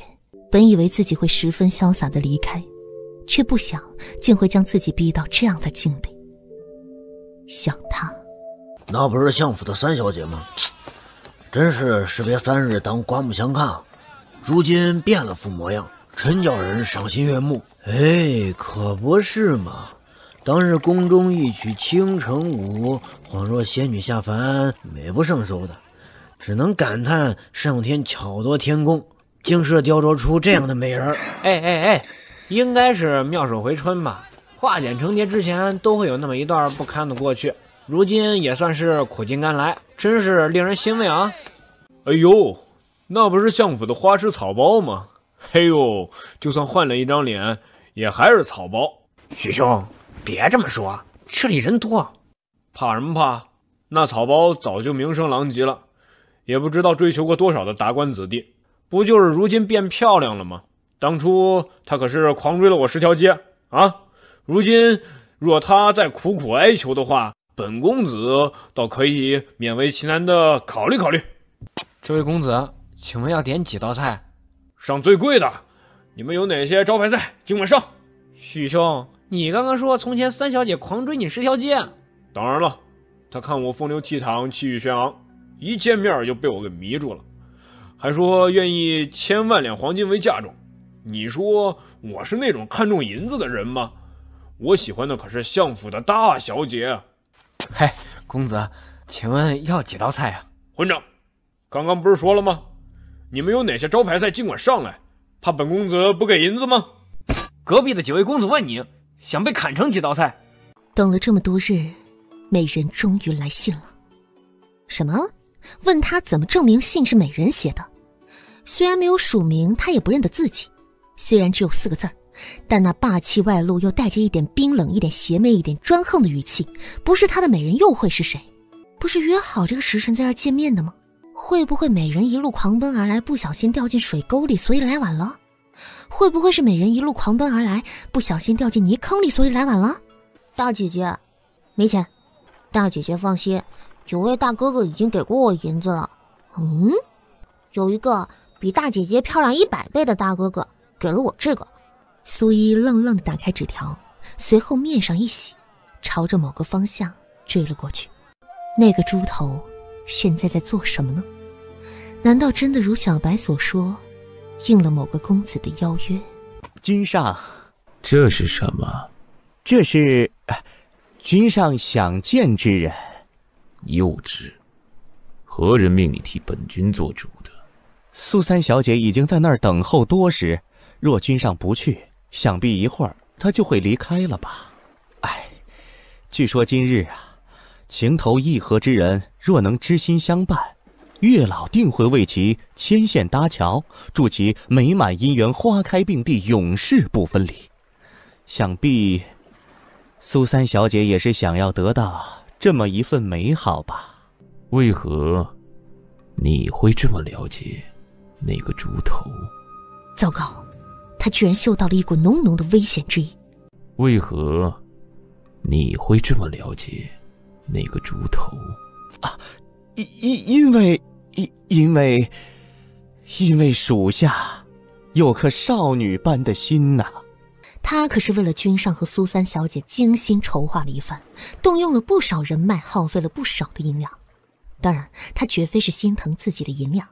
这个意思，到底是去还是不去？你怎么还在这里？属下告退。让你不要再多管闲事，如何？今日君上可是要会见要客的。任何重要的客人都比不上三小姐在君上心中的地位。哦，是吗？现在我要去与君上汇报这一次如何招待贵客的事情，你可千万别来碍手碍脚。君上可不会为了区区一名女子而冲昏了头脑。君上，糟了，君上该不会掉下江里了吧？你将君上藏哪儿去了？老左，今日的要客就交给你了。你，今天可是个美好的日子，不是老左你这种没有女孩子喜欢的人能懂的。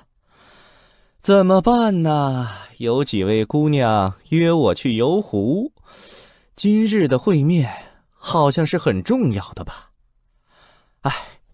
有劳你了。该死，回来！喂，船夫！姑娘，您总算来了。有位公子说您就快到了，已经给了银两包下这艘小船，小的一直在等您。跟上前面的船。是，公子。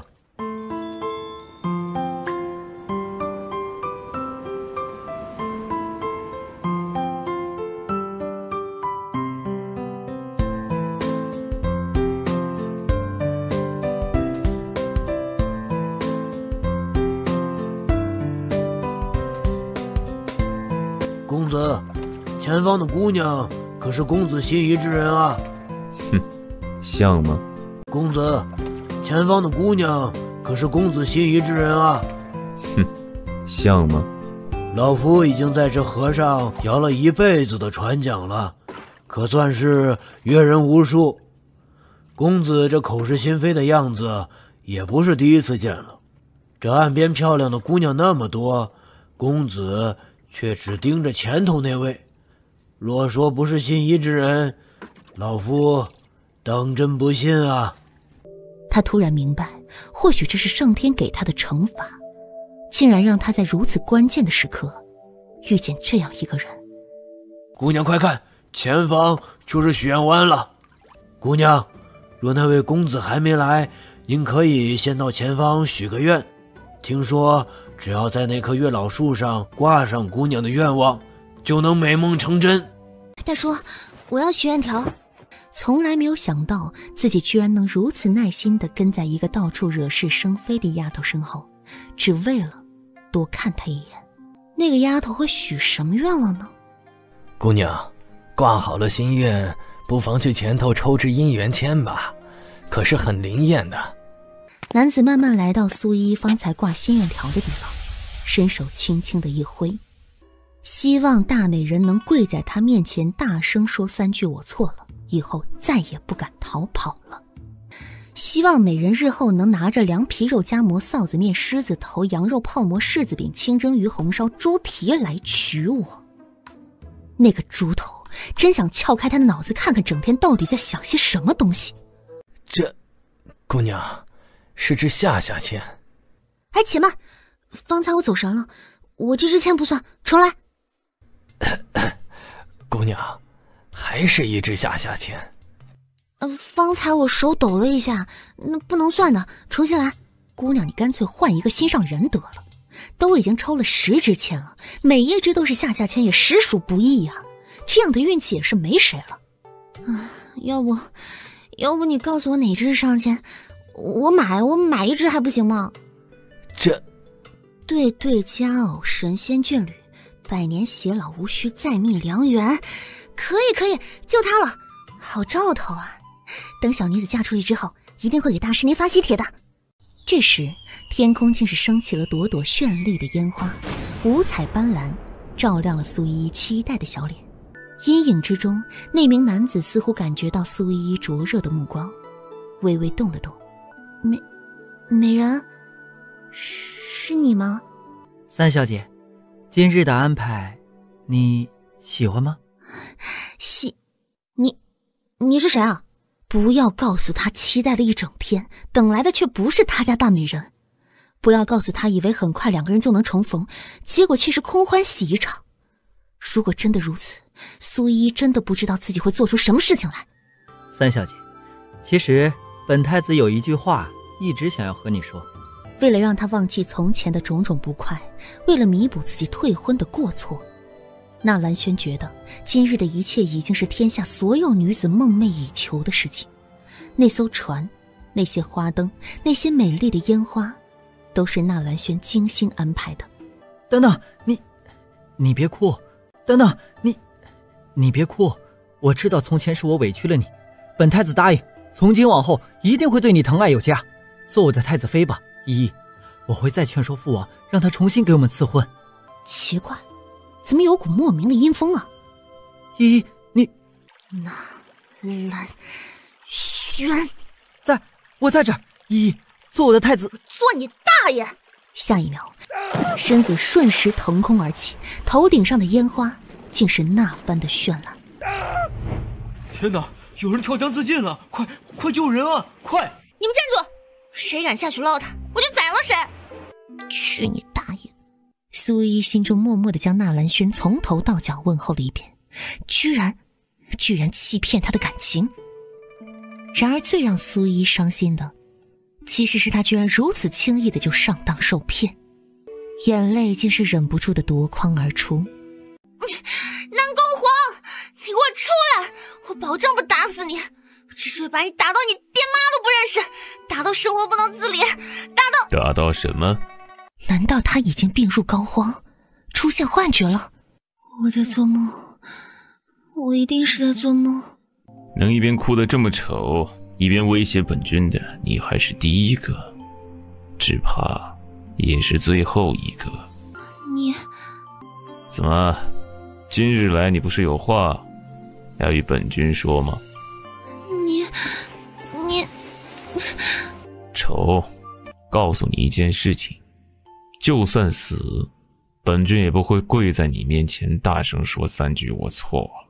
美人，你是不是一直都在我后面看我出糗？自己蠢就不要怪别人。小白约的地点不是这里。也不知为何，苏依竟是阴差阳错的来到这儿，倒是成全了纳兰萧的美梦。今日之事都是小白一手操办，本君本不打算过来，不过正好路过，就顺道过来看看。那你这几天去哪里去了？为何？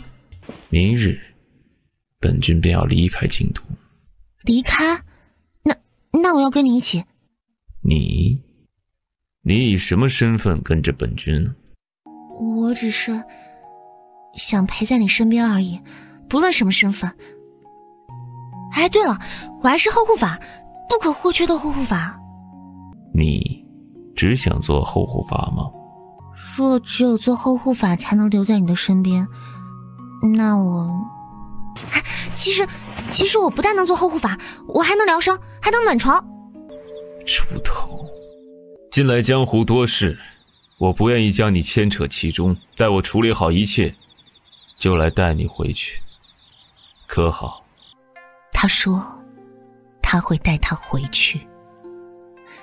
原来这一切都不是梦境，原来他早已经走进了他的心里。乖乖的，等我回来。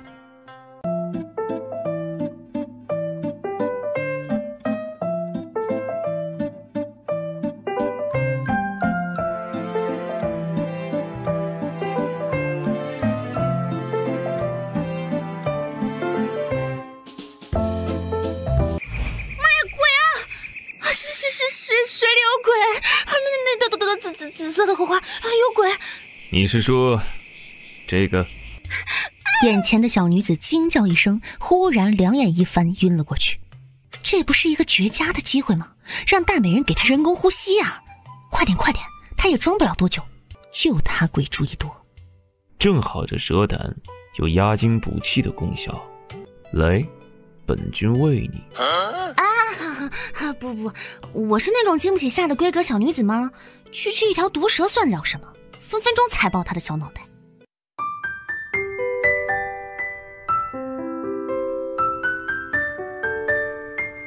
满意了吗？这个季节本不应该有荷花，可这里有许多魔物出没，它们的体温改变了整个水池，所以这里荷花是4季开放的。你方才看的那条蛇，擅长用尾巴伪装吸引猎物，还好你贪生怕死，否则被它咬一口。那白先生？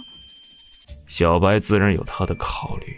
没有任何内力误闯这片魔物池，一旦发生了危险，自己在一旁又怎么会袖手旁观呢？美人呀，有件事情我想告诉你。那一日在醉香楼。醉香楼？哎呀，这不是重点，重点是我遇见了一个人。男人还是女人？哎呀，这也不是重点，重点是他和你长得有那么一点点的相像。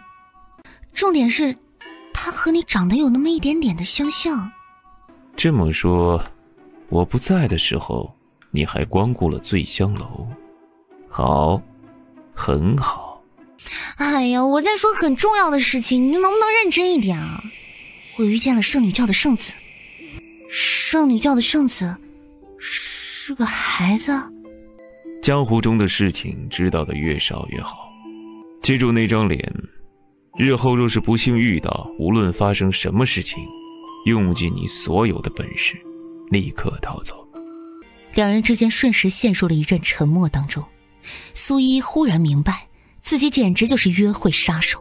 他该死，他有罪，他对不起老天对他的厚爱，对不起白先生的一番美意呀。今日我本不该来。每一次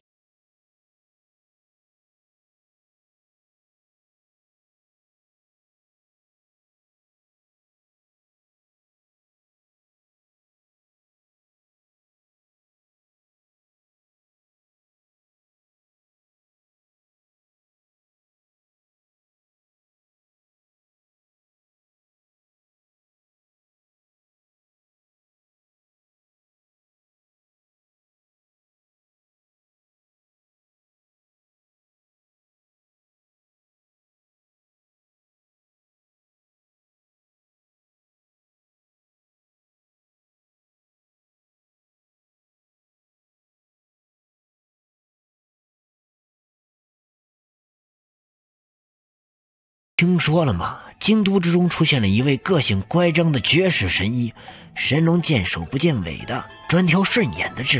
哎，我也听说了，不过这神医不靠谱啊！隔壁那娶了18房小妾的地主吃了他的药之后不娶了，今日不就是他出诊的日子吗？难怪街上那么多人。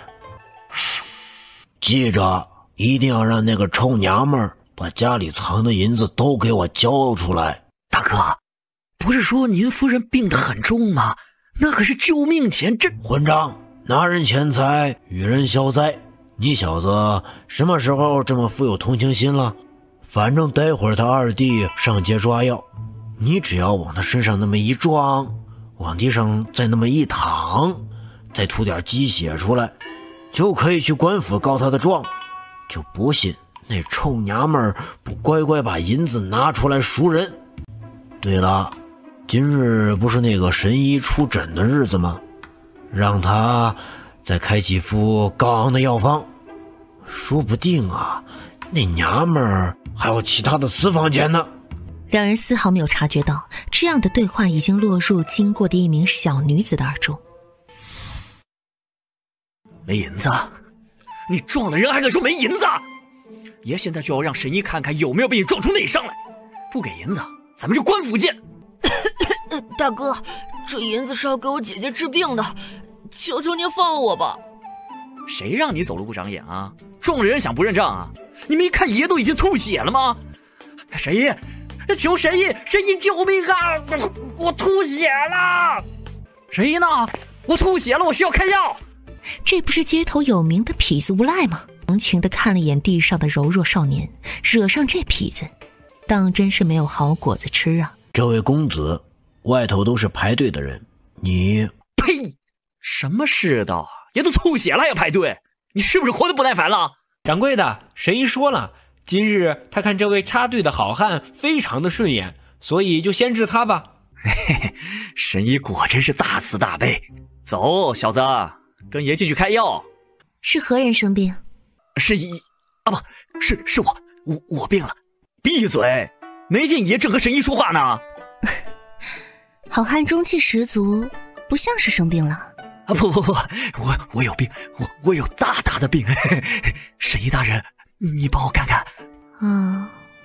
心跳有点快啊。对，那神医大人果真是医术了得啊。我方才被这个臭小子撞了个七荤八素，到现在胃里都翻腾的想吐。麻烦神医给我开副药方啊，往死里开，我好拿去官府，让官老爷为我做主啊。麻烦神医给我开副药方啊，往死里开，我好拿去官府，让官老爷为我做主啊。不，我没有，我信不信爷现在就掐死你？好汉。是，我在。好汉可觉得近日来没有食欲？哎，对，神医英明，还经常头晕眼花、手脚无力。是，神医聪明啊。还好来得及时，还有的救。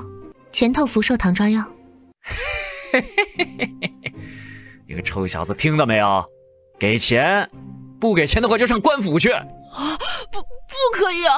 这些银子是给我姐姐的。多谢神医大人救命之恩，只是可惜了那孩子了。掌柜可是知道那少年有一个病重的姐姐，家在何处？是何人击鼓鸣冤？啊，是小的，关老爷，这臭小子撞伤了人不认账，把小的撞出了内伤。这里有神医大人开的药方，可以为小人作证啊。这药方真的是出自近日来赫赫有名的神医之手，这字儿也忒丑了吧？大人要替小的做主啊！是他，都是他干的，是他把小的害成这样的，让他赔银子。你确定是这位小兄弟干的？这除了他还有谁呀？众目睽睽，朗朗乾坤，很多人都能为小的作证呢。当归、参酒、炒白芍各3钱，川芎1钱，5分黄2钱，灸甘草1钱，荆芥醋炒艾叶各1钱5分，生姜3片，每日煎服。这安胎药开得不错。哎，对，这是恭喜老爷，此人将成为我京都男子有喜第1人，已经确诊3个月了。不，关老爷，这不是我做的，这不是我做的呀！放屁！不是你是谁？来人，将此人重打30大板。大人，只怕会伤了他的胎气啊！拖下去，关押6个月。小姐，您终于回来了，奴婢担心明天早上再看见您又被一名陌生的男子给送回来。我是去送了一副药方，外加一张和离书罢了。半个月了，他已经半个月没有大美人的消息了。小姐快换衣服吧，可别忘记了今夜要去将军府赴宴的。哦，对了，奴婢还听说江少爷回京了。现在想来，自从太后生辰之后，自己就再也没有见过江云亭，也不知那个孩子现在过得怎么样了。小姐不觉得奇怪吗？奴婢知道江少已经回京几日了，可是兴许那孩子回头是岸了吧。江公子，娇儿走不动路了呢。哎呀，江少爷！哎呀，江少爷慢一点，娇儿的脚还疼着呢。小姐，奴婢没有看错吧？江少爷怎么会和别的女子那般亲近呢？你没有看错，从声音和穿着上来看，确实是名女子。江少爷认得方才那2个丑八怪。公孙小姐若是没有要事，云亭先走一步。哎，等等，江少爷生气了。好吧，娇儿以后就不说实话了。今日祖母可是特地邀请江少爷过府做客的，可别扫了他老人家的兴致。公孙娇只觉得身旁的江云亭，他真的是越看越喜欢。自己身边可没有这么俊俏的男子，真是恨不得让父亲立刻把这门亲事给定下。日子什么的也不用挑选，就是今夜，天意弄人。为何今日会在这里遇见表姐？他该以何等颜面去见她？公孙小姐，我们还未成亲，请不要如此。哎呦，娇儿的腿真的好疼，江少爷背娇儿嘛。这与理不符。咱们很快就是一家人了，就算现在立刻洞房，也没有人会说我们什么的。谁敢说，温小姐就一刀砍了他。江少爷怎么了？可是哪里不舒服？哎呀，还是到娇儿的屋子里休息一会儿吧。到他的屋子里，江云亭不敢保证自己还能不能活着出来。小姐，老夫人的贵客已经到了，请小姐和江公子前往花园。公孙小姐，于婷今日身子不适，就不便前往了，请公孙小姐替云婷向老夫人赔罪。难道上天如此捉弄于他？今日将军府的老夫人请来的贵客就是三表姐。来人，立刻把府中的大夫唤来。江公子，还是去娇儿的屋子里躺一会儿吧。哎呀，走吧走吧，我屋子里没人，很安全的。三小姐啊，老身真是惭愧啊，竟然认错了人，让三小姐受委屈了。老夫人不必介怀，依依向来秉承着做好事不留名的传统美德，日行一善更是依依的座右铭。只要老夫人如今身体康健，依依就觉得十分满足了。太后娘娘之前还和老身念叨着要好好的感谢三小姐，可是近日来忙着给各皇子选妃的事情就耽搁了，找个时机，三小姐就与老身一同入宫如何呀？太后娘娘的大腿，那就算爬也要进宫去抱着呀。江少爷千万不要害羞嘛，娇儿的闺房永远为江少爷敞开，走这条路近一点。娇儿，让三小姐见笑了。这是老身唯一的孙女儿公孙娇，从小就被惯坏了，这一次刚从江南回来。对了，江少爷今日也来了，他们两个呀，不久之后就要完婚了呢。难道说江少爷离开京都这些日子，就是去谈婚事了？可是，他多想告诉表姐，这门婚事是父亲做主，并非他的本意。可是那又如何呢？根本改变不了任何的结果。江公子，三小姐也来了，你们姐弟二人许久不见，想必有很多话要说吧？江表弟，许久不见了。原来这就是大名鼎鼎的苏三小姐。娇儿早在边疆的时候就听过三小姐的光辉过往了，今日一见，果真是名不虚传。娇儿，不得无礼。今日一见，果真是名不虚传。娇儿，不得无礼。三小姐可是祖母请来的贵客，而且还是祖母的恩人呢。祖母不是被那相府的大小姐骗了吗？送了那么多谢礼过去，可是一样都没有还回来，怎么现在又变成了三小姐？莫非觉得是谢礼不够多？没有想到她的名声也有被苏婉婉带坏的时候。你笑什么？娇儿，三小姐识大体，不与你一般见识，若再如此无礼，祖母可就要家法伺候了。也罢，反正以后都是一家人了，等和江少爷成亲之后，娇儿也要喊你一句三表姐。想必这位就是尚书公子了吧？你怎么来了？秦征与公孙娇如同苏依与江云婷，同是表姐弟的关系。公孙娇的父亲是一品镇国大将军，而秦征的父亲则是镇国将军，从一品。可是这对姐弟一直以来都是相看两厌，谁也不服气谁。三小姐，我们又见面了。他们见过吗？征儿，今日怎么有空来探望外祖母啊？他并不是很喜欢自己这个外孙，倒不是因为他不够优秀，而是老夫人阅人无数。虽然公孙娇性子刁蛮，但是都摆在明面上。可是秦征却让老夫人觉得有一种猜不透的阴沉之感。母亲让孙儿给外祖母带了份礼物回来。既然回来了，就一起用了膳再回去吧。那孙儿就恭敬不如从命了。听说这几日有不少人到相府向三小姐求亲，不知哪位公子这么幸运，能被三小姐相中啊？老夫人说笑了，依依顽劣，哪会有什么公子喜欢呀？不过是一些普通拜访的客人罢了。江少爷可是身子不舒服，还是去娇儿的屋子里歇息吧。抱歉，云婷可能有些醉了，先失陪一会儿。老夫人，依依有些担心表哥的情况，能否容依依失陪片刻？当然不行，江少爷可是我的未婚夫，你凭什么？娇儿，江少爷可是三小姐的表弟，这份关心是理所当然。倒是你越来越不懂得分寸了。三小姐，倘若江少爷身子不适，便让他先行回去吧。是将军府招待不周了。这酒可是从边疆带回来的，想必江少爷喝不惯，所以才有些失态。不是说这个三小姐是个冒牌货吗？怎么看起来和尚书公子的关系不一般呢？真是越来越有意思了。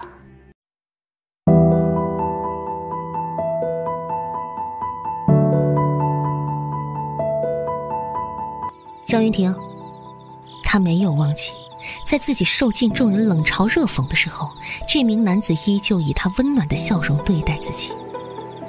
苏一早已经把他当成了值得信赖的朋友。表姐，别过来。表姐还没有恭喜表弟就快要成家立室了，这样的好消息为何不提前告诉表姐呢？你不喜欢他，你这副样子啊，让我想起了逼良为娼。可别告诉别人你是我苏一的表弟，否则我可会气得回来揍你的。表姐，既然不喜欢，拒绝不就好了？难道看他体积大你怕他呀？难道看他体积大你怕他呀？你什么你？难道你不知道自己有多优秀吗？长得好看，武功又高，心地还不是一般的善良，眼神好一点的女子都会爱上你的，凭什么要委曲求全娶一个自己不喜欢的人啊？告诉我理由，别说什么父母之命媒妁之言，那都是屁话。父母要是喜欢，让他们自己去娶了，不要找任何理由来做自己软弱的借口。表姐方才说，但凡眼神好点的女子都会爱上云婷。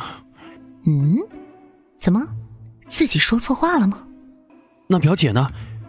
表姐的眼神一定很好吧？她说的对，自己自始至终都没有想过要违抗父亲的命令。从小到大，她一直遵循着父亲安排的道路，从未想过自己有选择的权利。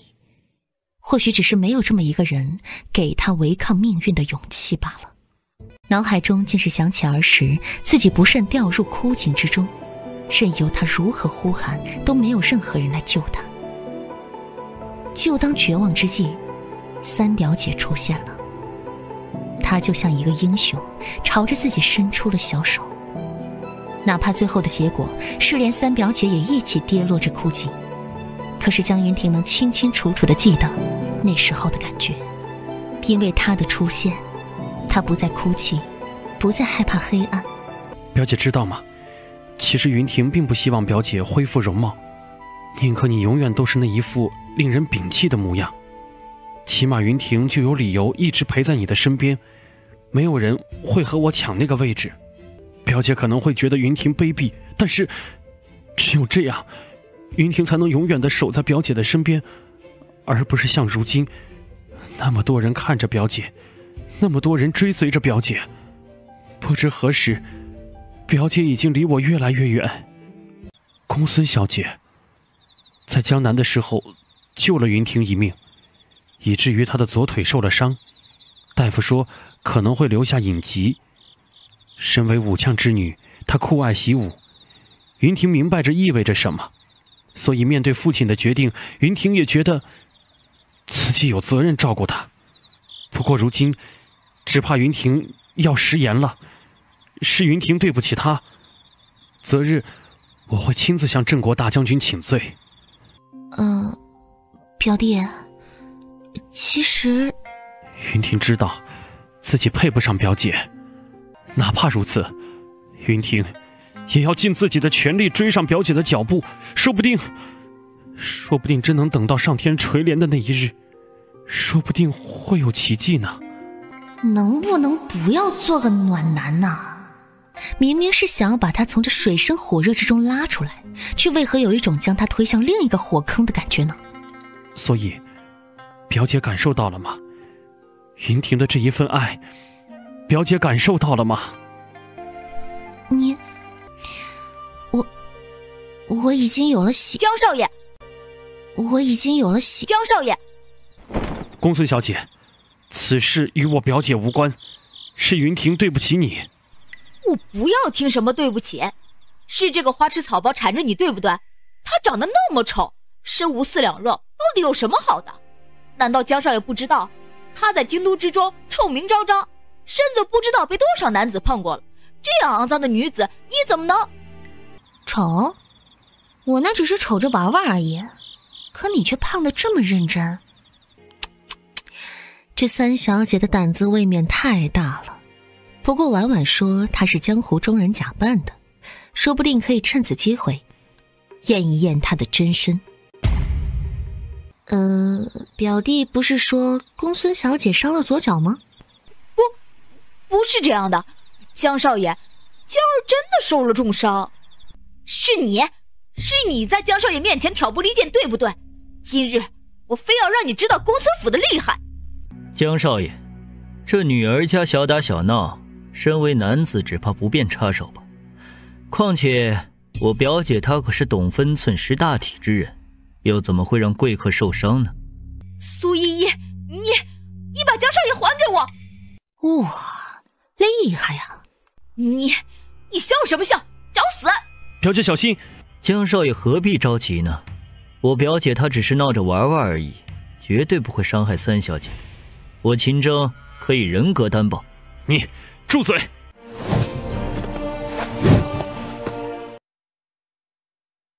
不准躲！看，飞碟！你，表姐，快走！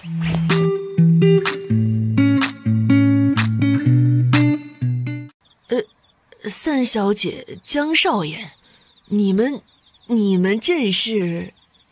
老夫人要替依依做主啊！什么？江云婷微微一愣，显然没有反应过来。三小姐，到底发生什么事了？怎么弄得这般狼狈啊？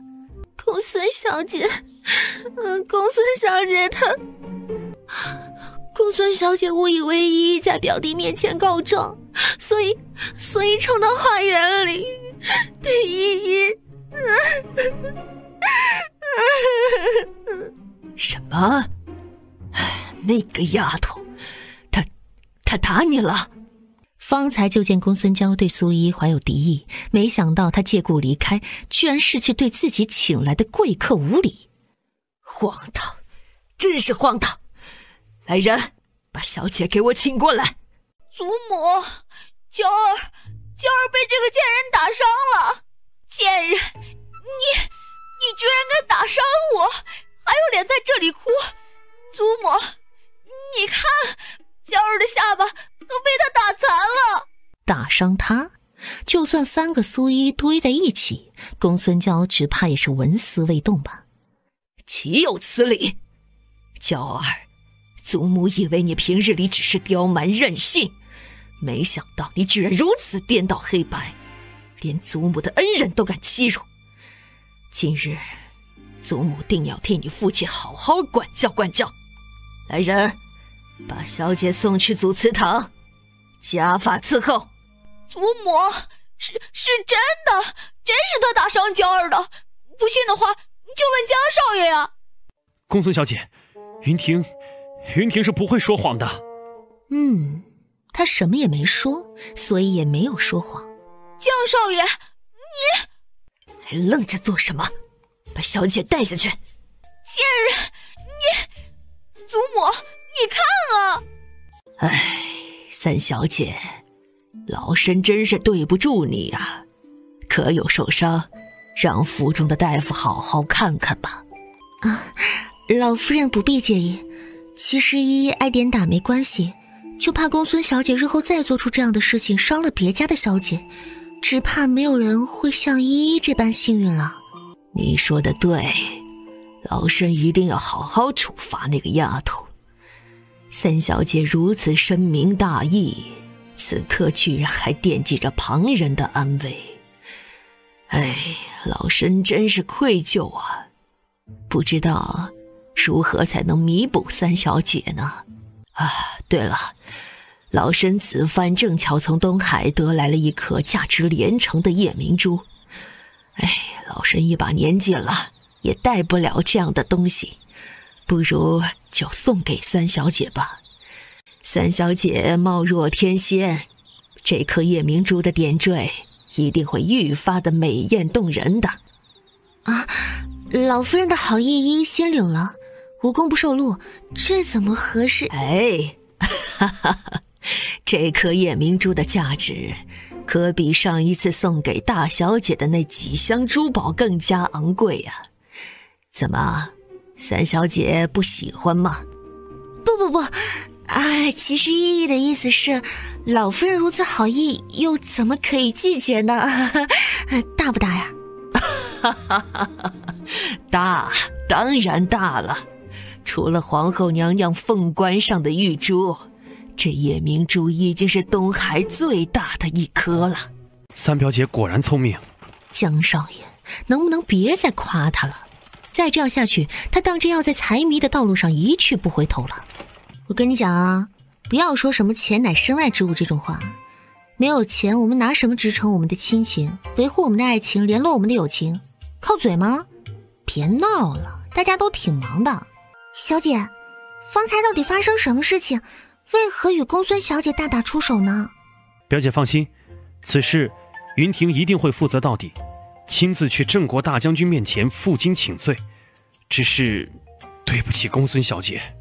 放心吧，公孙小姐是个柔软的胖子，从哪里跌倒就会从哪里弹起来的。不过苏依依的眼神却是划过一抹冷光，自己的脚踝到现在都还隐隐作痛着。那名暗箭伤人的男子是叫秦征吗？这笔账有机会得好好的算算。表弟啊，其实方才云婷知道表姐想要说什么，不过不论发生什么事情，云婷都会等下去。他正想开口好好劝劝这误入歧途的男子，不想马车已然悠悠的停止。三小姐，是三小姐回来了吗？小姐，您终于回来了，小王爷已经在府中等候多时了。车夫，麻烦回将军府去。哎呀，这可不行，小姐快去吧，老爷都有些招架不住了。纳兰萧手边的茶不知道换了几杯，他轻闭着眼，仿佛在思考着什么大事一般。在如今如此关键的时刻，萧王殿下却花了半日的时间等候在此，难道会是自己想的那样吗？那个该死的女人，这么晚了还未回府，该不会是和别的男子游玩去了吧？老爷，小姐回来了。三小姐呢？就在小的身后。哎，三小姐呢？方才还在呢。看来自己的爱女并不怎么欢迎萧王殿下呀。请王爷稍等片刻，下官这就去。不必，本王亲自过去。尚书府的公子为何在相府之内？江少爷是与小姐一起回来的。难道他就是苏依依喜欢的人？春柳，关门！如果看见那个人，立刻放狗。你这是和谁打架了？启禀王爷，我家小姐刚从将军府回来。这么说，是被将军府的人欺负了。本王这就去找他们算账。站住！王爷这不分青红皂白的本事，真是越发的炉火纯青了。不要与这个丫头一般见识。过几日，父皇会为我们几位皇子选妃，你也去。选妃？关我何事啊？我喜欢的可是男子。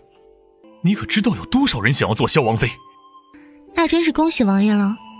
三表姐，尚书公子莫非带着三小姐出去打架？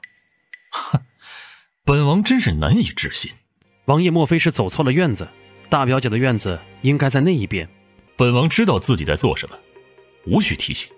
尚书公子可否借一步说话？照顾好三表姐。文文，带你去看一场好戏。秦征，不是说了等……嘘，让你看一场好戏。本王希望你离开他。王爷这是何意？本王以为自己说的十分明白，本王会娶三小姐为王妃，所以在此之前，为了她的声誉着想，尚书公子就不要再出现在相府之中。王爷中意的难道不是大表姐吗？还是说这一次又想出了什么主意，打算羞辱三表姐？王爷他当真如此狠心，居然要娶那个冒牌货。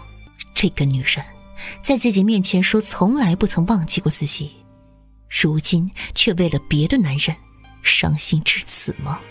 过去的一切只是一场误会，只要你离开他，本王保证日后会对他好的。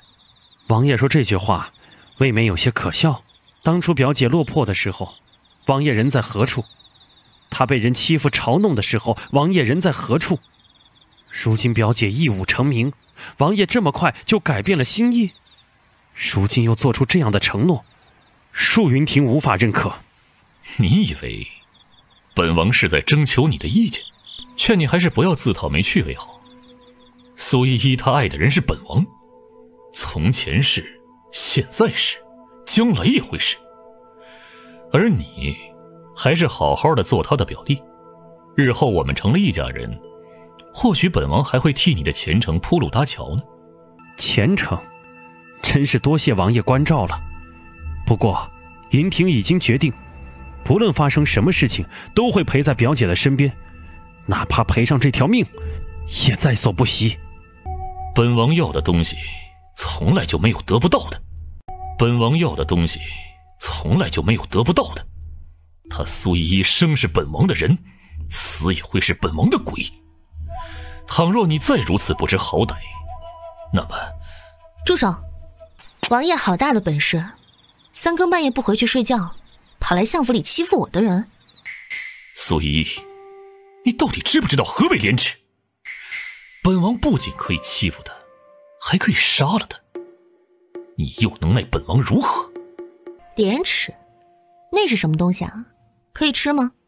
你，王爷既然如此在乎廉耻二字，那么我就坦白地告诉你，我苏依就是厚颜无耻、水性杨花的代名词。任何人娶了我，那简直就是上辈子造孽，而且还是冤孽。要是王爷如此想不开的话，大可以试试啊。日后我会给你戴绿帽子的，有多少戴多少，要多绿有多绿。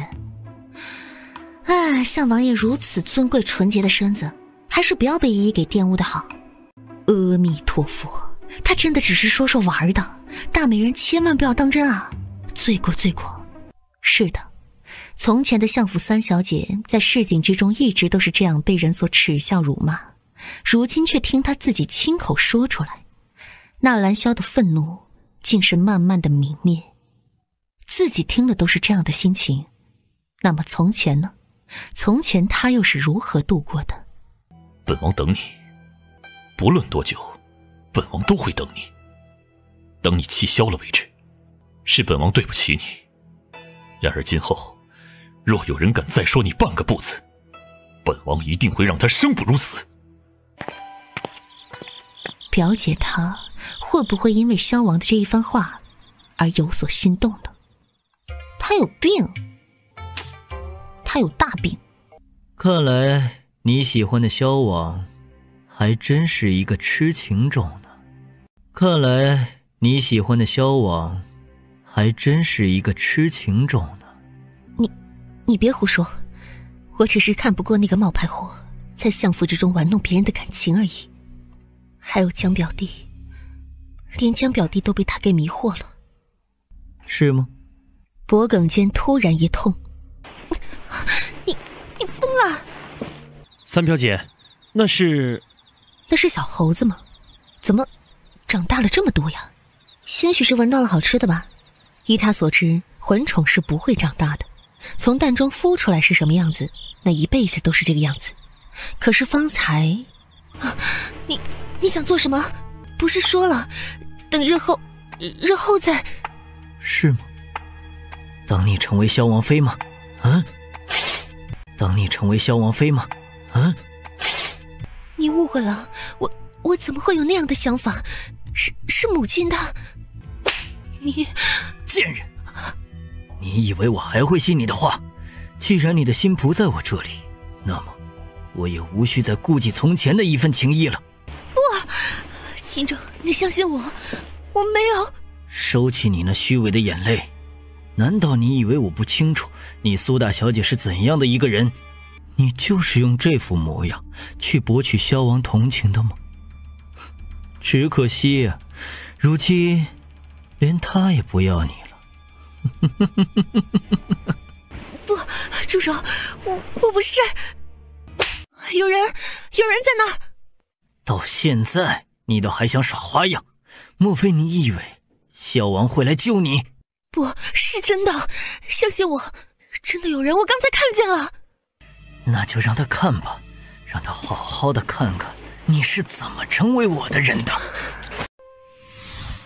表姐，萧王爷只怕不会善罢甘休，不如将此事告知丞相大人，或许……不必，区区一只疯狗而已，难道被他咬伤了，我们还要反咬回去啊？男子望着前方的小路出神。小姐！只见方才还好好的苏依依，此刻居然趴在地上。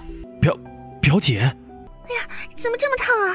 小姐，你快醒醒，你可别吓奴婢啊！苏依依的眼前是一片漆黑，耳边似乎传来女子痛楚的呻吟声。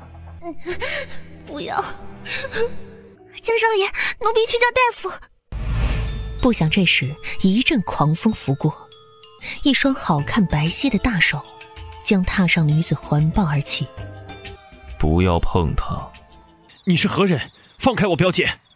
若想她活命，今日的事情不准告诉任何人。是他？你是说，表姐认识那个人？是啊，江少爷，你说要不要把这件事情告诉老爷啊？不知道小姐这次又要什么时候才能回来？不能说。